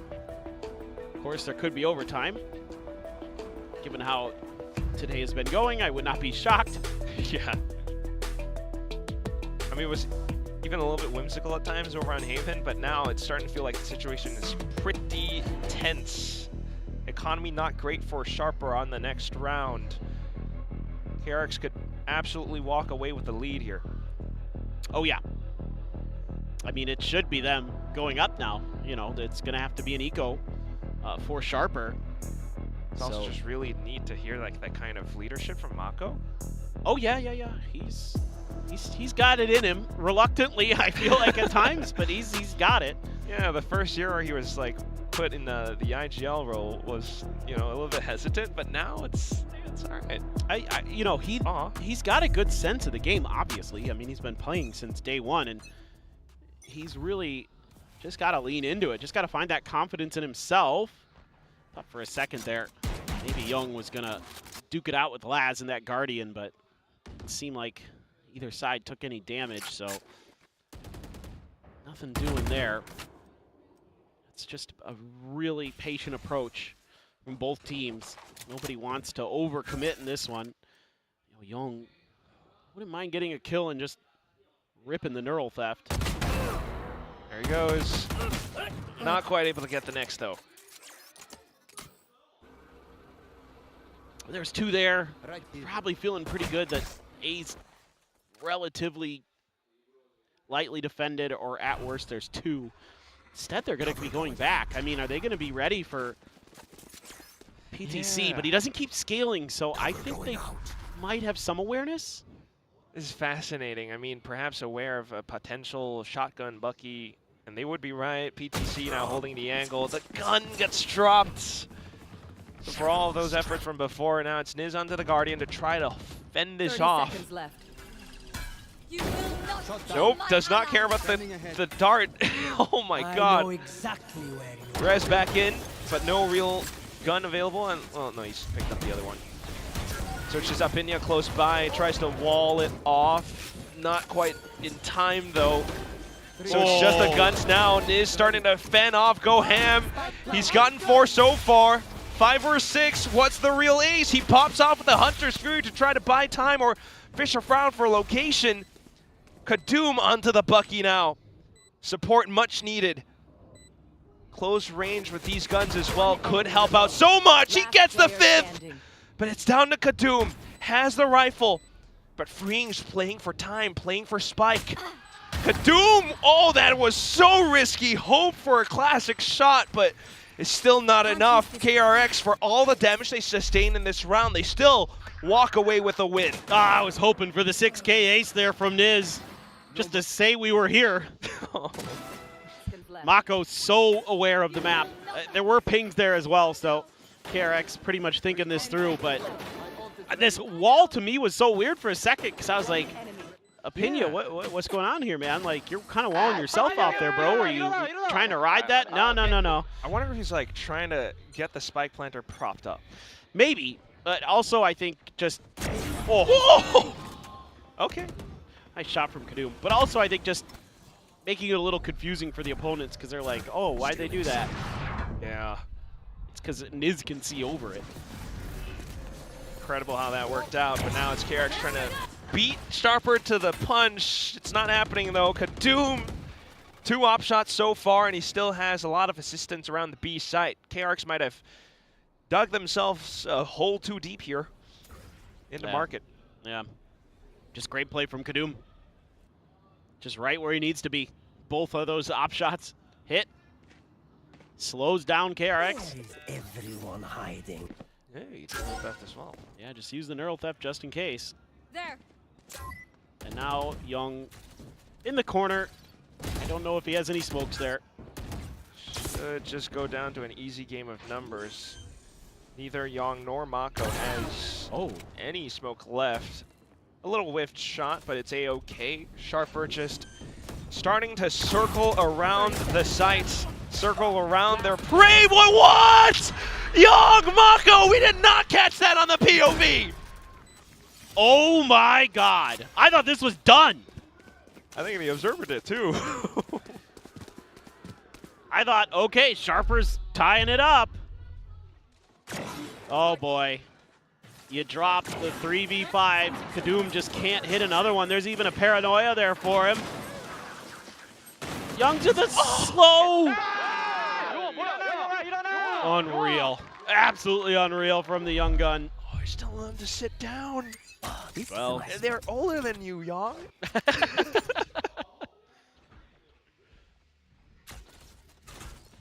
Ridiculous. And that's that lead now. I mean, Sharper's broke again. Desperate to try and hold on to this map. They've worked so hard on Ascent. I must wait. But KRX are just incredibly well drilled, well prepped. Some of the individuals as well. Individual play has been a key difference maker for them in some of these moments, that's for sure. You know, we've had it from both sides, but we've had a little bit more of it from KRX so far. Pena has a res. PCC. Kadoom, hello? Oh my God. Yeah, nothing you can do after that. Relay bolt. Gunman had him dead to right. And now maybe the B side as well. I mean, might have cost them a bit of util, but you've always got Mako as well. Fast lanes up, pop with the overdrive, and they are just swarming the entire site. Sharper 30 seconds left. only able to find one in the mix of that chaos. Spike planted. Out of charge. The rest of them as well. I mean, these are pinpoint accurate weapons that need headshots to succeed. Can't quite find the angles. Whoa, what? Okay. A descending shot against Yong. KRX will respect that and back off, but they have the spike planted open for him inside of B main. Bane with recon. Confirms positioning, and that is just an easy swing. 11-8. Has this map gotten away from Sharper's grip? We'll see. I'm not counting them out just yet after what happened on Ascent, but it's just kind of an over-ambitious play from Kadoom. You know, he's been great with the operator, but that right there is so difficult to make happen. That's ridiculous from Niz. He's been feeling it at least a little bit. But it's just so much space given up at the beginning of these rounds, and B and B main and mid by Sharper that time and time again KRX has been able to punish it. Now they are making a good read here. Back to the op. Shot flies past this time around though. Paranoia will shove Sharper all the way back and away. Now they don't send the drone deep enough. And that kind of has Niz a little bit curious because he's like, that could have gone further, but they don't. They sent the dart pretty quick, and I got to make sure I'm watching. Now you hear the B main Neon. Yeah, but B main door is wide open. It's just if they go left. Okay, well, at least Niz rewarded for his suspicions now. It's a little bit desperate from KRX too. You mentioned going left, and here they are out in the open for Sharper to try to take their ripe pickings. A couple so far, but BTC getting gunned down as well. The spike will be committed, and that means Bane's position committed as well. Pinned down by the op, he will not survive. Hyunmin looks for a separate flank angle, but Kadum, despite wise to it, will get shot down as well. Nonetheless, the spike getting stuck in diffusion all the way through. Hyunmin cuts his losses and runs away with an op. This is a cool little round from Laz and PTC. PTC going to be up on top of the market box from the 10 spot, getting that one kill, but it's because they clear that util that he goes up here. And then they still get the spot anyway, and then there's that camera up there that allows him to go through, get this kill right there. Laz really patient with that camera usage. Pretty nicely done. That's a crazy cool setup with like the layers behind it. They're like, okay, if they shock that trip we have in the left-hand side cubby, then we have some stuff behind it that absolutely wrecks KRX. It's kind of one of those moments where you think as KRX you're getting away with, you know, a freebie, and well, if it's that cheap, it's often too good to be true. Great way to continue to keep those defenses online onto the B side. KRX this time just kind of avoiding the operator fully though. Full on execute with the Sage Wall to try to block off market. It's BTC now who tries to get a hit, but unfortunately gets punished for the angle.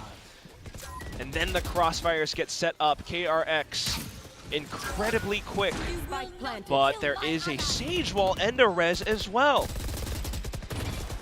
Sharper now. Oh, did not expect Hyunmin into an off angle. Incredibly well played. Leaves Sharper reeling from the gut punch that was this round. This play from Hyunmin. Map and series point.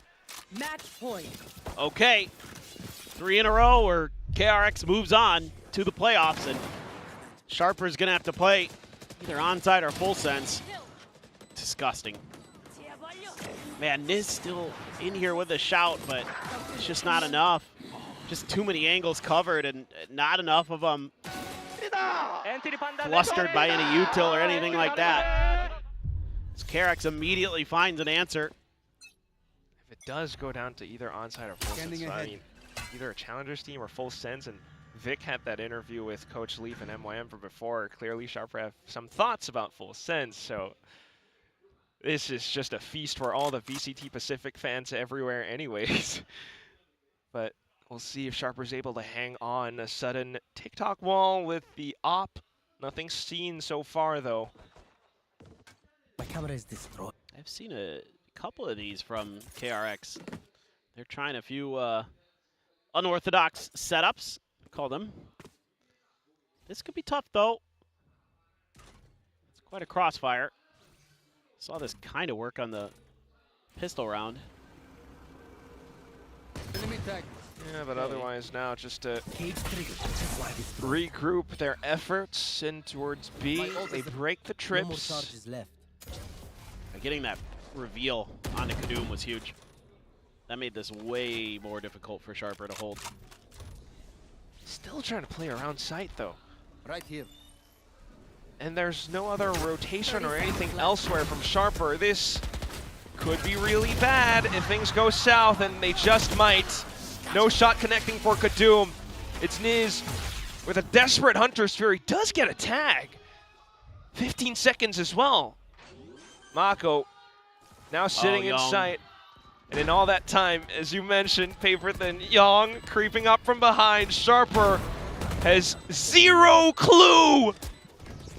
Niz finally turning back around. Apinya will create a bit of space out from Market. It's a 1v3 though. Heavy work, heavy lifting just to try to extend their lives. Apinya takes the first kill, swings out wide for the next, and Mako just does not let up. KRX will deny Sharper from moving off into the playoffs, and they themselves claim that fast pass ticket through. It was a hell of a fight. Both teams really giving it their all here today. But once again, Sunset proves to be Sharper's undoing. They are hoping that the sun will not be setting on them in Pacific. They have another shot, they have another chance, but it will be KRX who will be seeing themselves into the playoffs. Going up against, I don't know who, but at least they don't have to go straight to lowers. That's the best part of this for KRX. Absolutely. I mean, what a performance it has been. Just the IGLing from Mako to begin with, but also freeing on new roles. Hyunmin onto the Neon now as well. And as you mentioned, Sharper too. I mean, it's just so much that they have to do. It was between Summit or Sunset, and you know, coming in from Challengers and all the prep work that they had to get done, it was tough. But my, did they make it a good fight. Yeah, they did. I mean, you gotta credit this Sharper team. They've got some courage, they've got some fight in them, but I don't know what's going on. KRX is always just seemingly there at the end of the year. They cannot be stopped. They are just a force of nature, despite Mr. Termy's wild ride with the agent rules. It might be wild, but it's also breezy, because this is just 3 wins now. Straight lock for playoffs, and then you're thinking about global, Gen G. It's just incredibly entertaining with everything so far. We're going to toss it down over on the stage with Bella. 네, KRX의 용 선수 만나보겠습니다. 승리 축하드립니다. 감사합니다. Well, that's a win for KRX. They're taking one step at a time, and they check the box. They have secured their spot in the playoffs. Well, I know the journey has been up and down for you. What does it mean to, get that box checked? 와, 오늘 경기 정말 멋지게 이렇게 승리 가져가시면서 플레이오프 진출 확정해내셨습니다. 정말 값질 것 같거든요. 네, 진출 소감부터 들어보겠습니다. 우선 오히려 약간 연패하고서 오는 플레이오프라 그런지 일단 되게 신나고 기분도 좋고 끝나고 나서 하빈이 형이랑 되게 세게 안았거든요. 네, 그만큼 기쁜 것 같고 플레이오프에서도 좋은 모습 보여드릴 수 있도록 노력하겠습니다. I think it's actually sweeter that we went through the hard times first, and we've managed to secure our playoff spot. And actually, at the end of the day, when we secured our win, Bane and I hugged really, really hard. It means that much to us, and it's just so much nicer to actually secure the win because our team is stronger, right? I mean, we saw how intense the matches were on Ascent. It was you had the first half. The Sharper team, they had the second half. You guys went overtime. Now that you faced them, can you tell us what facing Sharper was like, what they're like in the server from your point of view? 안 그래도 정말 오늘 팽팽할 거라고 다들 많은 분들이 예상하셨는데 어센트에서 뭐 전반은 우리가 후반은 상대가 정말 까다로웠을 것 같아요. 직접 상대해보니까 좀 어떠셨어요? 우선 상대가 2부 리그에서 이렇게 올라온 팀인데도 불구하고 이런 오프라인 무대에서 되게 자신감 있게 잘 하더라고요. 그래서 우리도 2세트 지고 나서 이제 3세트 좀 이제 계속 신경 쓰면서 해보자. 2부 팀이라고 그러지 말고 잘 해보자라고 해서 저희도 이제 그런 거 없이 열심히 해가지고 이겼던 것 같습니다. I mean, they joined us here at Pacific through the plains. They qualified, and we knew that they were good, but it seemed like they didn't have any jitters on stage. So after we let Ascent slip away, we were like, guys, we need to lock in and make sure that we take the 2-1 win against them today, right? And we have you have a very familiar face in the audience. You have your #1 cheerleader in the crowd. It's your dad. I know that it would be so nice if you gave him a special shout out. So this is your chance before the playoffs to say, hi, Dad.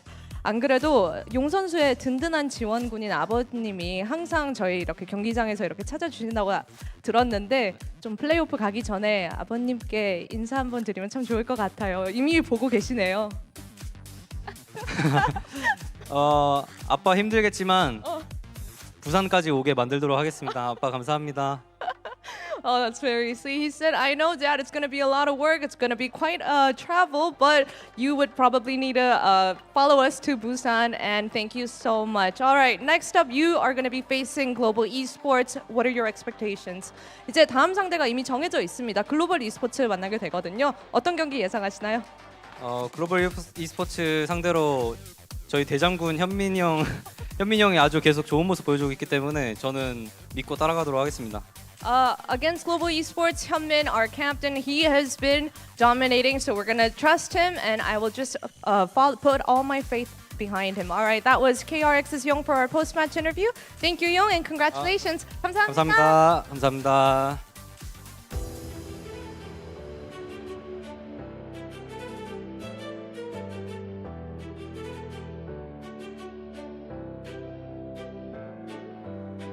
I want to say KRX doubters are crazy as someone who predicted KRX today, but the fact of the matter is it did come close and Sharper could have won today. Luckily, it is not an elimination. Both of these teams will be continuing on. Sharper will have a second chance in the lowers through play-ins. But in the meantime, KRX, I feel like this feels correct. They should be going to playoffs. I mean, 3 wins in a row in the play-ins is such a sick recovery after the group stage. I feel like they've got the right roster. They've got a lot of the right roles at the moment. So I think they have a lot of momentum coming into the playoffs. And honestly, GE are going to have their work cut out for them. As for Sharper, things get a little trickier now. Even if they did grind their way all the way through that lower bracket of the play-ins, they will have to start in the lower bracket of the playoffs. Yes. So regardless of what happens, this loss against KRX is going to make their lives a lot more difficult. Yeah, it makes the road to champs that much longer, but I do think this is a team that's capable of putting something together. I mean, I feel like this was a very close game when it comes down to it, so we'll have to see what they can get done in that lower bracket moving forward. Yeah. Nice to see Hyunmin step it up there. First map was a little rough for him. Well, in terms of stats, they did win the first map, but by this third map here as the sole duelist, I think things looked a little bit more KRX in style, even if Freeing did change roles. I think this might be the first time he's playing this agent as well. We're just going to ask him directly because he's going to join us for an interview very shortly. Yeah, I mean, I was definitely a little bit worried after seeing the role changes for this final map, but they made it work very nicely. Hyunmin popping on that duelist. I feel like, I love the comp. I love the comp. I feel like this is the way I want to see more and more teams play Sunset. So I love that they embraced it head into the series. What are you gonna do when Sage gets nerfed? Like, I'll go cry. No one's gonna play it anymore, and you then know what? That will be a sad day, but that won't happen. That won't happen because the Sage is too good. Okay, well, okay. There was a point. There was a time when she wasn't that great. No. I don't know what you mean. Well, Sharper here. I think again, I want to know Freeing's opinion if Sharper is gonna continue on into playoffs. Again, good showing today, but they do adopt a lot of styles from the Korean teams, but you can't take Korean style and expect to defeat, the greatest Korean teams here in Pacific. And joining us, as I promised, we have Freeing. Bella ran all the way from the stage. She climbed, but she scaled up like Spider-Man. And thank you for joining us. Freeing, congratulations. 축하드립니다. And Thank you. How did you find that match against Sharper? And do you think Sharper will still make it to playoffs? 오늘 샤퍼를 상대해보신 소감이랑 샤퍼 e스포츠 플레이오프 진출 가능할까요? 일단은 저희가 상대하기 전에 못한다고 생각한 적은 한 번도 없고요. 확실히 경기를 분석하면서 이 팀은 잘한다고 생각했었고, 확실히 영상 분석했던 것처럼 잘했던 것 같아서 좀 힘든 경기였지만 마지막에 그래도 이겨서 다행인 것 같습니다. 네, 플레이오프 진출할 거라고 보시나요?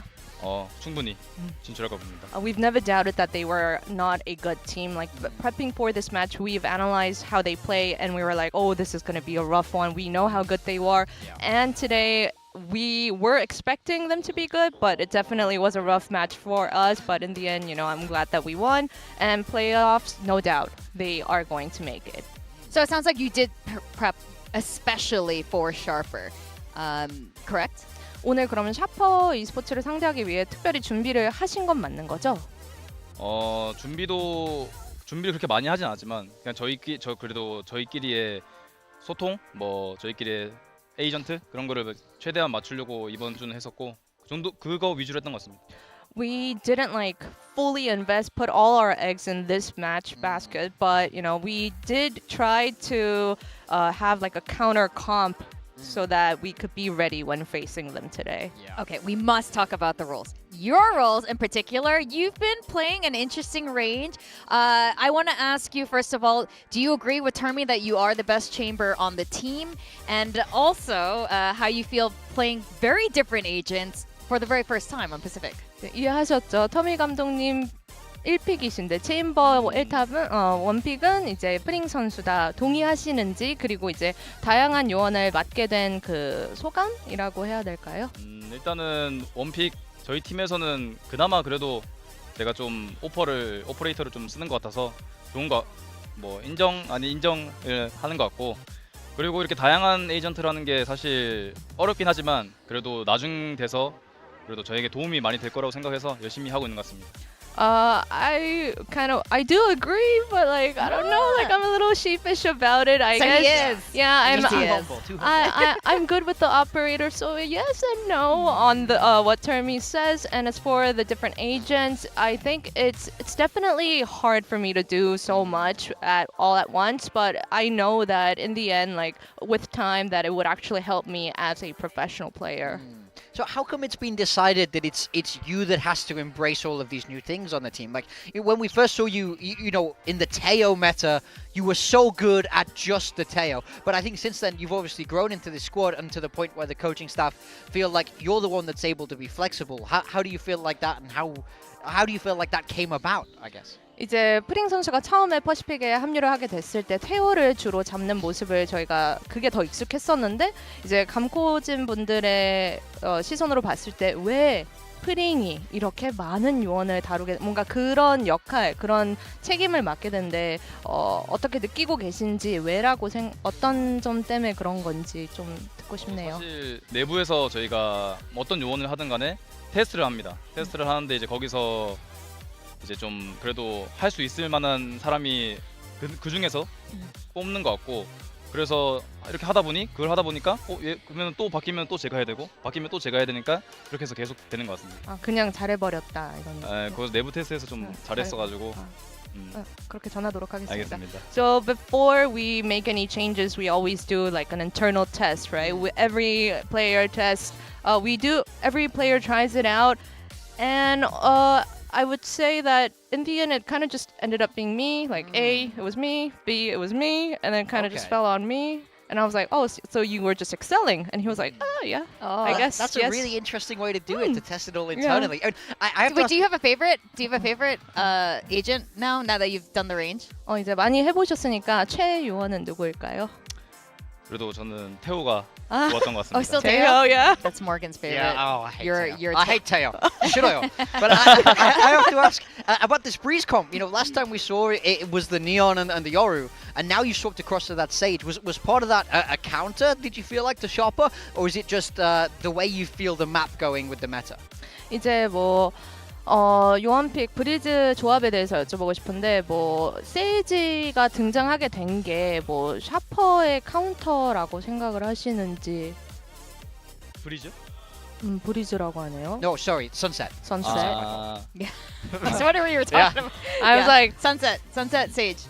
사실 샤퍼 때문에 저희가 세이지를 한 게 아니고 저희끼리 또 테스트 해봤을 때 세이지 좀 괜찮은 요원이다 이 맵에서 라고 생각을 해서 픽했던 것 같습니다. It wasn't for Sharper. It was just another internal testing. Sage was a good pick for us, and yeah, that's why we decided to play it. That's crazy though, given the agent you've been playing, you still picked Taeho as your favorite. You got to play Jet for the very first time, and you picked Taeho? Can you explain that? Actually, I want to know. Like, who picks Taeho over Jet? That's crazy. 오늘 첫 Z를 보여주셨는데 그럼에도 왜 태호를 고르셨는지 해명 한번 부탁드리겠습니다. 사실 제트는 물론 현민 선수가 잘하기도 하지만 그래도 이 조합을 봤을 때 제가 제트라고 현민이가 피닉스라는 게 좀 더 좋아서 제가 제트를 했던 것 같고 그리고 태호가 좋은 이유는 태호가 좋은 기억이 너무 많았어가지고 그리고 편하기도 하고 제일 편하기도 하고 그래서 태호인 것 같습니다. I mean, for me, I was on the Jet. I know Hyunmin's really good on it, but it made more sense for me to play the Jet and for Hyunmin to be on the Phoenix, and that was just the comp that we decided to go. And as for Taeho, I have such good memories on him, and it's a comfortable pick. It's a comfy thing with good memories. Okay. You're the only one, I think, in the world who's going to say that. You're a very unique guy. But we do have to admire how flexible you have been for this team. I think it's been really critical for the success of KRX. GE next, you feeling pretty comfortable with the GE in playoffs? 이제 다음 상대 글로벌 e스포츠 만나게 되시는데요. 좀 그래도 자신 있는지 좀 어떻게 느끼세요?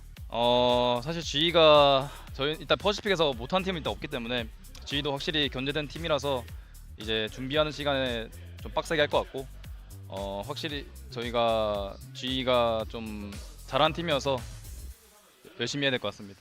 I mean, all the Pacific teams, they're good, right? We all know that for a fact. And global esports, they are good. So we need to put in the hours prepping for that match, whether it's practice or, analyzing. We needed to give our best. Okay, well, time's a-ticking. That match is not too far away. Congratulations on your win today. Welcome to playoffs, freeing, and we'll see you in a few days against Global Esports. And thank you, Bella, for translating. Thank you. Thank you. All right. Morgan, what they say about high performers, like in the office, for example, they always end up getting dumped with everyone's work because they're so good at so many things. That's what it is. He's overperforming. He's done his job too well. He's doing other people's. Yeah. I can't believe he's got Stockholm syndrome from the Taeho meta. He's the only person in the world who wants that back. Crazy. I understand it. I like playing Raze as well. You just push your buttons and people die. You don't need to aim. I can't believe he said that live on air. Batman couldn't have got that information out of me that I enjoyed the Taeho meta. That's crazy. You enjoy the Sage better. Yeah, I do. That's but you did like him on Taeho. He was fantastic on Taeho, Yeah. but it was just a horrible time for Valorant. That's a separate point. That's true. That's true. Now, Young is the match MVP. Did you guys pick him as your MVP I for did. today? I feel like for me, he was the most consistent player across all three maps. I feel like he's really doing his job and growing into this new role. I think if he's able to continue to perform at this kind of level, it really unlocks so much for KRX. Yeah, I agree. I think him and Payne, the more their performance goes up, the more well-rounded KRX is. He's made his dad proud, he's made Termi proud, and he's made Korea proud because there's another Korean team in playoffs. Oh, the little shout out to his dad was really cute. That was really nice. KRX in. I feel like Korean Valorant is starting to look good again. Next match, you got T1 versus Nongshim. Two Masters Trophy winners here. T1 hasn't won one in a while. Theirs was last year. It's been a minute, but they're looking good again. I agree. I think we're seeing the rebirth of the super team at this point. There's some intangible that Sax has brought into this roster. It feels like all of the boys have killer instinct. We're seeing better performances out of Munchkin. I think you're going to see him more and more climb the ranks and look like an elite player again in terms of his individual performance. I'm loving him on the Sentinel role, and I think this team just looks incredibly well-rounded. I'm loving everything that they've been doing. Since they played in the play-ins, they have just been absolutely dominating. Since you brought Stacks back into the roster, they got a quick 2-0 in the end of the group stage, and then the first play-ins game, they blew Full Sense out of the water. Papa Stacks, that's what they call him. We literally just saw them holding a sign saying Stacks is my father, and I think that's how everybody else in Pacific is going to be feeling if he continues. Kids has this guy got? It's too many. I just love that they brought him back. I think this move makes so much sense. I love how it simplifies the roles. I love the way he calls. I love the vibes he brings to the stage. It's a new T1 with him here.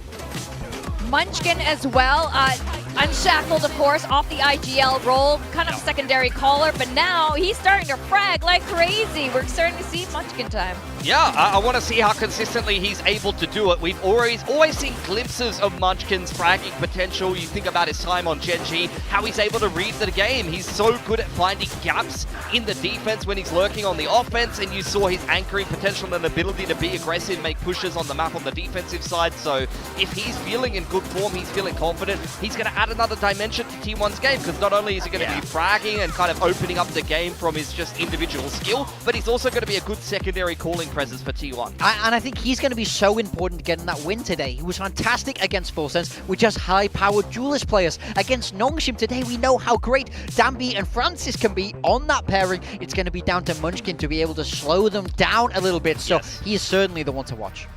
Now they are facing against Nongshim. This is a team as well. Since getting the trophy, we've seen them struggle a bit with the the nerfs that were coming in for Yoru, for the Neon, but they've kind of made the Neon start to work again, and it looks like they're making the Euro work again, and things are looking up and up. RB's role has also changed back. RB is also a father.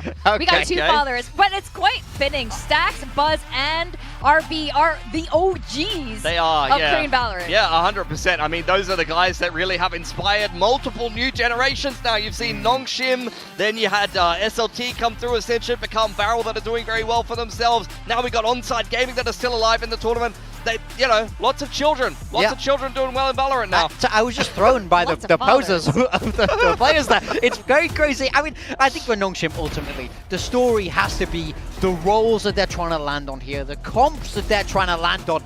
We've seen them have so much experimentation. We've seen RB play this Yoru with some success, but also a lot of lows in there. We saw Dambi be on the Neon. We saw Dambi be on the Phoenix. We saw...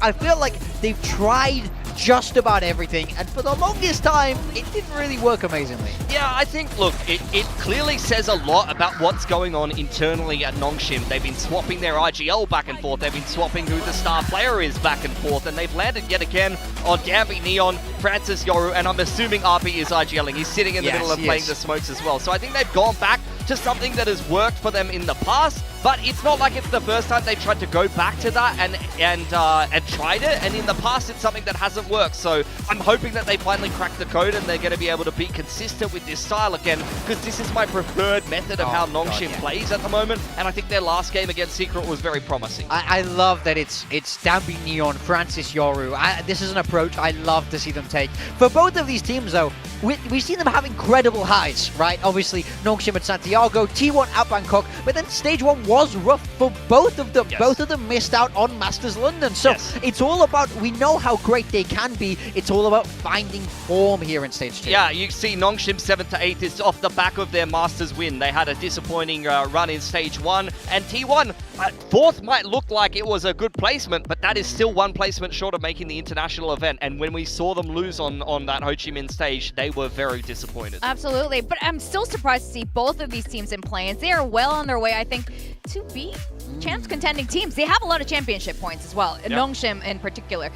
Now, this is a map Vito so far. Do you guys like this? You guys Sun Haven and Sunset. It's a little strange for me because both of these teams have historically been picking Breeze. I was looking for where Breeze was going to land in this Vito. They played Vito Chicken with it, and Nongshim, it came down to Sunset Breeze, and they said, we don't want to play Breeze. But it's a map that they picked so much. This is like, it's a little bit afraid from both of them. I thought both these teams would be chomping at the bit to pick Breeze, but instead they just cast it away down the Vito. So it does look a little bit weird. T1 picking Ascent. It's a map that they actually didn't have great success on last time we saw them bring it out. So I'm a little bit surprised here. It feels quite like a tricky Vito here. Yeah, I mean... it's all red. Yeah, I mean, I've gone for Nongshim, you've gone for Nongshim, we're Nongshim believers. The thing I find weird about that Vito, though, just to quickly touch on it, is that we haven't seen any of those 3 maps from T1 since they played with DH in week 3 of the group stage. They might be a little bit rusty on some of these maps, or they might have the potential to flip the comps. I mean, I think they're going to have to flip the comps now that they've bedded in Stax into the roster again. So I'm interested by that Vito. It feels like they've kind of gone away from maps they've been playing in some of the series recently. Yeah, and what are you making of this prediction right now? Every majority, except for the 2 of us, have gone for T1. Is everyone just buying into, Munchin going off the IGL role, and now we got the, the classic super team back? It's hard to argue with it. Since Stax came back, they have smashed 2 very good teams 2-0 apiece. So I think they have full momentum here, but I think Nongshim is a bit underrated right now. Yeah, I completely agree with you on this. I think Nongshim is going to pull out something real good here, especially with the role changes back to where their strengths are. But we'll just have to wait and see as we welcome the 2 teams. We got Nongshim versus T1.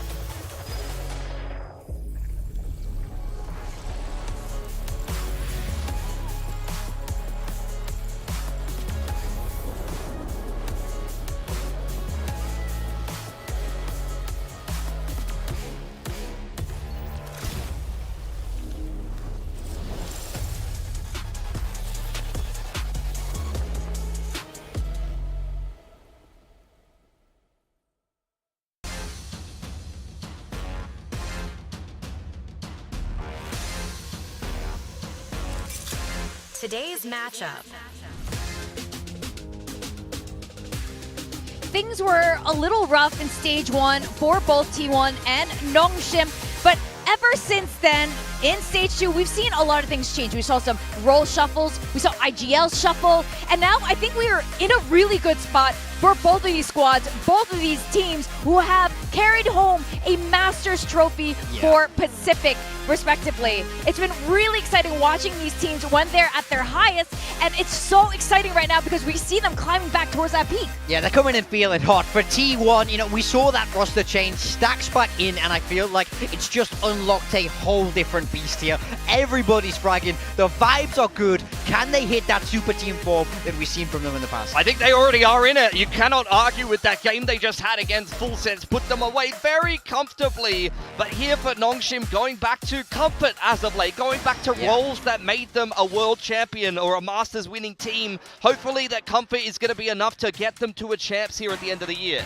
Yeah, absolutely. And I can't wait to see what they're going to be bringing out today, because you guys made really good points about how everyone's swapping back onto the role that fits them so well, whether it's a certain agent role or with Stacks coming back as a main IGL. I think it's so hard to predict for this today. I mean, I swear down, if Dambi isn't on Neon and Francis isn't on Yoru, I will leave the building. I can't take it if they swap off that after a great week last week. I love what you said there, because it's so true though. Both T1 and Nongshim, we talked about their disappointing stage 1 runs. Both of them went into a period of experimentation, trying to find what was wrong, trying to kind of theorycraft what they can do differently to become a better team, and then both of them went back to the original winning formula. I think they found it again. I think both these teams are sort of recapturing that magic that made them so amazing. So I think this is why the matchup is so exciting, because they're both hitting form. They're both really finding their footing now in stage 2. So for both these teams, you know your strengths. I want to see them lean straight into it. I don't want to see them get tricky. That bottle is huge. Yeah, it's a big bottle. Look, Buzz is a big man. He's got a lot of heavy lifting to be doing, going head-to-head against Nongshim today. Yeah, I think the reason why the T1 predictions are so skewed is just because you see them absolutely blast KRX and Full Sets back-to-back. I don't think Nongshim has been tested just yet here in the play-ins. They've only had to make their way through Team Secret. No disrespect to Team Secret by any stretch of the imagination. We'll get into the agent select here. This is T1's pick. Nongshim is going to stick with the Neon Yoru. It seems like this is the formula they're backing themselves with on every map. I like the choice of Sentinel more for T1 though in this matchup. Really? I'm not so sure. I feel like if you're going to play Vice and then there's a Yoru on the other side, it's so hard to get value out of the wall. It's going to get baited, where a trap you can remove, you have a little bit more variety to place there. I think Munchkin has his work cut out. Yeah, I think Buzz here, I'm keeping an eye on his performance. I've seen a lot of games where he has to play something like a Jet and play that primary entry on the attacking side, and sometimes he just gets sent to his death. But I think T1 is playing well-rounded enough to make up for that if Buzz has a low fragging performance to start off the game on the attacking side. Buzz will be fine. He's back on Jet. He was on all sorts of strange duelists by his standards. He might want Teo again. Who knows? Oh, please don't do that. But this is really exciting. I've actually missed peak Korean Valorant, and it looks like we're going to be getting it today as we send it over to our casters, Paper Thin and Quack. Oh yeah, it might just be like time to usher in a new era of Korean Valorant based on everything. I feel like this play-in so far has kind of been like a lot of the Korean teams going through this evolution, this chrysalis stage, and then now out of the play-ins they emerge as butterflies or moths, T1 or Nongshim. Yeah, I don't know. It's a good question. I have no idea. I predicted T1, but I'm not confident in it. I'm not confident in any of my predictions right now, given how I'm doing. But I think here this is just kind of a bit of a shock in a way. Not that I'm surprised the Korean teams are doing well. It's the way that they're doing it and shuffling all the roles around and stuff like that. Normally that's like, oh boy, you're in panic mode. Like that only works, like you would think, like 1 out of 10 times for the Korean teams. It's just like, well, it's 10 out of 10 times, duh. Like it's been insane the runs they've been putting together. Played musical chair a little bit. Yeah. But I mean, talking to Yo-Man backstage, he's just like, yeah, the Korean teams are so scary right now. Like even though we're doing well, we're still not like super confident, because so is everybody else. Yeah, exactly. I mean, that's what we're seeing right now. The changes, the desk is loving it, the fans are loving it as well, and you've got to love the fact that this will now be put to the test. Both red teams facing off against each other for that qualification spot to playoffs. And pretty exciting. You've got the former teammates going up against each other in the assumed IGL department in RB and Stacks. We haven't heard otherwise, so we're just assuming that's still the case. It seems to be working, so I'm sure that that is what we are going to stick with. Kind of an interesting setup here. Maybe looking for the paranoia and the dash out with Domby. You can follow it up with Francis, who's got the TB as an escape valve. Oh no. Yeah, you can see there, they want this paranoia. Quiet, hugging the wall. Paranoia finally goes out, but not doesn't matter. I mean, Domby just connects onto all three. T1 not quite expecting that, so just to pick up the pieces now, Meteor and Buzz. Yeah, it helps when you collat with the ghost there, Domby. Disgusting. And a quick pivot, but yeah, I mean, I think you're lucky to get the spike down here as Meteor. I guess the good news is that Nongshim has misread this as a re-hit towards B, and Buzz will help sell that, so actually you probably will get the spike down here. In fact, the TP's out there. Ooh, okay. I mean, looking for that camera, we'll find it. I mean, it's gonna need to be magic here for Meteor. I mean, getting the spike down alone and the alt orb, all right, that's already best case scenario. I don't know if you can get any more extra kills, that'll be neater, but otherwise, getting the spike credit bonus is good enough. Oh my gosh, well, yeah.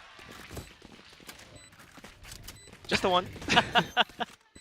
It almost looked like it was gonna go sideways for Nongshim, but Meteor just not quite able to stabilize in those follow-up shots. Yeah. But this is, yep, simple play. Bang. The collat. I mean, they're all, literally everyone got hit by that paranoia. Literally everyone. It's like the panic stacks paranoia back at them too. It's just like, oh, what are you gonna do? And that's the other thing as well. It's like just looking. Okay. Oh, dreaded. Of course. Well, T1's playing, so it's always T1. it actually is always T1. It is their fault. I am convinced they are the curse, actually, now that I'm no longer convinced that it's Jordan, even though I want to blame him. It's just T1. It does look like it's something to do with Munchkin's setup, so we'll see what it is. But apart from that, you know, it's like you mentioned how, like, yeah, the Korean teams look incredibly scary. They are also the ones, these two specific teams are the ones who have dealt close to 13-0s. In fact, I think Nongshim were the only ones who actually got a full, like, proper 13-0 against Zeta. Yeah, but T1's been damn close. Against Full Sense? Oh, yeah. Man, that one. I mean, they absolutely smoked them. It's hard to judge exactly where this power level is between these two, because like the desk was mentioning, the opponent strength, I'll say, it's been a little bit higher for T1. I think that's fair to say here in these playoffs. So, you know, for Nongshim, we'll see. I mean, I have no doubt that Nongshim can win. Like, zero doubt. Because we know they can. And they're doing the right things again. So it's just a matter of executing. That's not going to find any value, at the very least. I mean, you should be getting Meteor the ultimate one way or another for the next round, so not too bad in that regard. Find it in death at worst. Otherwise, just kind of safe and measured as best possible. Lurk towards mid. My eyes are down. Otherwise, nothing too concrete yet, though. Ivy will have his suspicions, but I mean, especially with the camera being broken. But will they be able to fend it off? Yeah, there they go. Go, go, go. All the rotations as well. Ooh. Nasty shots from Xros. So probably not much left to do as T1. Eventually, you just got to go die. They're going to try to wait it out, try to test Nongshim's patience. 30 seconds. Nongshim would be happy to just continue farming up ult points on multiple players. I mean, it doesn't just have to be Domby. Xros as well with that one pistol kill. Oh yeah, you'd love for Xros to farm here. remaining. That's he exactly does. what happens. We all did our part. It's perfect. Great round for Nongshim. All right. Hunter's Fury on the way. Both teams also just, I mean, apart from, you know, some of the early fights in the rounds, it's the fact that it's how they always operate. They're just trying to min-max everything as much as possible. The qualification spot to playoffs just matters quite a bit, you know. It's an extra day to extra time to prep. True. That's a really good point. Like against Genji as well, maybe. Oh God, yeah. Ooh, oh Munchkin. He at least dishes it out just as much as he took. I'll handle this. Meteor did get that ult in death, so just doing a little bit of checking. Let's see a pretty open site. You know, Domby tries to find the timing there onto the entry. Did tag up Buzz a bit. But now you just got to hold here as T1. Spike planted. Especially if they have the sights on towards heaven, though. Okay, Buzz. A bit of assistance, but here comes Francis. Classic right click, still strong enough. Lethal health range, though, so they always have to be careful. Hanging far back behind. They take down Izu. Stacks getting gunned down too. What? He had 5 HP!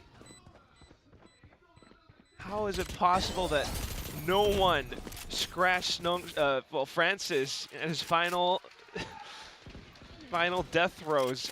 What? I have no idea. I have zero idea. I mean, this looked like it was done. Oh my God, Francis. The swap to the classic is beautiful. Oh, Izu. Drone? Sleep at the wheel. Keep moving. Ooh boy. Well, now it's only one gun carried over for T1 from Munchkin. This is T1's map pick as well. They'll be leading once again over onto B site, similar to what we saw in the pistol. 3 players off the other end from Nongshim, intent on peeking out. Big shots found, a bit of an exchange. We'll have a listen in to T1 real quick. 아웃로한테 다 안 되긴 하다. A 메인 쪽 갈게. 이거 1차 한번 가릴게 그냥 이거. 못 나오게 이거. 뭐 할 거야 이거? A 갈 생각해보자 이거. B 드론 설치한다. B 메인 드론 리클리야. A 원에 한 번 더. 아니면 다시 B 가든지. 그럴래? 이거 내가 봤을 때 이거 저거 요로만 밀어내면서 가자 그냥 얘들아 저거. 요로 이미 먹었을 것 같아. 우자 리핑 나올 듯. 인정? 자 총으로 밀어내자. 어쩔 수 없다. 요로 좀 피 좀 깠나 혹시? 내가 한두 대 맞췄어. 그러면은 얘 내가 봤을 때 앞라인은 안 쓸 듯? 그러면은 뒷라인 쓰겠는데 이거. 여기 뒤에서 있긴 한데 그럼 총으로 할게 그러면. 태호가 먼저 하자. 태호가 총 있는데. 해줘. 봐봐. 앞에는 없을 것 같다 생각하고.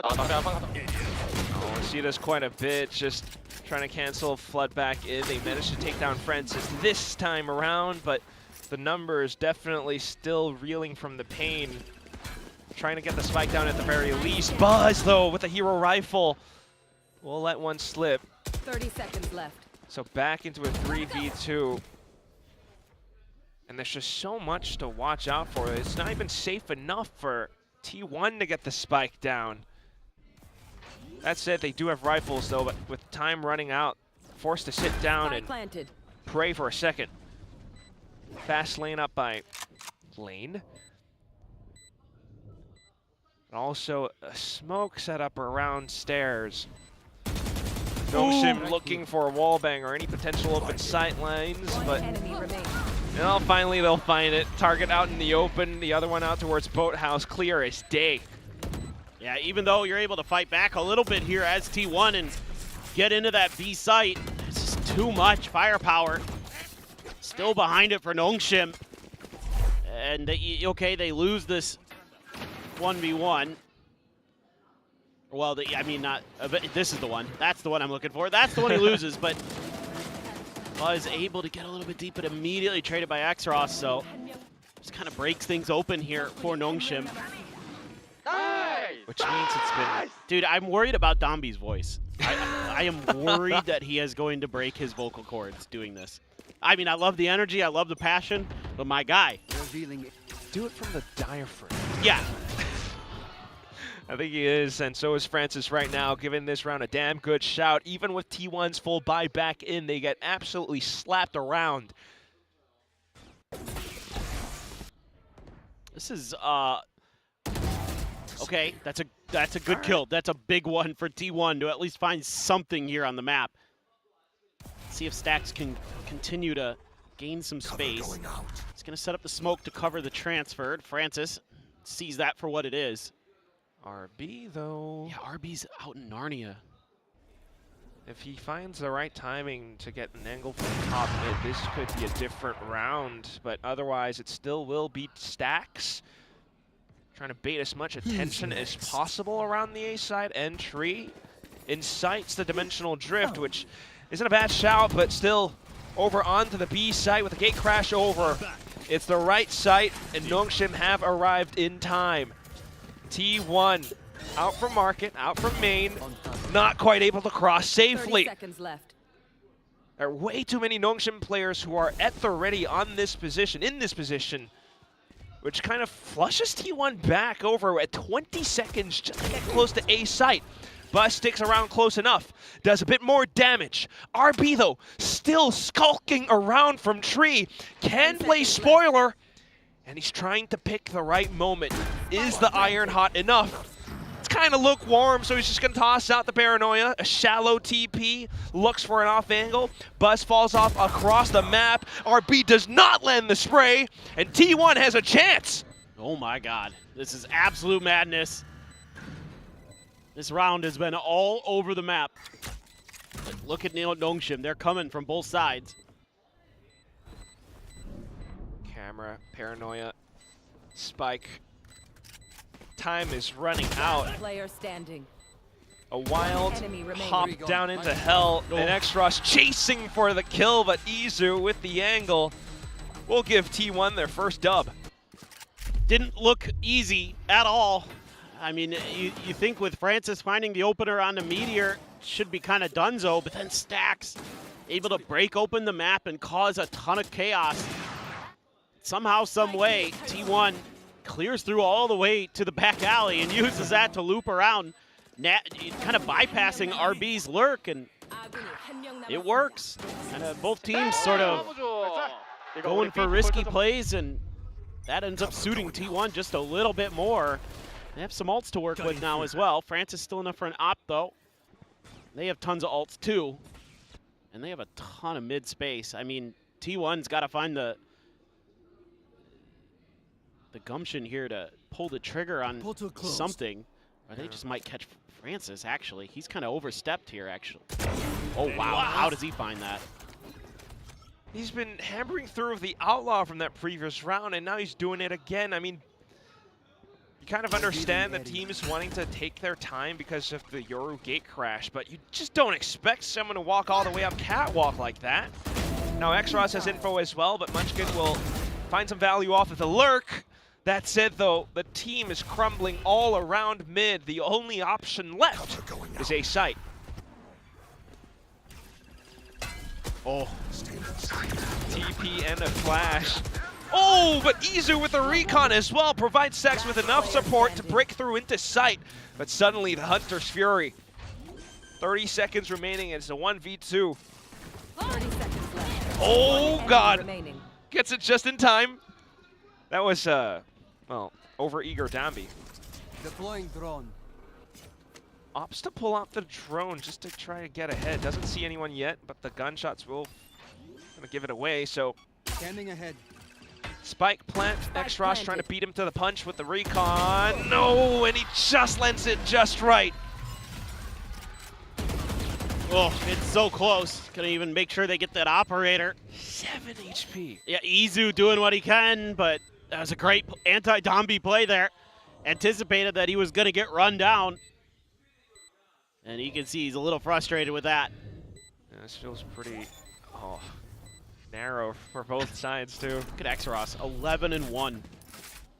Ridiculous start. I mean, multiple of these rounds now have gone down to retakes and fast rotations from Nongshim.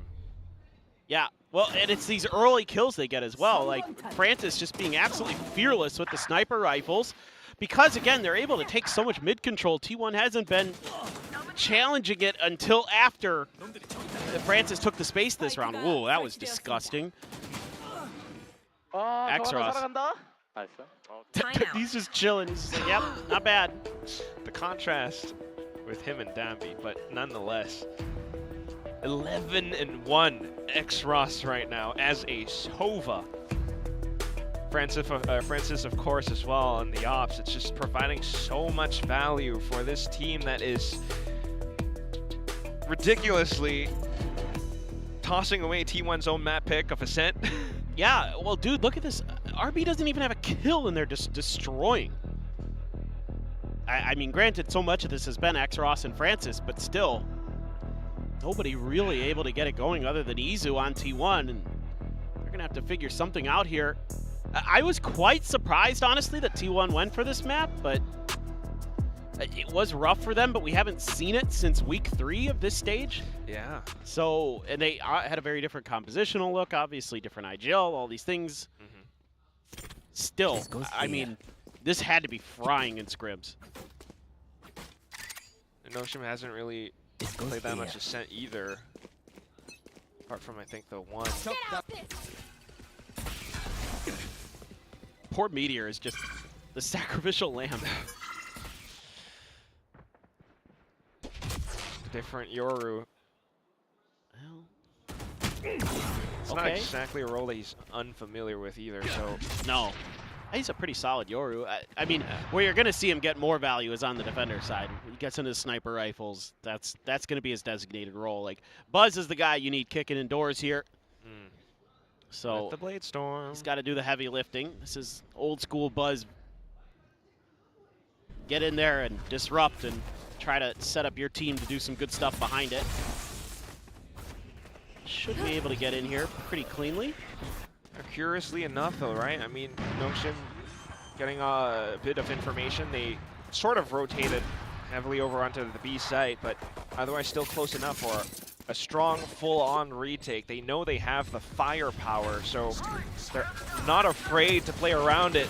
Paranoia from below. Buzz looking for Bladestorm shots, but nothing's connecting yet. It's a Hunter's Fury ripped as well. And then you have Meteor just to try to hold from around Generator. X-Ross the one with the op this time. Meanwhile, the rest of the team just fanning out from door. The sheer wall does nothing to slow them down. They timed that so well. T1 just hiding inside of Hell, as well as A main with the pistols that they do have. They did buy some time away from the spike, but is it enough? Sticking onto it at the end, down by 0.41. Nongshim will continue with their win streak. Oh boy. This is frustrating for T1 in a couple different ways, but it's just a phenomenal retake. I mean, this is the classic Neon Yoru combo. Throw the flash, swing out, take names. Oh, Dambi finds stacks through the smoke. The third there on the Munchkin as well, but having X-Ross holding the other cross angle at A main, ridiculous. Almost like RB was waiting for Dambi there. He's like, okay, I know. But you had the Blade Storm off of that Paranoia that couldn't get any kills. Dambi swings out quick, but not gonna find any damage off of that. Just some early info, I guess, but T1 still looking, I guess, relatively fluid enough. They're trying to find a quick entry back in over on the A site, but RB now being the shield between them and the site. 2 kills, still alive. And T1 quickly pivot over onto B site. They had Munchkin this whole time and the From the Shadows as well. Another really good opportunity. RB doesn't crucially go through towards Izu, so that leaves him open to pick off Francis. Oh my god! Almost gets into sight. Stacks. Slows it down, and now it's going to be a limping RB to try and clutch this out. It's not going to happen. That's huge. T1 to keep themselves very much in this map. I mean, you have to anticipate that this is going to look a lot like Ascent did with Sharper and KRX. Very defender-sided. But you never know with Nongshim in the mix. Oh. Ah, okay. He eventually got there. Took a little while. Izu catches Francis out. This is cute stuff from Dambi. Why, he's one of the best Neons out there. So creative on the fly. But Stacks, sturdy. Here we go again. Let's see. Notion pushing out B main. A lot of them. They're on pistols too. This is very aggressive. Munchkin will be wise to it for the time being. RB as well. Able to take down one while the team just rushes through into A site. So as the outcome goes through, it will be Nongshin being able to pick up a rifle or two. But T1 getting the plant and a lot of space to work off of. Yeah, just trying to fake their positions off of the neural theft. Oh, Francis is so ready for Stacks, though. The flash and a fake out as well. T1 trying not to reveal their location as much as possible, but it's still somewhat common enough. Take flight. Numbers back into even. Enemy tag. And Nongshim trying to look for wall bangs, or at least to pull their attention away. It's down to Ivy! He gets one with a tap and then some. Still has enough time for the defuse as well. Just barely. Just barely! Oh boy. I mean, if T1 could have bought another half a second here, it's their round. Oh, you gotta be kidding me. He got a kill there through that smoke? Absolutely bananas that he kills Izu. Just knew the lineup. Izu's tucked against the wall. Buzz doing everything he can. Third one's so nice. He's just gotta, oh, if he's just a little more patient there, actually, if he doesn't go for that swing. Like tucked behind. Yeah, he just kind of went for the play. Just thought he could get the trade. I guess I don't hate the confidence, but it's been a rough first half for T1 so far, and now it's Francis back onto the Outlaw. So much info by pushing out. Munchkin, though, marking the angle. One sidestep, and that makes a difference, but at the same time, middle has been compromised. This has kind of been a reoccurring theme. It's one team finds a kill somewhere on the map, the other team finds another somewhere else. Which is almost credit to Nongshin because they're consistently vying for control. What the heck is Axaros doing? Oh my god, that was so risky. All around. Yeah, the Steel Garden here as well. Just a bit of space for T1, and they will still be able to do some damage despite them being on classics. Bit of a reposition from Nongshim, and they're trying to read the rotation as well. Crucially, I don't think Dombi made any noise. So I don't think Stacks heard him move over. So they might be thinking this is a little more open than it is. Yeah, unaware. RB, though, will be able to buy just enough time with a paranoia as well. Shots found by Dombi, but Stacks lurking close behind. Ultimately, however, it's the spike down on the ground that Dombi wants to sit on top of, hopefully hatching into a round win, but that's not going to happen if Munchkin comes in and steals it right away. That's huge. That's huge for T1 to bounce back after a brutal loss in the previous round. To be able to get the win here on a Thrifty, absolutely massive for them to have a shot in this map. Great kill for Izu. But the pivots here and the fact that Stacks can get tucked in deep, even though he doesn't initially know Dombi is there, it's okay because he can intercept Xros and then he's able to set up with a nice paranoia. We've gone eco for eco for eco now as well. Could this be finally T1's moment to try to bring some rounds back? No! Overdrive and a bandit. One from behind, and Dombi smells blood! Goes off for a second one. RB holds up the site, and it's just Stacks left. Had some neat trick plays in several rounds past, but it's still not going to be enough to put T1 into a strong enough command. It's 8-3, and a Thrifty for Thrifty is what we have. It's the T1 classic. They love to do this. Go back and forth on these Thrifties. It looked great, initial, but there's a tiles crunch happening on the other side. And I don't know if they just think it's going to be safe because of the device wall, but one player gets past it. This is a big round. I think if you get 4 here as T1, you're probably feeling like you've got a real good chance. But the weaponry sucks. Oh boy. And the Hunter's Fury as well. RB plays forward. Counter Hunter's Fury. Oh, Shock Darts, excuse me. Will take down RB. I mean, this is still going to be quick rotations from Nongshim, though, looking to reinforce the site, and it's X-Rush going turret mode. Francis with an op. Spike out in the open, and as always, with the trend from the past few rounds now, Munchkin as the sole survivor. Looking unlikely to get that fourth that they might have been looking for. Well, I'll give it a go. That op should make it impossible. Well, this is just salt in the wound. There we go. I'll handle this. 9-3.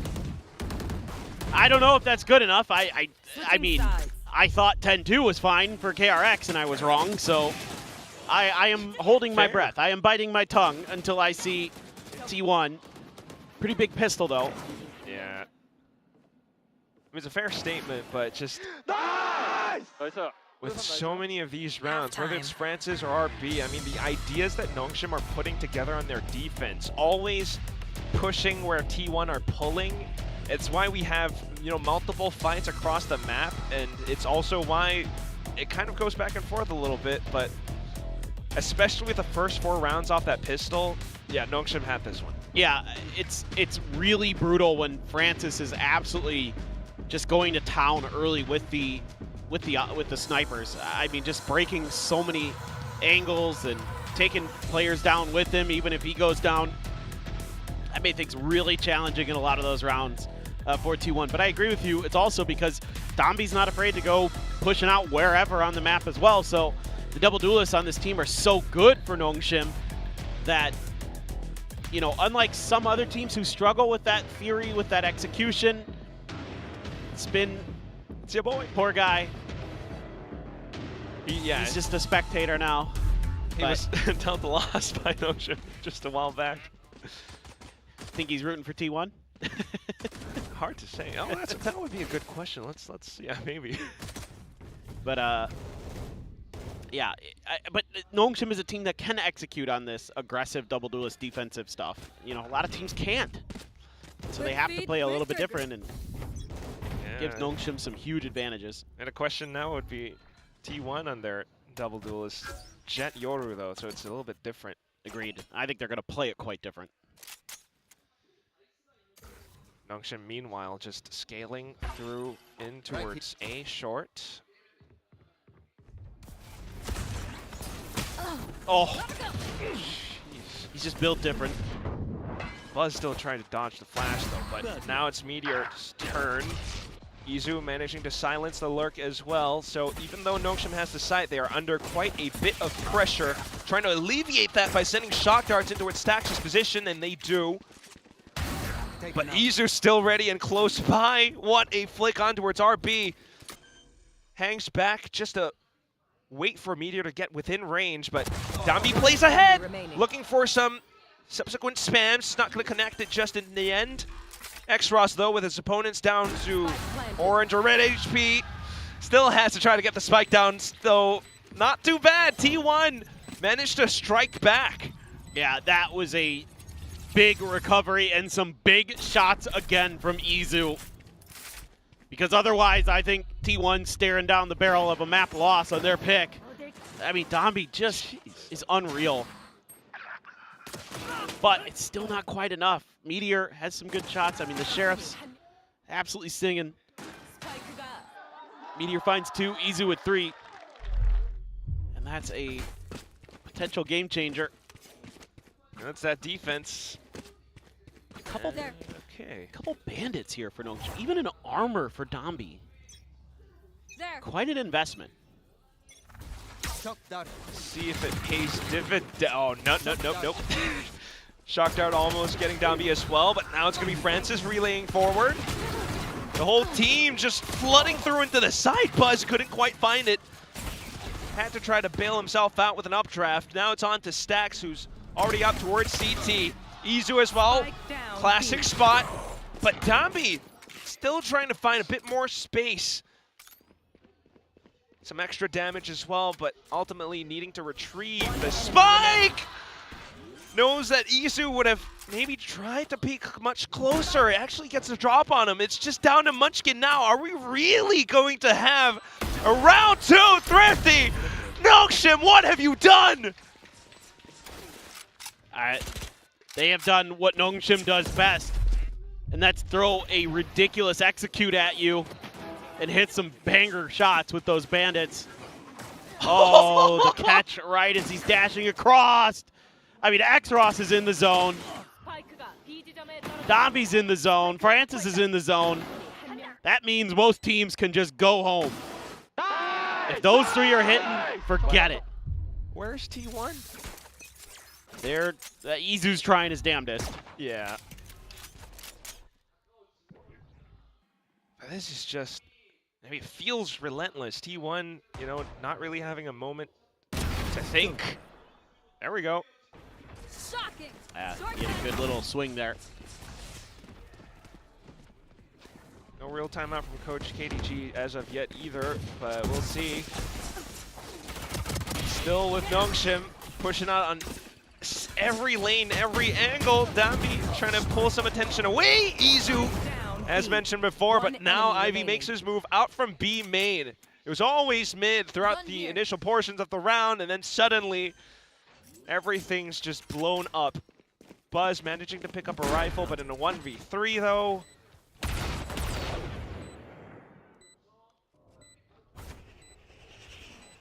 Sits down hoping for an open peek. Forced to make a move, will catch on towards RB instead, but flicking all over the place, scanning the entire site, coming up with no goods. It's Nongshim, and they've gone beyond double digits. Oh, they're special, man. When they just run these comps. Oh, I just love the way Dambi gets in and out, and then he immediately transitions into, all right, I'm going to be bait. I know I'm dead, but we got to break through out of market, and they've got a crossfire, and I got to be annoying, and I will die for this squad. Like, he is the tank.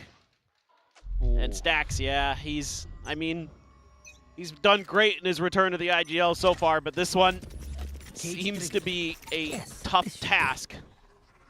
Just have no idea how they're going to try to put this together, but meanwhile, let's have a listen into the Nongshim camp. 하나 더 있을 거야. 유로 빠른 곳이면 얘들아. 드럼만 가볼게. 없으면 와봐. 오케이, 그냥 갈게. 없으면 로킹 가봐. 젠라인 조심. 앞라인 없고. 야, 숏 찍었어, 숏. 노랑 해봐. 야, 기다려. 안 들어가도 돼, 얘들아. 루로 버리고 삐가자. 루로 버리고 삐가자. 나 필. 씨발, 숏 필이야. 레버. 둘. 소 벌자. 하나, 둘, 셋. One enemy remaining. Who gave you all that confidence? Just quickly getting it done. T1 managing to hold off the A site. Had multiple players, but quickly rotating over as well. Still wasn't comfortable. There's a little bit of trickery here at the beginning of this round from Nongshim. They make it look like RB's all on his own, stuck in that corner. Turned out he had backup behind it. And oh god, X-Ross. I mean, this is very, very close to going Nongshim's way, but T1 here able to hold off the 1-2-3 push. Francis does have the dimensional drift. X-Ross has his ult, so they could just use that in combination. Dambi has an overdrive. Here it goes. And Hunter's Fury as well. Yeah, why not? Let's just layer one more on top of it. Buzz, though, okay, manages to find the timing, but does he expect Ivy from behind? Meanwhile, an entire fight breaks out on towards side, blocking off Heaven players. It's just Izu left. Munchkin was silenced out towards mid as well. I mean, this is such a hard situation. Do you save? You only have one round left if you do. There's just no answer. Even if you save, can you really save? Takes down Ivy at the very least. So that's one ult point back. But this is incredibly hard fought. Just tries to slice the pie, hoping for any form of an exit frag. If there's nothing found, let's just put Izu in the lost and found box. they'll be searching for that round, will T1, but again, it's off this dimensional drift. They get so much info, not only to set up the Hunter's Fury, but also to open up the space for Ivy to just go swinging in up through the glass, I believe. Yeah, he was coming in from behind. Buzz just not ready. Oh, and then he's watching the back.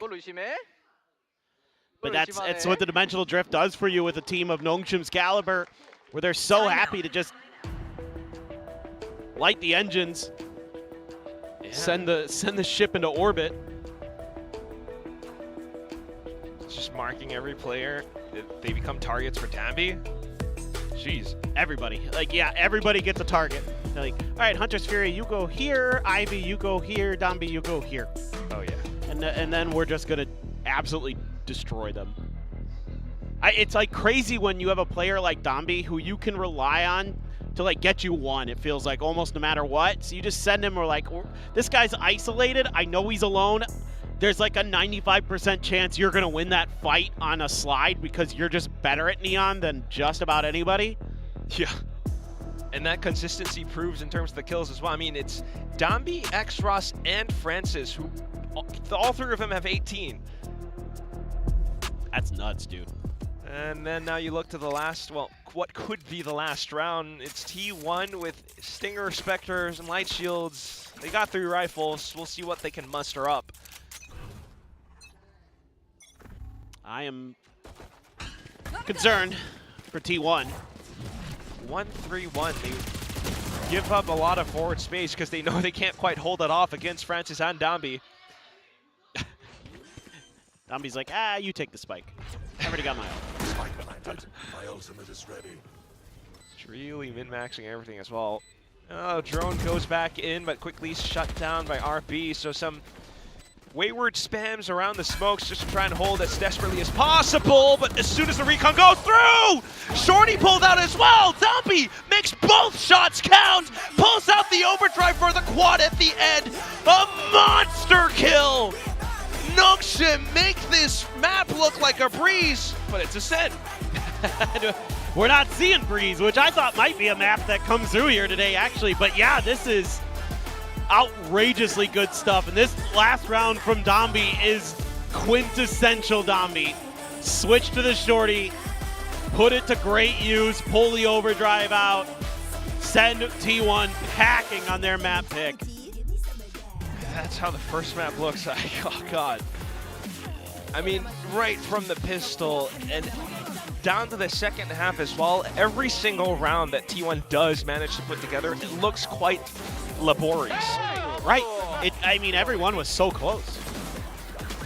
And Nongshim, like, when they started winning rounds, you just felt good about it. Like, you're just like, oh, they can't miss. They make great reads. They make great decisions. Like, Dambi's on it, Francis is on it, X-Ross is on it. Again, that's the three. That's like that three-headed Hydra that won them Santiago. If those three are clicking, forget about it. Literally nobody in the world could stop them. Now, I think there's a team in America called Leviathan who could maybe stop them now, but not at that time. Not yet, but otherwise, this just may be the warpath that Nongshim wants to go on to get themselves that spot instead of T1. I mean, there's still a lot more to go with, but an easy play into playoffs will definitely help out. For now, though, we're going to toss it back over to the desk to talk this through. Good map by Nongshim. Who would have guessed? Oh, wait, me and Pilly. We kind of knew that this would be how it would play. I also guessed it. I love Nongshim. I think they're a fantastic team. Truly one of my favorites of all time. But, okay, jokes aside, I mean, back on the rolls where they're good. They're very, very good. They started the game hot. T1, I think this was a bit of a weird pick for them anyway, and it just didn't look comfortable. I didn't think the Vice was really a great pick into what Nongshim were going to do. They just looked a little bit uncomfortable here, I'd say. I mean, Nongshim just played the style that they're good at. All of the players that frag when they do that style, all frag that did the things they're usually good at. For T1, I don't know. Like I said, it's been a while since they played this map. The majority of the maps in this series, they haven't played since the start of the group stage or the middle of the group stage, and they haven't played with this roster. So when they look good, they look fantastic with these players on these certain roles, but we haven't seen that across the majority of the map pool, and this is where this Ascent pick looks a little bit underwhelming, unfortunately. I hate to say it, but usually when there is a map 1 blowout, things, you know, become a little bit close in map 2. I mean, I'm a little prepared for that. That's how it tends to be, so we will see moving forward, but that's definitely not the T1 that we've sort of grown accustomed to seeing. I think, you know, the reason a lot of people picked them today, because they looked so great in their last 2 matches here in the Plains. I feel like they really looked like they were going from strength to strength, but that evaporated here in Ascent. I mean, they've been blowing out, but like I said, both KRX as well as Full Sense, so hopefully they can kind of put it together. This is where Nongshim, they're often a team that kind of picks into the middle of the pool, doesn't kind of throw any curveballs. Although Breeze was kind of played veto chicken with here, Nongshim has picked kind of the second map apart from Breeze that they always pick, which is Haven. T1 will be well and truly prepared for that. I don't expect Nongshim to kind of change their style too much outside of when they were playing Phoenix for the majority of those reps. Now that I'd imagine they're going to be playing the Yoru a lot more because Francis has been phenomenal. Now, I know someone on this desk would say if T1 only had a Sage, it probably would have been better for them. But I think it's also because Nongshim did a lot of things right. Yeah, I mean, I want to pick these clips because I want to go back to this Team Secret game. Look at this main aggression. This is quintessential Nongshim. This is what they do so well. This was at the end of their defense half on Summit. Just the flash and the relay bolt to slide in. They do these main aggressions so well. And the first round of this series, that's exactly what finds them success here. Yeah, it's just such a nice little pistol round where on the contact, you throw that paranoia, Danby goes forward. This is the kind of thing that let them lift a trophy. I feel like these little set pieces, the trap plays that allow these individuals to thrive and put them in very good situations to frag. This is what Nongshim are probably the best at in the world. If they lean back into that, it's going to get scary for everyone else. They're also just great with the decision tree because they'll play 1-1-3 a lot of the time, and maybe it'll be the Senti solo on the other side of the map. They're playing retake. When they aggress the main and they find the team, they more than likely will win that side of the map. If they don't, they often take that space and they flank, and then Neon is able to have so much movement that they're able to retake from different angles. Like, they understand the playstyles so well that even if they don't find the other team, they're able to kind of play out the rest of the mid to late round a lot better as a result of finding that information and pushing the mains. And speaking of players who are really good at doing that in particular was Francis. Francis on the Yoru, just keep him here. God. Just keep him here. Roll back the clock. It's feeling chilly. It's prime January, February. This is what we want to see from him. He's so good. Back on this Yoru, he's bringing out the scope weapons. He's supporting Danby. He's also not afraid to get aggressive on his own. He pushes down. He takes these deep lines. He dominates the space, and T1 had no answers. Yeah, 100%. You see him all over the map there on the defense. Just fantastic. Always keeping T1 guessing. They really just had no recourse. And honestly, even when Francis and X-Ross, Danby didn't find the success, he had a couple of clutch plays as well from RB and Ivy. This is just the quintessential Nongshim formula that we've seen from them. And I asked for a stat card of build diff with me and Quack picking X-Ross. Okay. And they pulled up this instead. So, but this is kind of the underrated player for me on Nongshim that is a direct benefit of this whole switch up, because the thing is, X-Ross knows how to frag and how to play well in this style. He plays around and sets up the Neon Yoru so well and steps into that mid-round space with it. You know, he throws out whatever the appropriate init util is, and then he thrives in that mid-round when that space is created by Danby and Francis and plays, you know, picture perfect in terms of the positioning. It's insane to be fragging like this when you have such a high-powered double duelist pairing. It's your job to set them up, enable them with the util, get them on those lines, support them when you need to. The fact he's able to do all of that, the duelist can have such a fantastic game, and then he's getting all those kills as well. It means X-Ross is just a phenomenal player. I think he's quite easily Rookie of the Year candidate. And he was your init on build diff? Yes. And who was your duelist? Who's your duelist? Shut up. We won't talk about Meteor! And also Buzz. Buzz, you know, I thought maybe I made a mistake in not picking Buzz, you know, him being back on the jet. But it's okay. We're going to Haven. Yeah. And this is different. Look, this is the thing. T1, they're very familiar with this map. They were previously playing this Phoenix Neon with Meteor on the chamber. I want to see if they stick to that or whether they're going to switch things up because, like I said, it's been a while since they've actually played this map. For Nongshim, we have seen them swap away from the Neon Phoenix onto this Yoru comp. They 13-0 Zeta on this map. You know, they know their way around Haven very well. So I think that, again, this is classic Nongshim. They're picking a map where T1's going to know kind of what they do, their general style, some of their tendencies, but what they do so well is just changing up some of the sequencing of the rounds, keeping their opponent guessing, you know, running fakes, things like that. What I will say is cast your mind back to Prime Munchkin on Gen G. What was their map of choice? What did they love? When I think if you open up Munchkin, you give him a little bit more freedom on Haven, I can see why they're not going to be too upset about this being picked into them. But I am curious about the composition. On a Viper. Yeah, that's what I mean. I'm not sure they're going to quite put him back on the Viper, though. Yeah, well, I wonder what they're going to do with their roles in general. Like I said, I don't know if we've seen Stacks Munchkin on this map. We might have previously, but earlier on for T1, they were playing, like I said, the Neon Phoenix. Meteor was on the chamber. If Munchkin's going to be the Senti player, that kind of goes away from that whole style. I don't think we're going to be seeing double Senti on Haven. Yeah. Unless it's Cypher Deadlock. That would be crazy. Cypher Deadlock? They used the Frost formula. They counter Nongshim. Oh my god. Oh, I've seen the Matrix. I've seen the Matrix. I don't know if this You're is what literally that crazy guy. Oh my that's just god. like It's all just clicked for me. You see the click trails in the air? It's just clicked for me. Frost is coaching T1. Oh my god, please no. Please no. You know, okay. I was talking about this earlier. Blowouts on map 1 usually means OT and like the other team wins on map 2 because nothing ever makes sense in Pacific. Surprises constantly. But Pilly, you picked Nongshim today. How confident are you in them closing this out? Are they going to do a KRX? You mean winning champs? Pretty confident. After that map. Pretty confident.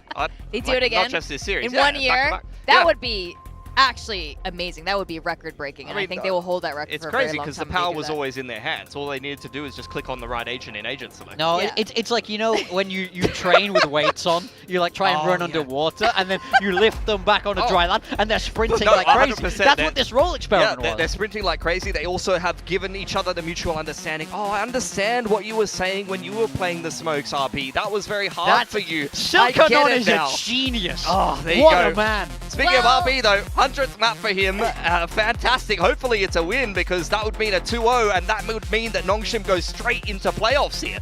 Yeah, I mean, that would be fantastic for them. We take a look at the agent select. For T1, it's a swap of style. They're also embracing this Neon Yoru. Now, it didn't work too well for them in that last map. I am a little bit curious about this swap because I felt like their Haven was moving in the right direction. But with the roles they want to adapt, the only difference here is they were in that Cypher instead of the Killjoy. Yeah, 100%. It's just a difference of the Sentinel. And I think that Killjoy is a little bit underrated, to be honest. I like the way that Ivy does play it. It's not going to trip up figuratively and literally the Neon player as much, but I think that some of the Killjoy ultimates go a little bit under-considered nowadays. For sure. I gotta say, I kind of hate this mirror for T1. Nongshim were the greatest team in the world when everyone was playing Neon Yoru. They know how to beat it, so T1, I think they have their work cut out for them here. It's kind of crazy because T1 is made up of some of the most experienced, most, you know, heralded players here in Korea, but I don't think they can out Neon Yoru Nongshim. It's gonna be tough. Let's see what our casters think.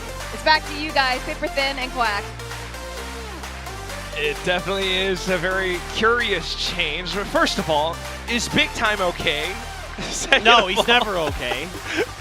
I am perpetually worried about him. Oh, poor guy. He's just like, I've seen the light. Yeah, okay, sure. You know what? I will say this, though. There was a fan out there who had an interesting sign that it's like, let's see, or we want to see the rebellion or the revolt of Nongshim. So it kind of makes sense if you think about it.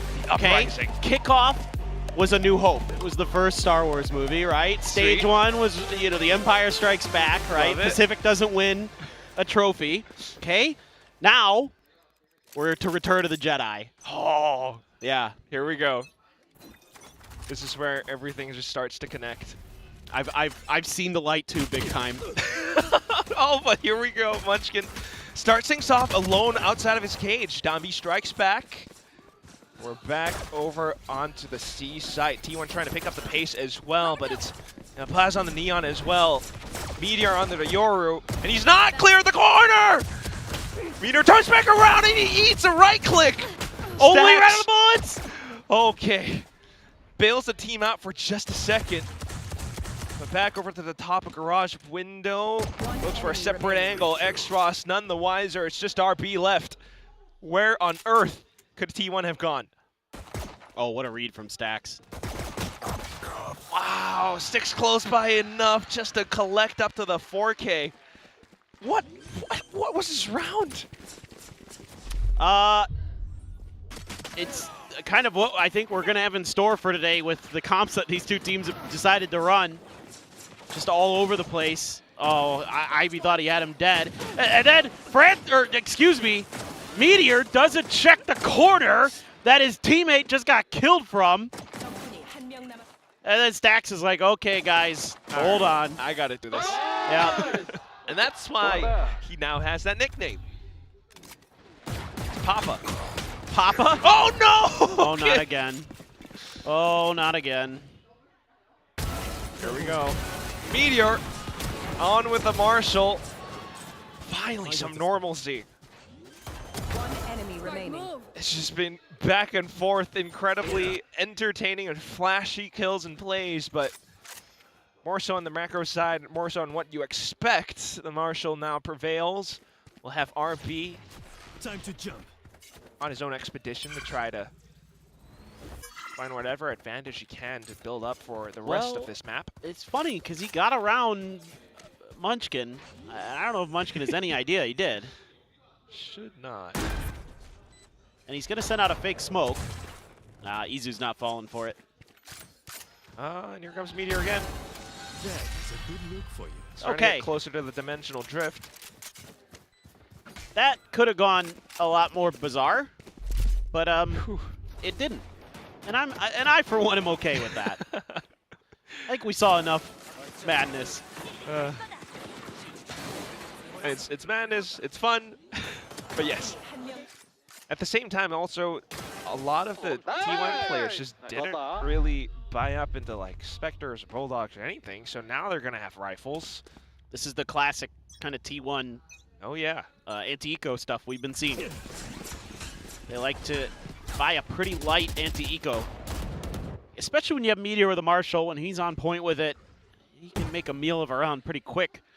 So definitely makes a lot of sense. And when they do capitalize on it, you know, you're looking to snowball. That's part of this meta. You hear about coaches complaining about it all the time. No names mentioned. And that's, I mean, it's more than one. It's a lot. Okay. So, and I get it. And so, you know, but you got to lean into that, right? If that's the meta, snowball away. And that's what T1's looking at doing right now. Had a lot of pressure or presence around A, but back over onto C, and it's quick, it's fast, it's Meteor as well with the flashes, assisting the team with their entry, and now they have the sight. Still not clean enough, though, because Nongshim looking for a fast blood back in. It's Dabi onto the judge, but he is not allowed to peek out openly. The entire firing squad of T1 just locked down the angles all around the site. That's exactly what you're looking for here. Seems like if you're starting on the attacker side today, that is where you want to be. On this map, at least. Nice little trade up there. Izu on point. Stax has been really good on this map. He might just be having one of those kind of, all right, I'm going to take this one over, guys. Munchkin as well, clean there at the end. Don't give that judge any hope. Timeout. And a fast timeout from Silkanon. Had to be feeling so good after that ascent. Now you're like, oh, wait a minute. It's just so... It's just fun. It's so fun when it's these two teams. I mean, I imagine there had to be some kind of a stern discussion in the T1 practice room right after this, right after the ascent map. But now it's like they're matching Nongshim's pace. You went in fast and aggressive against us on your attack. We can do the same thing. Do not forget that we're T1 as well. So this early timeout, we'll see how Nongshim kind of tempers that sort of aggression. But I feel like one of the ways to do it might be, you know, maybe Francis on that off that we saw. Sure. It's gonna take a while before that comes online, though. But it's kind of one of those things that it's like on Ascent, because they're able to get into it so early, get those snipers in his hands, and he's able to really do some damage in the early parts of the round. Sort of like momentum. Right, and because you've stopped that. And it's Ivy on a KJ as well. It's not a Cypher, so that's a slight difference. So we're going to be looking at T1 anti-eco full buy against Nongshim on just a Marshall and several Sheriffs. We'll have a listen in to T1. 플레이 조심이요. 부탱이 혹시 윈도우에서 정문으로 기어가는 거 조심해봐. 다 보고 있긴 해. 숏 벌린 거 같아, 쟤. 형 캠 안 봐도 돼. 나 보고 있어. 이거 얘들아 나 공 쓸 거거든. A 갈 건데. 허리스모크. 역습 나올 나오면 나갈게. 얘들아 A 뭉쳐봐. 우주 숏 가지고 숏 조심, 네온도 숏 숏 조심. 가지고. 확인. 가지고 드론 쓰면서 가져. 이거 윈도우 TP, 조심. TP. 폴드 좀. 에이 가자 그냥 얘들아 얘들아. A 땡긴 거 같아. 내가 홀리면 줘. 태워 내가 오른쪽 쓸게. 내가 쓸게. 백탑 들어서 쓸게. 이거. 숏 조심해 숏. 슬라 조심. 저기요. 백탑 애들 많이 땡긴다. 애들 많이 땡긴다. 슈틴들 슈틴들. 이거 양파 오른쪽만 몰라. 올라가. Still being able to open up the site and control it as much as they can. Lively comms nonetheless, but it's going to be a difficult round for Nongshim still. They'll give it a good go with a martial art from Heaven. RB as well from Spawn. Buys enough time for Ivy to skulk upwards. Cam in the corner though, and Buzz still marking the angle, but what, a drive-by? Whoa.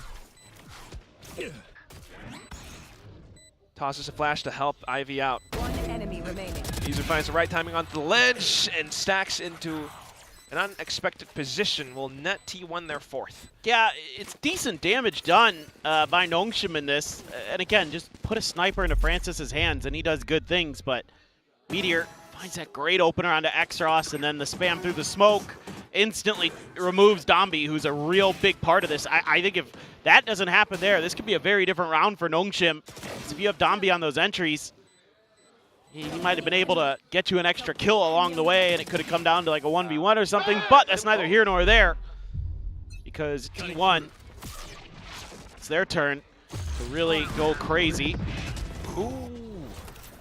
Well, more forward space for Nongshim this time around, so not really allowed to go off the leash just yet. Still though, they will try. T1 in with a gate crash onto the C site, and everyone has arrived. Nongshim as well. All staying into their own respective territories around the turtle smokes onto the site. It's flush towards the back of Plat, so you won't be able to expect anyone to swing out of it. Onto the other side though, and as soon as it drops down, it's Ivy, Dambi having their own crossfires, but Stacks. A daunting task, but he does not want to give up still though. Xros marking the back, and Nongshim will have their first dub. Okay, so far, we're mirroring what happened on Ascent, except it was T1 who won 4 in a row, and then, or I mean, it's T1 who wins 4 in a row here. On Ascent, it was Nongshim.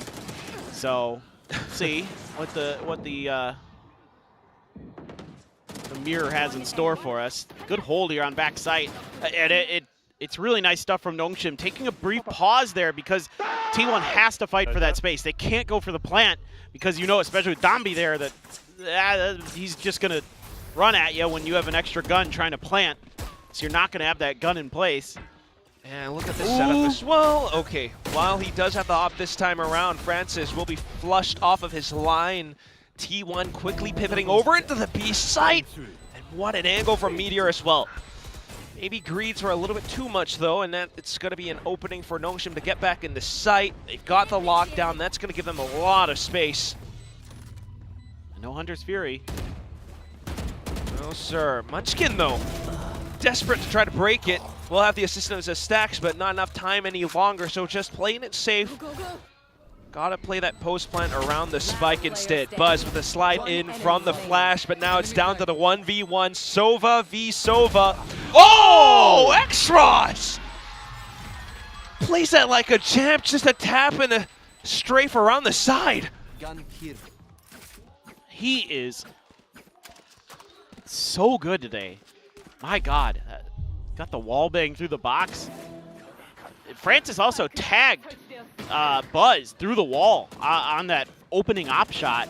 And look at them, they're trying to clear that that lockdown through the wall, but it's not able to do so. It was well protected by Nongshim. That was a big difference maker to give him that extra space. And yeah, you can hear it there. They're like, what was that?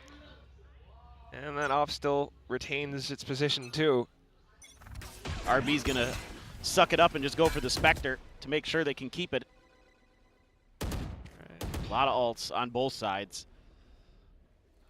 First round and a while where we'll slow things down. Francis pushing down C as well. Gives Nongshim quite a bit of information. So happy to sit with this 1-1-3. You get some info, not much, because look at Nongshim. They've got 2 players behind Dice on A. They're trying to hide.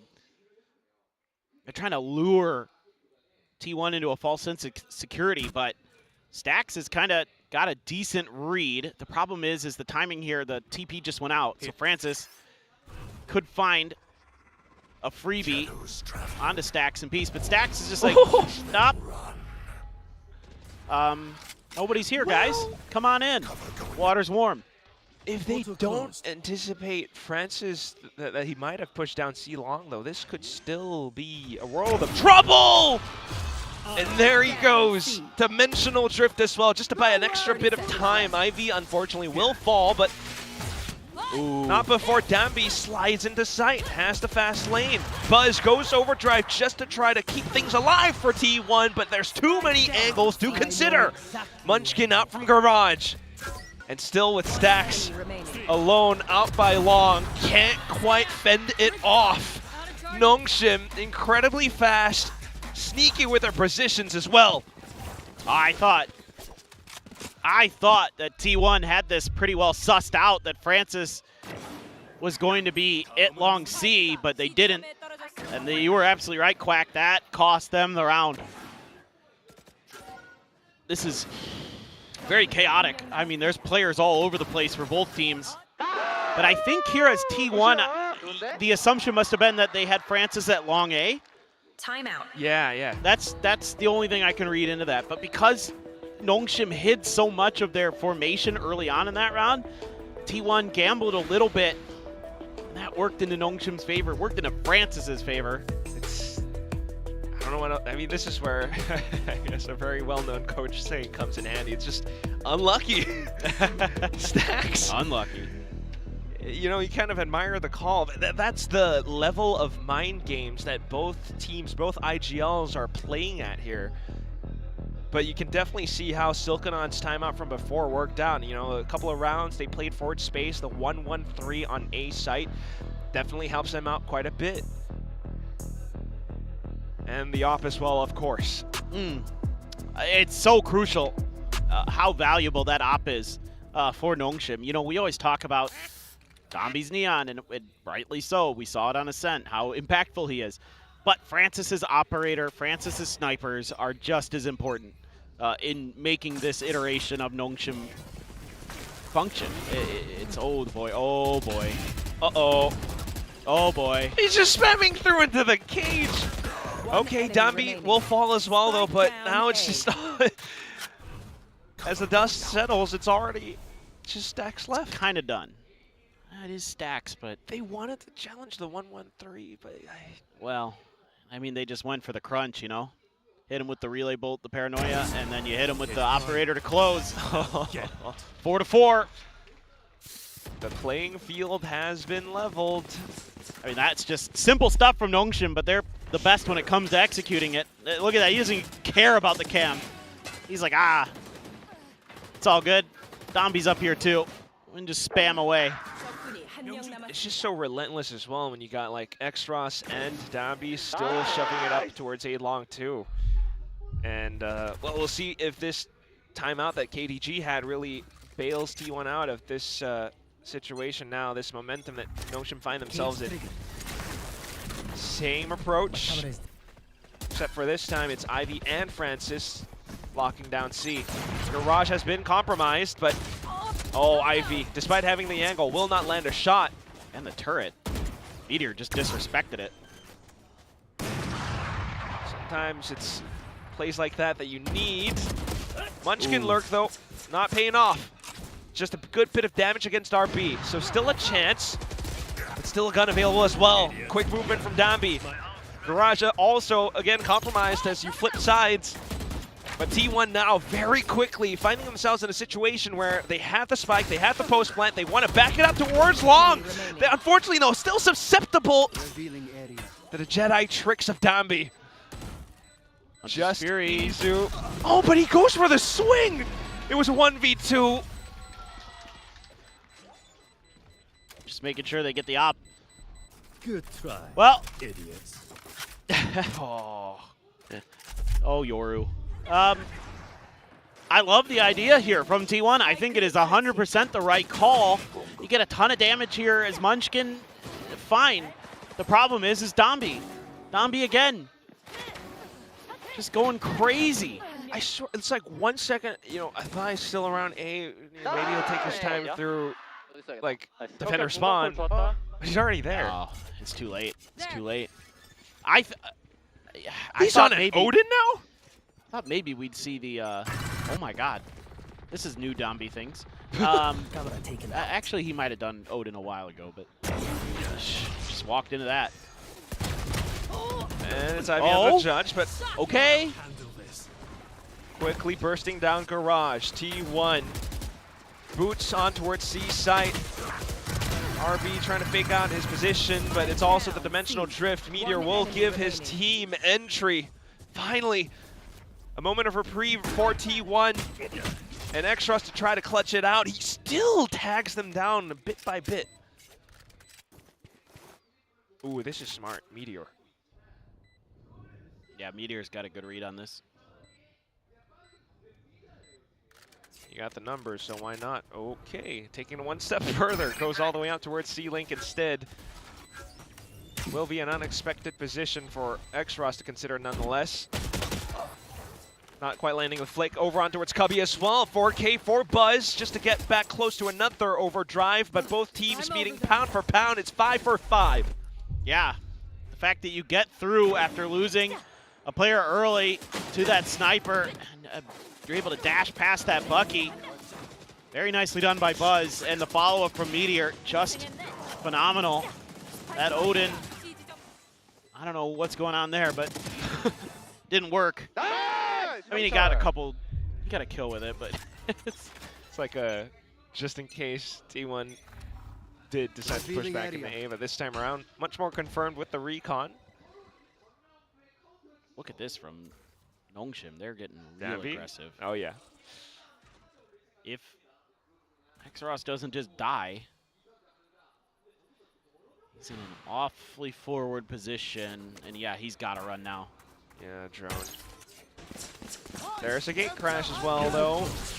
Here comes Meteor. Oh! Extros dead to rights. But look at how quick Dambi just slides back into action. Whole team trying to pivot around this as well, but here comes the overdrive, and it will just shut everything down. Chances at a retake. Brought back alive! Francis and Ivy just keeping things afloat. Little micro plays just around the back of Spawn. T1 unexpected. We'll have the spike down at the very least, but now it's separate angles to consider. Munchkin, though, tucked in behind. We'll still be able to get the snap on towards top of heaven. Now Francis, considering separate angles, knows it's a tough crossfire to try and break. He will just clear out the fort space of Dice, though I thought he was going to push all the way to the back of Graffiti, but quick peek from Izu. It's T1 in the lead for now. This is just an all-out brawl from both sides. Yeah, I mean, so much of this now is just coming down to who can kind of outpace the other in getting their rotations in. And this is what I was worried about with this Nongshim setup they had. They pushed so far out of B, they don't really get a lurk until it's kind of too late. And even though they're able to wrap back into A, it takes them a little bit longer than that punish onto Extros. As soon as he was tagged, it was Hunter's Fury into Meteor TP and just forget it. Ooh. Okay. Wow, he's going for the challenge. And he's just sticking around. You're crazy. Francis. He's going down window too? That's a little much. That's a little much. they can't leave that open. I mean, if they do, then I don't think T1 makes those kind of mistakes. Well, I guess a consolation prize, but a good news is both yours are gone, so both teams have less to think or worry about. I think they're trying to cover the neural theft here, trying to protect it. Yep, the corpses.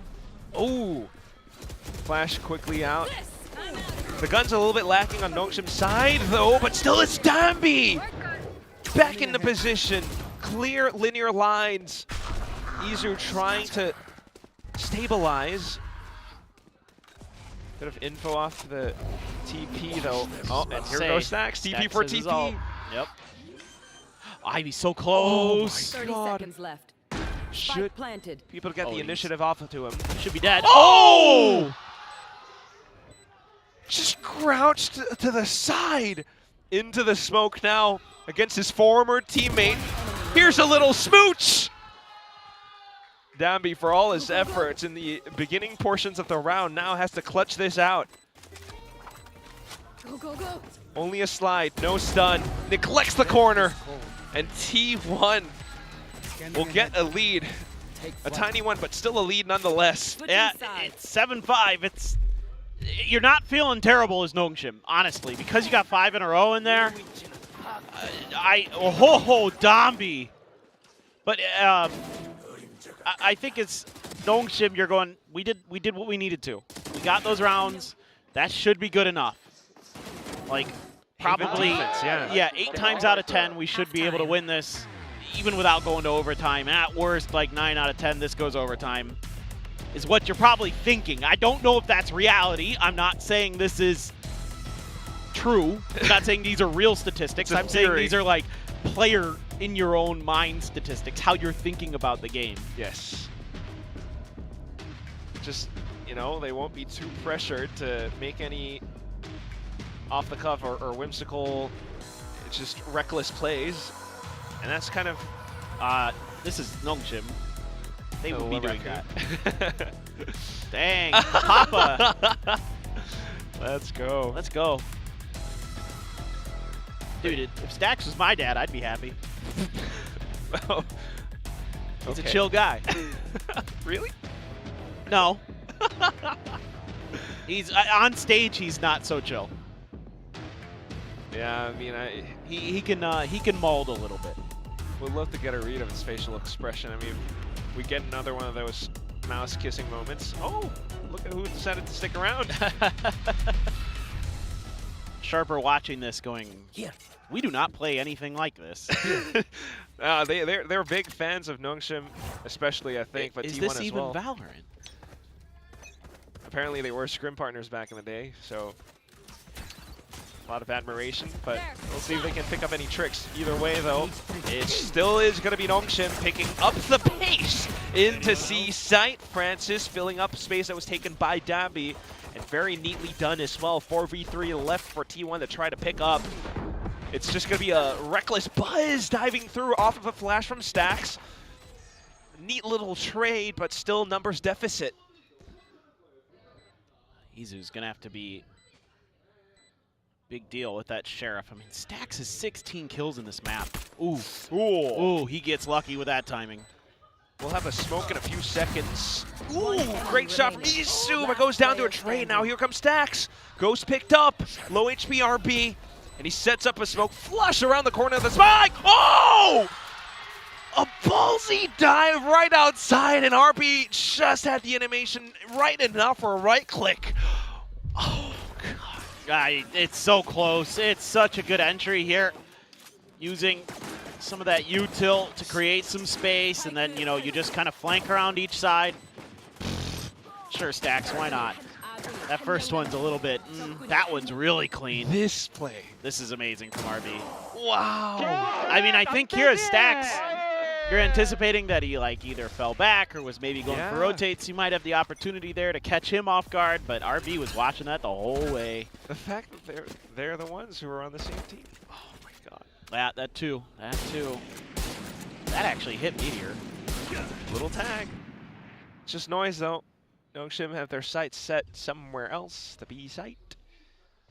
Just one of those moments where as a player you're just like, well, I'm either dead or I'm not.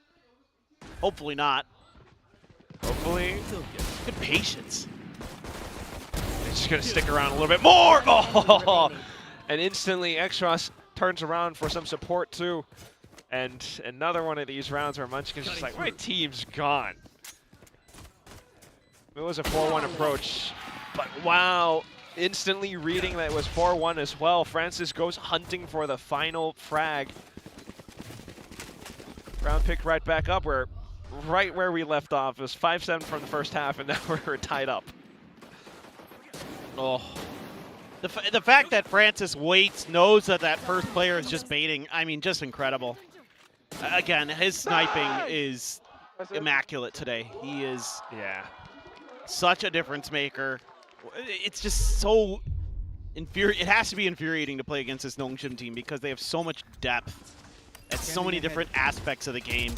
And the players too, it's just like they're in T1's heads, especially after that first map as well, if you're considering that. But right now, Trip didn't get cleared. Okay. Look at Munchkin. Just turtling around the C site with his cages and trips. Izu. I don't know. Now he knows he's there for sure because they just cleared the drone. Now you got to make a play here because you got to suspect, and oh, they're going to try to crunch him. This is so good. Typical Nongshim. It's a perfect pinch. Wow, and a Stinger spammy pre-fired that all the way through. Meteor close by just enough for a trade. But Stack's being gunned down all the way towards the back because of Garage Window as well. And it's not a commit even. Look at Xross. Nongshim, what? What are we doing? B? No way. If you're T1, this is just so tough to read. Someone had to make a move, but unfortunately, BuzzBase with his life for it. Oh my. 30 seconds left. And it just feels like the round is done. It's gone pear-shaped. How do you read a Nongshim that's just flowing through sites and then taking a pause? Yeah. I know. Time here. 10 seconds left. Very low. Can Meteor punish it? No. In the smoke. Oh. How does he not get a kill there?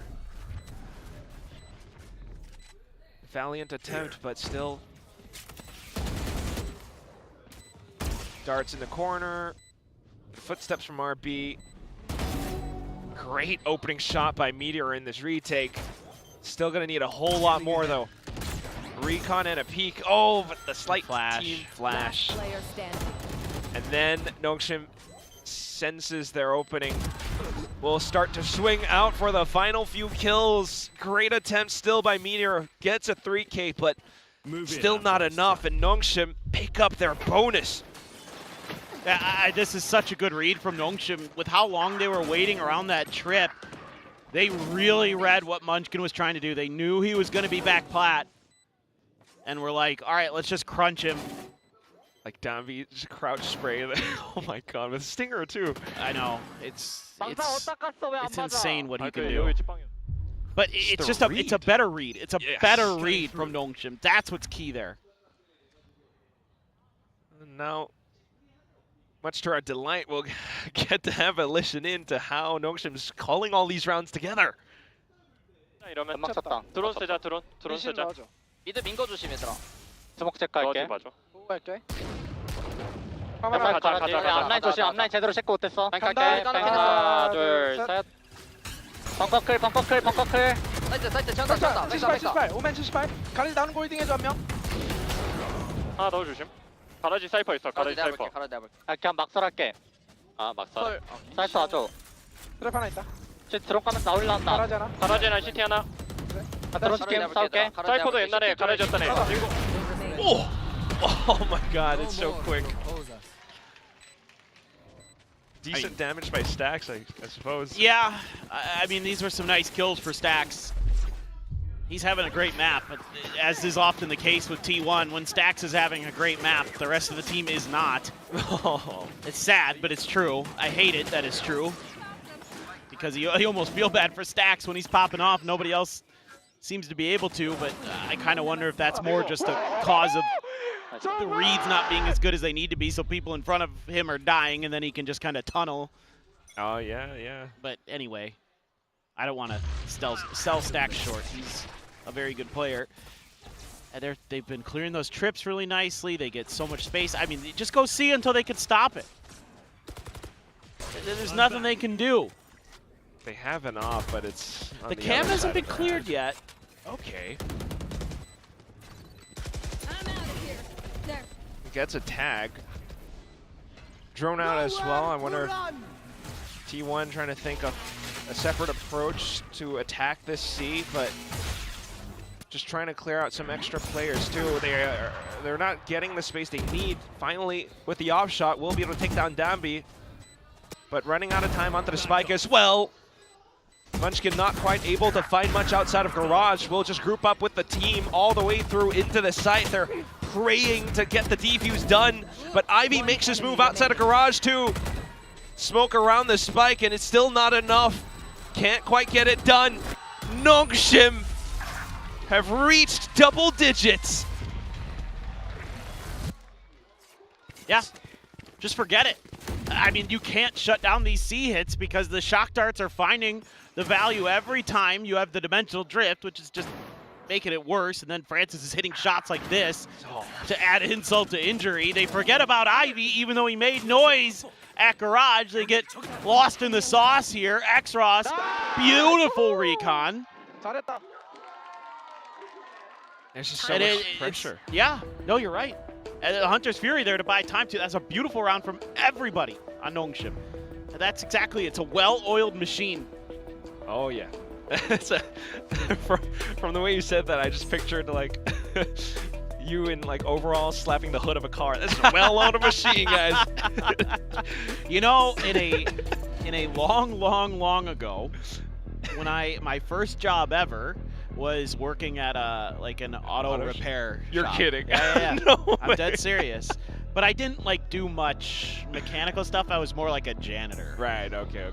But eventually they let me do a little bit. All right. Yeah, seriously. Well-oiled machine right here. When I was 14 years old. 14. I started working when I was 14, yeah. That's how I had to save up money to buy a PlayStation. That's paper-thin lore right there. That is. Summer job. Gotta do what you gotta do to get your games. It's true, dude. But I don't know if T1's going to be able to do what they need to do to get some rounds. Just to add insult to injury, that was an op that they lost in the previous round as well. They have to go back to the pistols, upgraded pistols, and a shotgun here. I just don't know if that can really help them. You know, it's not enough of a lifeline when the score is 10-7. No. This round, there's enough here that this could turn around for T1. They've got alts and really close to some alts. So if they can get a couple kills, scoop some guns, I think there is a world where they can turn this on its head, where they can get the thrifty and make this competitive again. But right now they are very much not reading the map correctly. They guessed with all that early pressure that Nongshim was going to be pretty straightforward. Oh, but they may end up being correct. Still good D. I mean, if all you have is just these pistols, then I guess why not? That TP is still a bailout here. Well,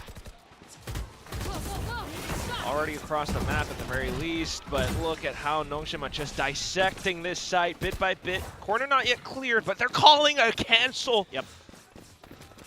Did Dombi get hit by that stun from Buzz? 30 seconds left. I don't know for sure. Yeah. It was close. If he did, that's an insane shot. If he didn't, well, then still pretty good. Pretty sick for being able to like slide past all that too. And here we are. But they're playing this so well. If they deal with Izu, then they do. Okay. It should be round over. Enemy remaining. Minimal damage sustained as well. Nongshim can just keep buying up round after round after round. One consolation prize would be that T1 does have those aforementioned ultimates, but that's, you know, it's a really big but. I don't know if they're going to be able to. It almost feels like it doesn't matter, right? Like it just feels like Nongshim's too good. He was hit by the stun. That's freaking disgusting. I thought he was. That's bananas. As soon as I saw that, I'm like, God. They're just in the zone. I mean, yeah. They're locked in. This Okay. is the flow state. Can T1 break that state, though? They are bringing out the op again. It's positioned towards C this time. Notion will start things off, making a lot of noise out towards A. Oh, Izu has no idea. Whoa! Oh, he gets the tag as well. He dinked him. Insane micro flicks. 30 HP Dambi just tries to back himself out safely now. That was disgusting. I did not think that Izu would have had that. I thought he was dead. They were looking right at him. Oh, the caliber of skill here. Cage triggered. Neural theft as well. Yeah, you got him corralled. This should be pretty good. You can leave C site because of the Cypher util. This should be T1's round. And if you can get through this without using any more ults, all the better. Here we go. Clean. Shots punctured through. We'll drop the op for a second, but we'll pick that right back up. 3 rounds to try and even out the score. But that is... rounds like these are far and few between. It's like such a heroic play from Izu. Look at this. Oh. Even Dambi there, oh my god. The fact that he still goes back in for that. Pretty impressive, but T1 the rest of the way through. Just locking it down. That neural theft makes it really easy to just put a concave around where Nongshim kind of has to go. So you're back into ult still for both teams in some ways. Francis getting pretty close to another dimensional drift. Dambi's just tanking damage. That's his job, so it's okay. He's just a good old-fashioned blue-collar Neon. Is Nongshim taking a pause again? This doesn't do much. Nobody's being that curious on the map. Now finally Izu starting to be a little bit suspicious. But because he hasn't seen anything, they can just lean B. And again, because of the trips on C, you're not really that concerned. Looking to play clear recon here is Buzz. You got stacks of Munchkin on the outskirts. Everything clears quite flush though. Buzz. Oh, it's the position up by RB. Still alive. Huge TP. Izu has pushed out though, so 30 seconds perhaps left. an unexpected position. He has his ult. RB, yeah. Looking to spend it over onto C site. A bit of coverage from Ivy as well. It's Meteor who has an off, so we'll look to play it safe. Huge tag onto Ivy. Makes it possible for T1 to bring this back. RB just trying to dodge around, but with a dimensional drift, pretty much secured. T1 will close in on this gap by 1 more round. Yeah, but that's the ult cycle. So that means from here it has to be very, very good without those. Oh, RB. Hell of an attempt. They just had no idea where Meteor went. Trying to figure out. Found out the hard way, and then Meteor can just do this. Like, here you go, Izu. Free kill. Oh, still a chance. Still a chance, man. Now they get Buzz the op. Yeah. Okay, and it's back to a 2-on-2 as well. Trip not broken. But they did hear the clone get broken there. Crucially. Oh, that spot on a Munchkin. Oh my god. Oh, not quite the feast he was looking for though, and at the same time with everyone flooding through towards the back site. You should run. Unfortunately, Munchkin finds themselves down 6 feet under. Lockdown plucked into. It's unclearable. What are you doing? What are you doing? Why? That's a great question. Nothing found off of it anyway. It's just Do you just assume the round's done anyway? So just run in there and see if you can do some damage. That's the only thing I can make of that. Yeah, I mean, given the positions, it seems plausible that that's what T1 went for, wanting to hold on to the op, cut their losses, play for OT. But it's also just, it's a really weird mental state to be in. Whoa, that's a hell of a war cry. That was Domby. My advice: don't get shot. I'm telling you, he's gonna lose his voice. Like, he's so aggressive. I mean, I knew Munchkin was dead as soon as he got spotted.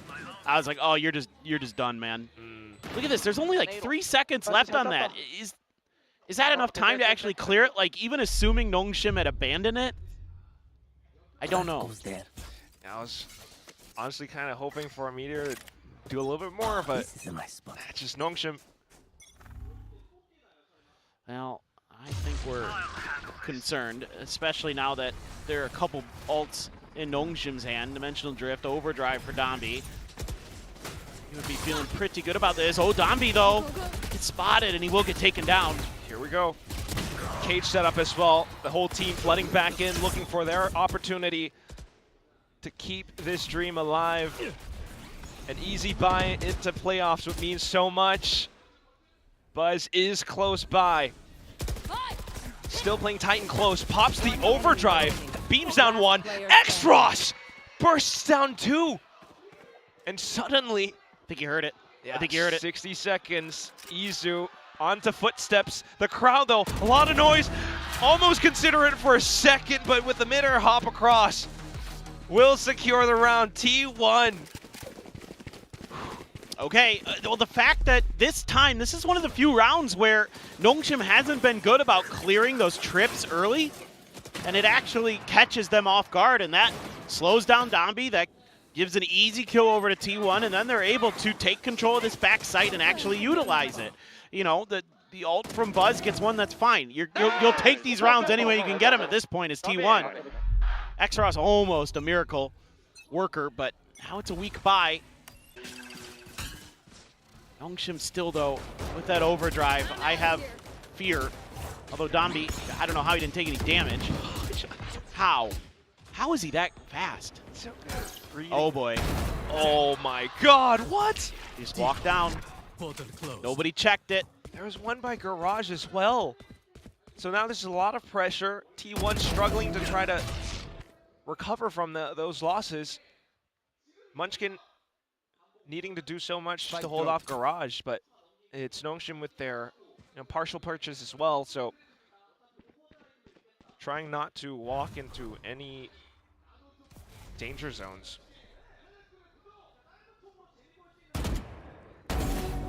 He knew the TP spot. He knew what they were doing. That is really well read by Meteor. Now do you want to invest the overdrive, or do you want to save it for the next round? Second round, so probably the next round, I'm assuming. Nonetheless, they can find a bit more. Whoa, okay. We're going to have to eat our words. Yeah, I think they're going to use it 30 now. seconds left. I think they will if they can get here. If they don't get stopped by Stax. Slide in. Throw off Stax's crosshair placement, maybe. Oh, he turns away! Oh my God. Back around in time. Hunter's Fury and Overdrive just to flush Stax out of position. He's putting on his dancing shoes, but it's not enough to evade, and it goes down to a spike plant or a kill. Big damage off of the Overdrive. Meteor, a daunting task just to try to clutch this out at low HP. Tagged by the drone. He does not have the advantage of time. Oh! Oh, the observers. I thought it was over because they pulled the camera back. It just might be, though, still. I mean, look at the angle being held by Domby. How do you clear this one out? You can't! Nongshim! The Red Army just marches on and on. Relentless rounds, pace after pace. T1 struggling to try and keep up. It breaks away at a 13-10 scoreline, and Nongshim will get their play into playoffs. Their next opponent will be KRX. Well, I don't think anybody wants to play Nongshim right now because they're back. It is unreal what they can do when they're when they're at their best, man. Francis is back to doing unreal things. He dropped 25 on that map. Good luck, Paper X. You're gonna need it. Because this is the team that 3-0'd you in the Santiago Grand Finals. Well, Paper X did have that little comeback at the beginning of stage 1 as well, but I mean, just... That was a different Nongshim. They were trying different stuff. Exactly. I mean, it took them a while to recover from, you know, maybe EWC fatigue, but with Dambi Francis playing this well, this smooth, called them a well-oiled machine, and they certainly look like one. T1, despite their best efforts with a similar, you know, Neon Yoru of their own onto this map, it still was not able to kind of slow things down. Yeah, it's just so hard. Nongshim is too, when they run this comp, they're so good at so many different things that I could go on for days. I don't have time to, but I could. Yeah, just multiple of those reads as well. An incredible team effort all throughout. We're going to toss it down over on the stage with Bella and X-Ross. 네, 농심 레드포스의 엑스로스 선수 만나보겠습니다. 승리 축하드립니다. 감사합니다. Well, here, Nongshim takes the win against T1, and they secure their spot in the playoffs. And, ooh, another X-Ross here. Here you go, X-Ross. Double X-Ross power. Well, you secured your spot here, so what's running through your mind with your buddy over now? 오늘 플레이오프 진출 확정하셨습니다. 다시 2대0까지 가져가고 오늘은 더블 엑스로스예요. 함께 승리 소감 부탁드려도 될까요? 일단 좀 쉽지 않을 경기라고 예상했는데 생각보다 저희가 2대1로 많이 이기는 팀이긴 한데 2대0으로 쉽게 이겨가지고 뭔가 기분이 싱숭생숭한 것 같습니다. I mean, we expected this day to be a pretty long one given our 2-1 track record, and I think I'm still a little bit shaken off by the fact that we took another 2-0 win against T1, right? I mean, the Nongshim that we saw, it was a Santiago version of Nongshim. It was immaculate. You were prepped well, and it was that plus alpha factor. I wanted to ask you, was there something different today? What was special for you to take that 2-0 win and to be so good in server today? 오늘의 농심 안 그래도 중계진 분들이 산티아고 시절의 농심이어서 이제 상암티아고라고 말씀하시더라고요. 오늘 뭔가 탄탄한 그 준비를 해서 그런 건지 승리 요인이 더 있었을까요?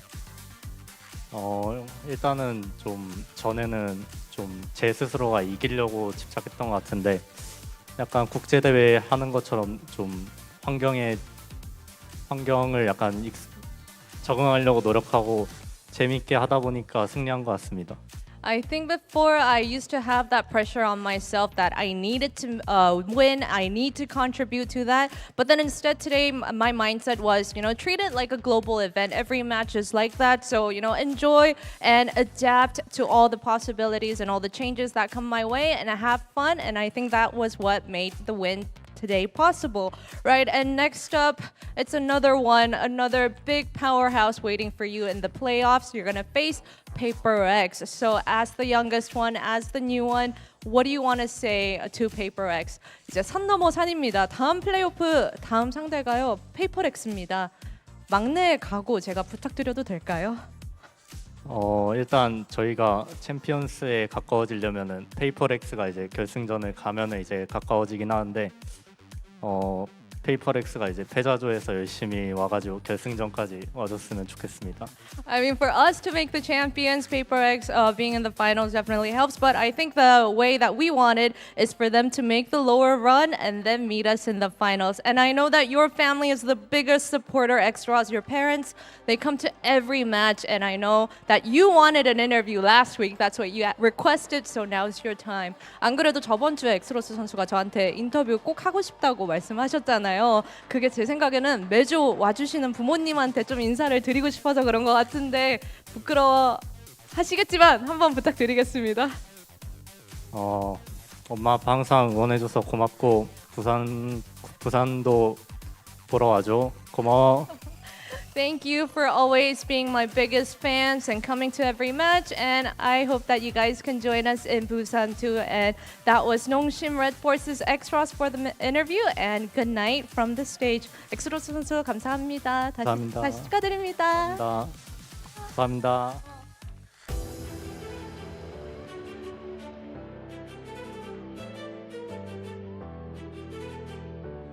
so nice that all the families are here to watch. The stadium was full right now. Of course, it's T1 versus Nongshim. Of course, it's going to be full. We are in Korea.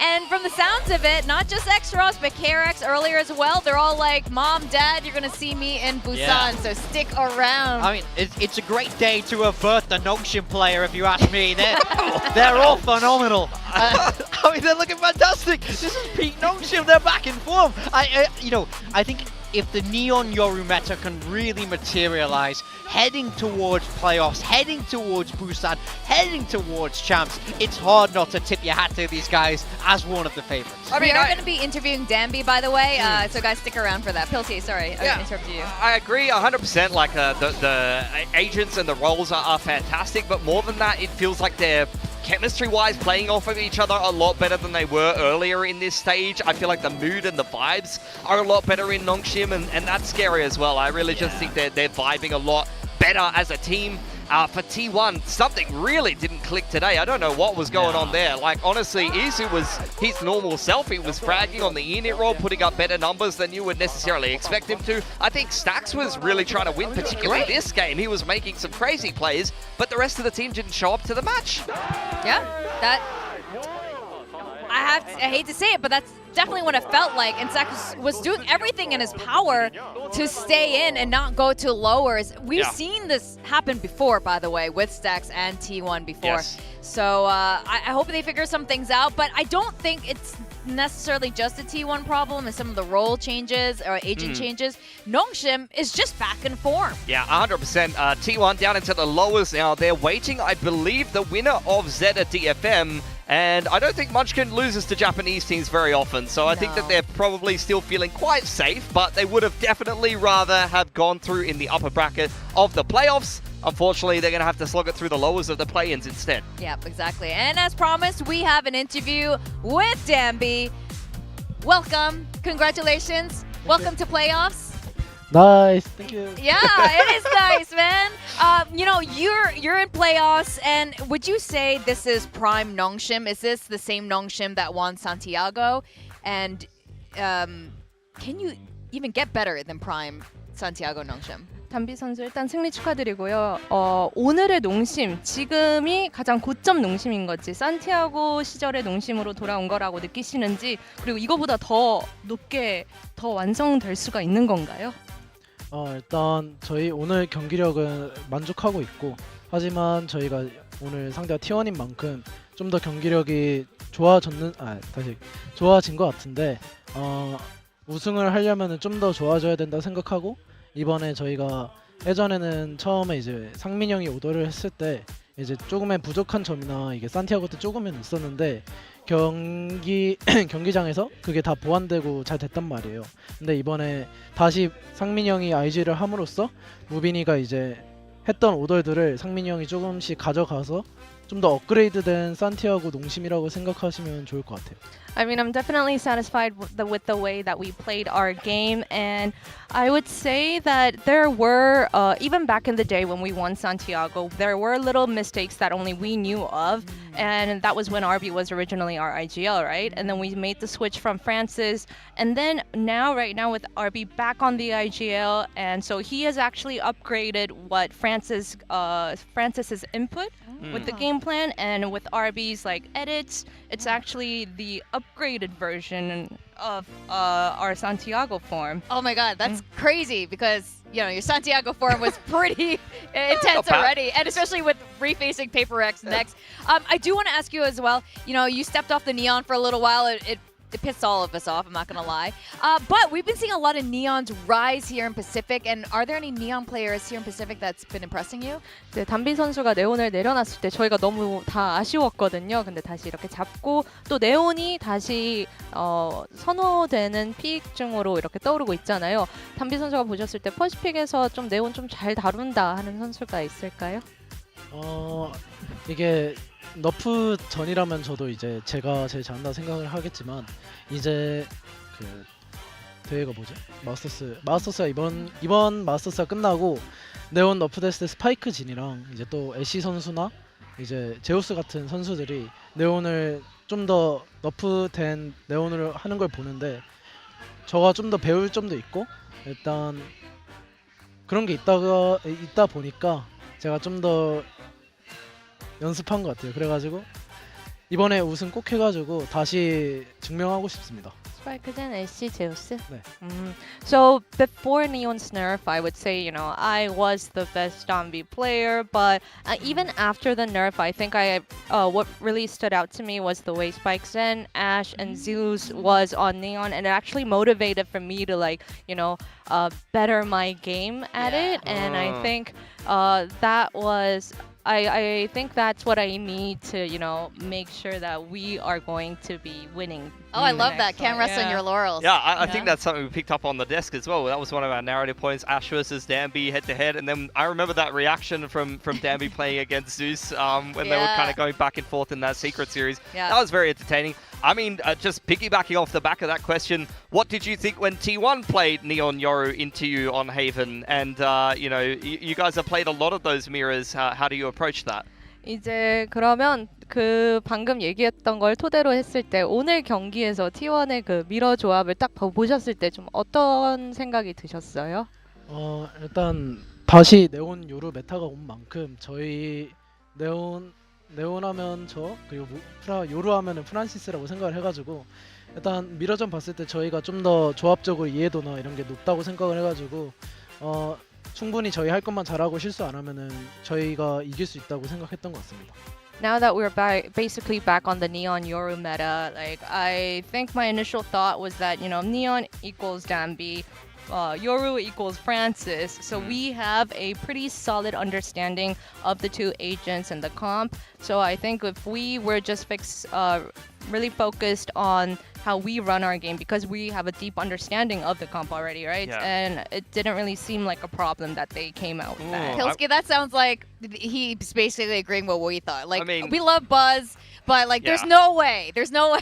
I wanted to, he kind of touched on something else I wanted to ask, which was, what do you think makes Nongshim so hard to play against when they're in form? Like, you guys do the same comp, the same style on every map, but you do something a little bit different each time. What do you guys think makes you hard to play against? 이제 농심의 색깔이나 조합이나 이런 거를 상대 팀도 다 아는 상태잖아요. 근데도 왜 이렇게 플레이하기가 어려울까요? 왜 그렇게 잘하시냐고 묻는 것 같습니다.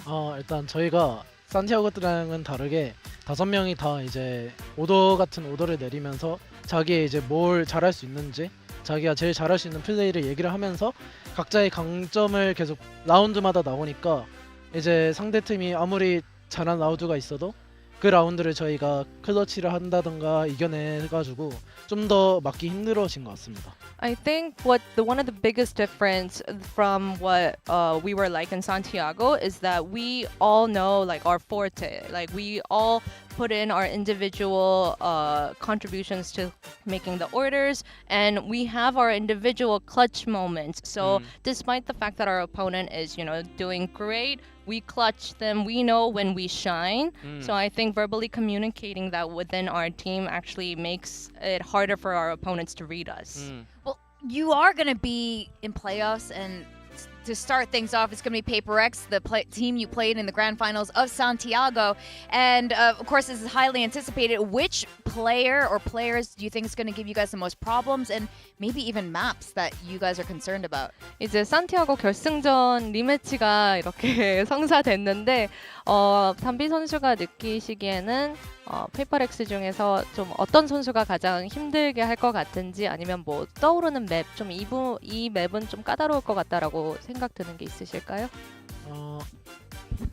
페이퍼렉스 선수 다 이제 다 잘한다고 생각하고 있고, 한 명이 모든 선수가 고점이 터지면 까다롭다고 생각하기 때문에 제일 까다로운 선수는 아마 썸띵인 것 같고, 썸띵 선수가 오퍼로 많은 킬을 내주다 보니까 그 점에서 저희가 좀 더 조심하고 해야 될 것 같고, 맵은 저희가 지금 준비된 게 많다고 생각해가지고 상대가 까다로운 맵보다 저희가 좀 더 준비한 맵이 많아가지고 그런 점은 아직 없는 것 같습니다.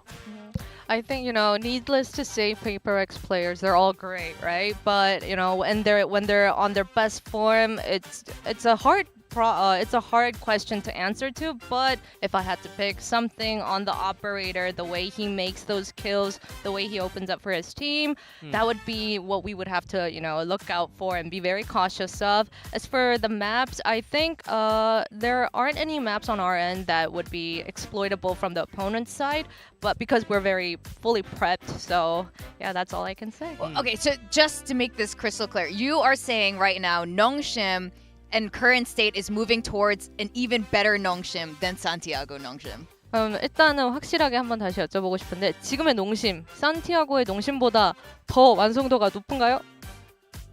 네. Yes. Interesting. I mean, the last thing I wanted to ask as well is now you guys and KRX as well have secured playoffs. What's the vibe in the Korean scene at the moment? Because last stage, no Korean teams went to Masters, but this stage it looks like there's going to be a lot of Korean teams in champs. So what's the vibe in the Korean scene for all of the Western people watching? 이제 좀 KRX가 1매치에서 플레이오프 진출을 확정했고 또 농심이 두 번째로 이렇게 진출을 확정하게 됐는데 이전 마스터즈에 한국 팀의 부재가 있었잖아요. 근데 이번 챔스는 좀 다를 것 같습니다. 좀 한국 커뮤니티나 이런 좀 분위기에 대해서 알고 계신 게 있으실까요?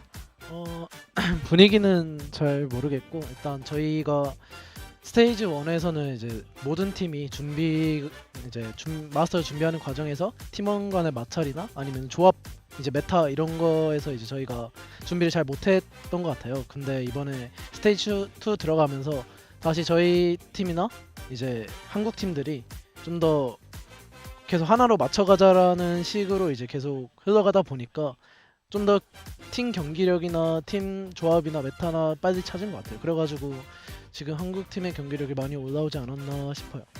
I don't really know like what the exact vibes are in the community, but I think the one thing I can say for a lot of the Korean teams missing out on the Masters was primarily because of stage 1. There's new teammates, a lot of adaptations. We need to get used to the meta, the new teammates, and how we run our games, new comps. So that was a very hectic period for everyone, all the Korean teams. But now in stage 2, I think we've found our footing. We know what works for us. We know what we're comfortable with. So I think that's why the Korean teams are doing a lot better than the last couple of months. They took a break from Masters to get ready for champs. I kind of like it. Okay, we have a few teams left in play-ins. All the challengers teams, by the way, said Nongshim was going to be one of the toughest opponents, and they're probably really glad that you're just in playoffs now.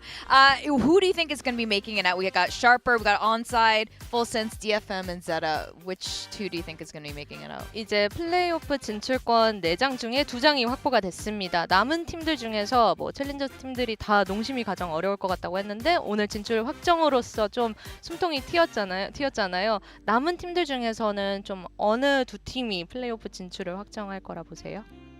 일단 T1은 올라올 것 같고 그 다음에 온사이드랑 풀센스랑 누구지?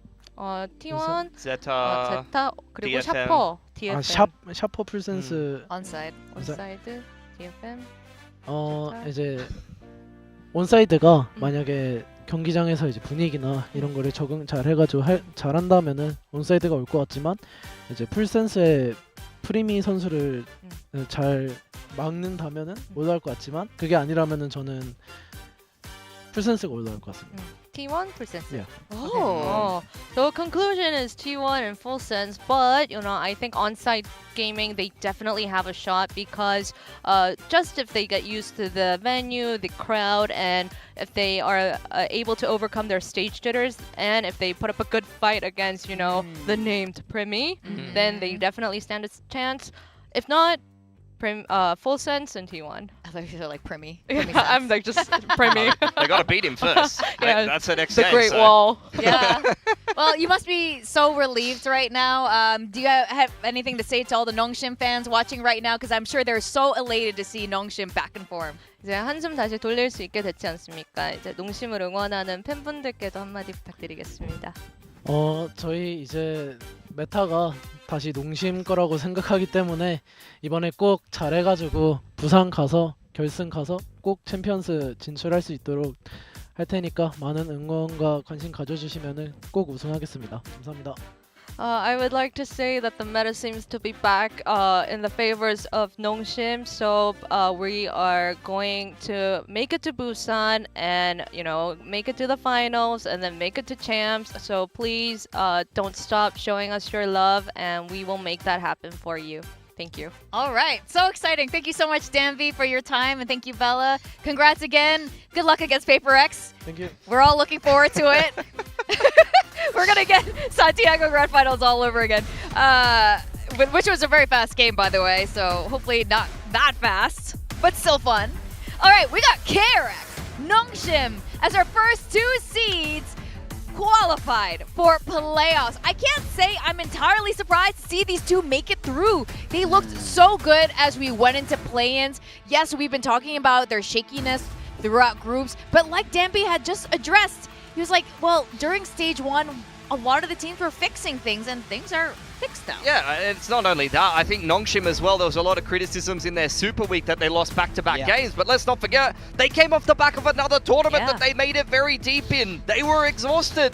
Once they figured out some of that stuff, they've worked their way through some of the roles. They're looking better and better. I would be very scared of playing Nongshim. Even if I'm Paper X and I'm already in champs, I have no reason to win that game except for going through towards the stage finals and winning a Pacific Trophy again for the sake of pride. I'm still scared of playing them, probably.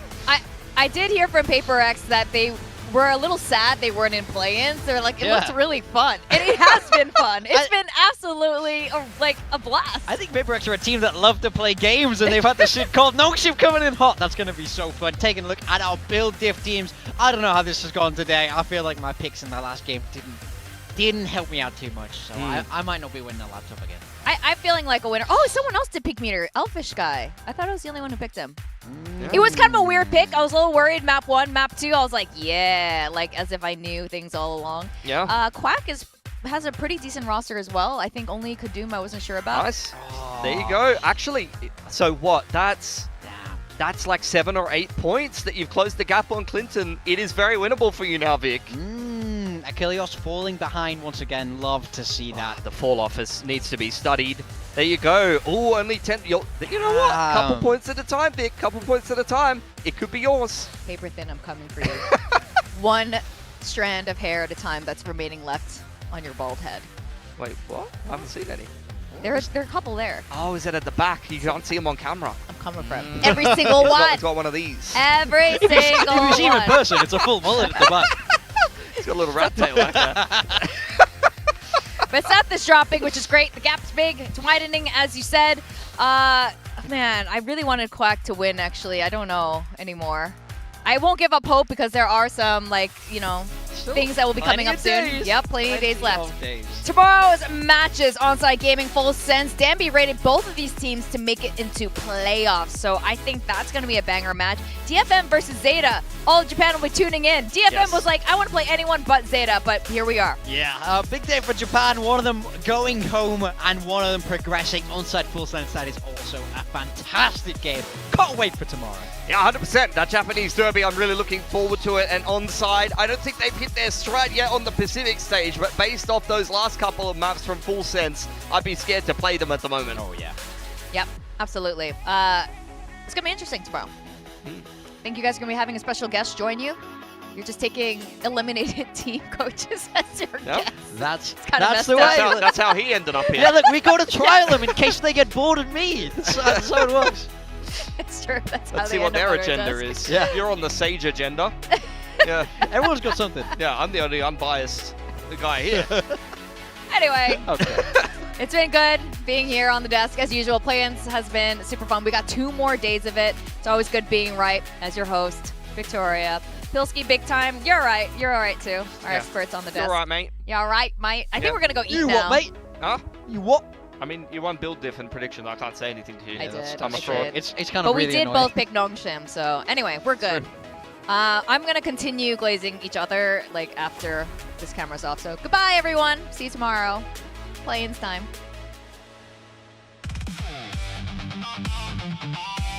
This is VCT Pacific 2026. Earn everything. Gotta watch out for Young as well. Off though from KRX. Just marking the positions, waiting for them to waltz into their crosshairs. Oh, here comes Young. He's on with the Ghost too. Might be looking for a weapon to upgrade up to. Team will get all the damage done. Kadum instantly spins behind, but doesn't mark the right angle. Young! Triple kill with the Red Bull clutch. BTC in towards Boathouse. KRX running out of time.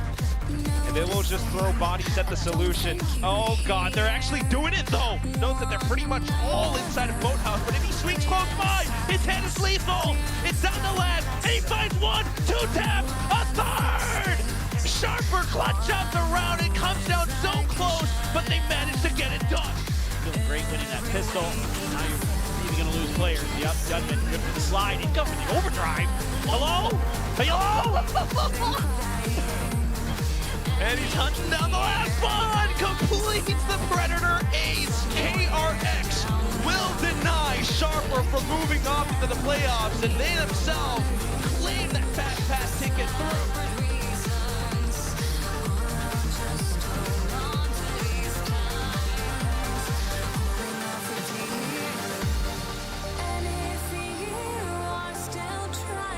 Now as well. Could this be finally T1's moment to try to bring some rounds back? No! One from behind, and Davi smells blood! Goes off for a second one. Art had some neat trick plays in several rounds past, but it's still not going to be enough. The Thrifty for Thrifty. Trying to clear out some extra players too there. But running out of time onto the spike as well. Munchkin not quite able to find much outside of Garage. Praying to get the defuse done. But Ivy makes his move outside of Garage too. Smoke around the spike, and it's still not enough. Can't quite get it done.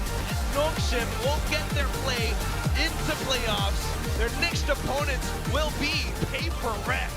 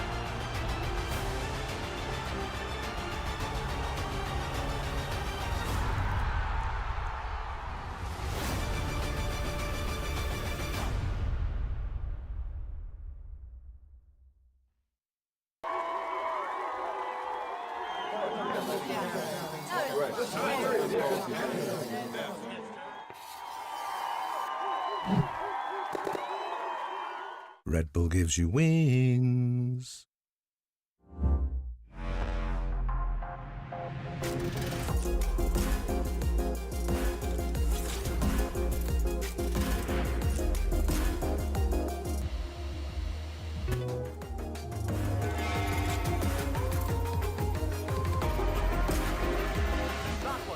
Push, push, push.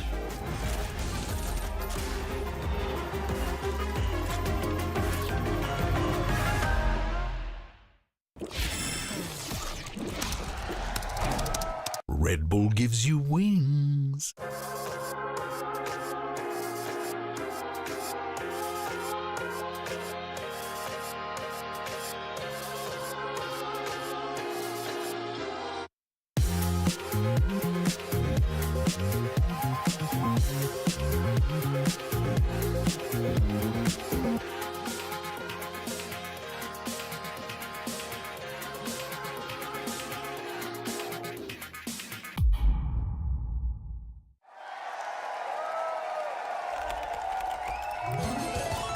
Red Bull gives you wings. This is VCT Pacific 2026.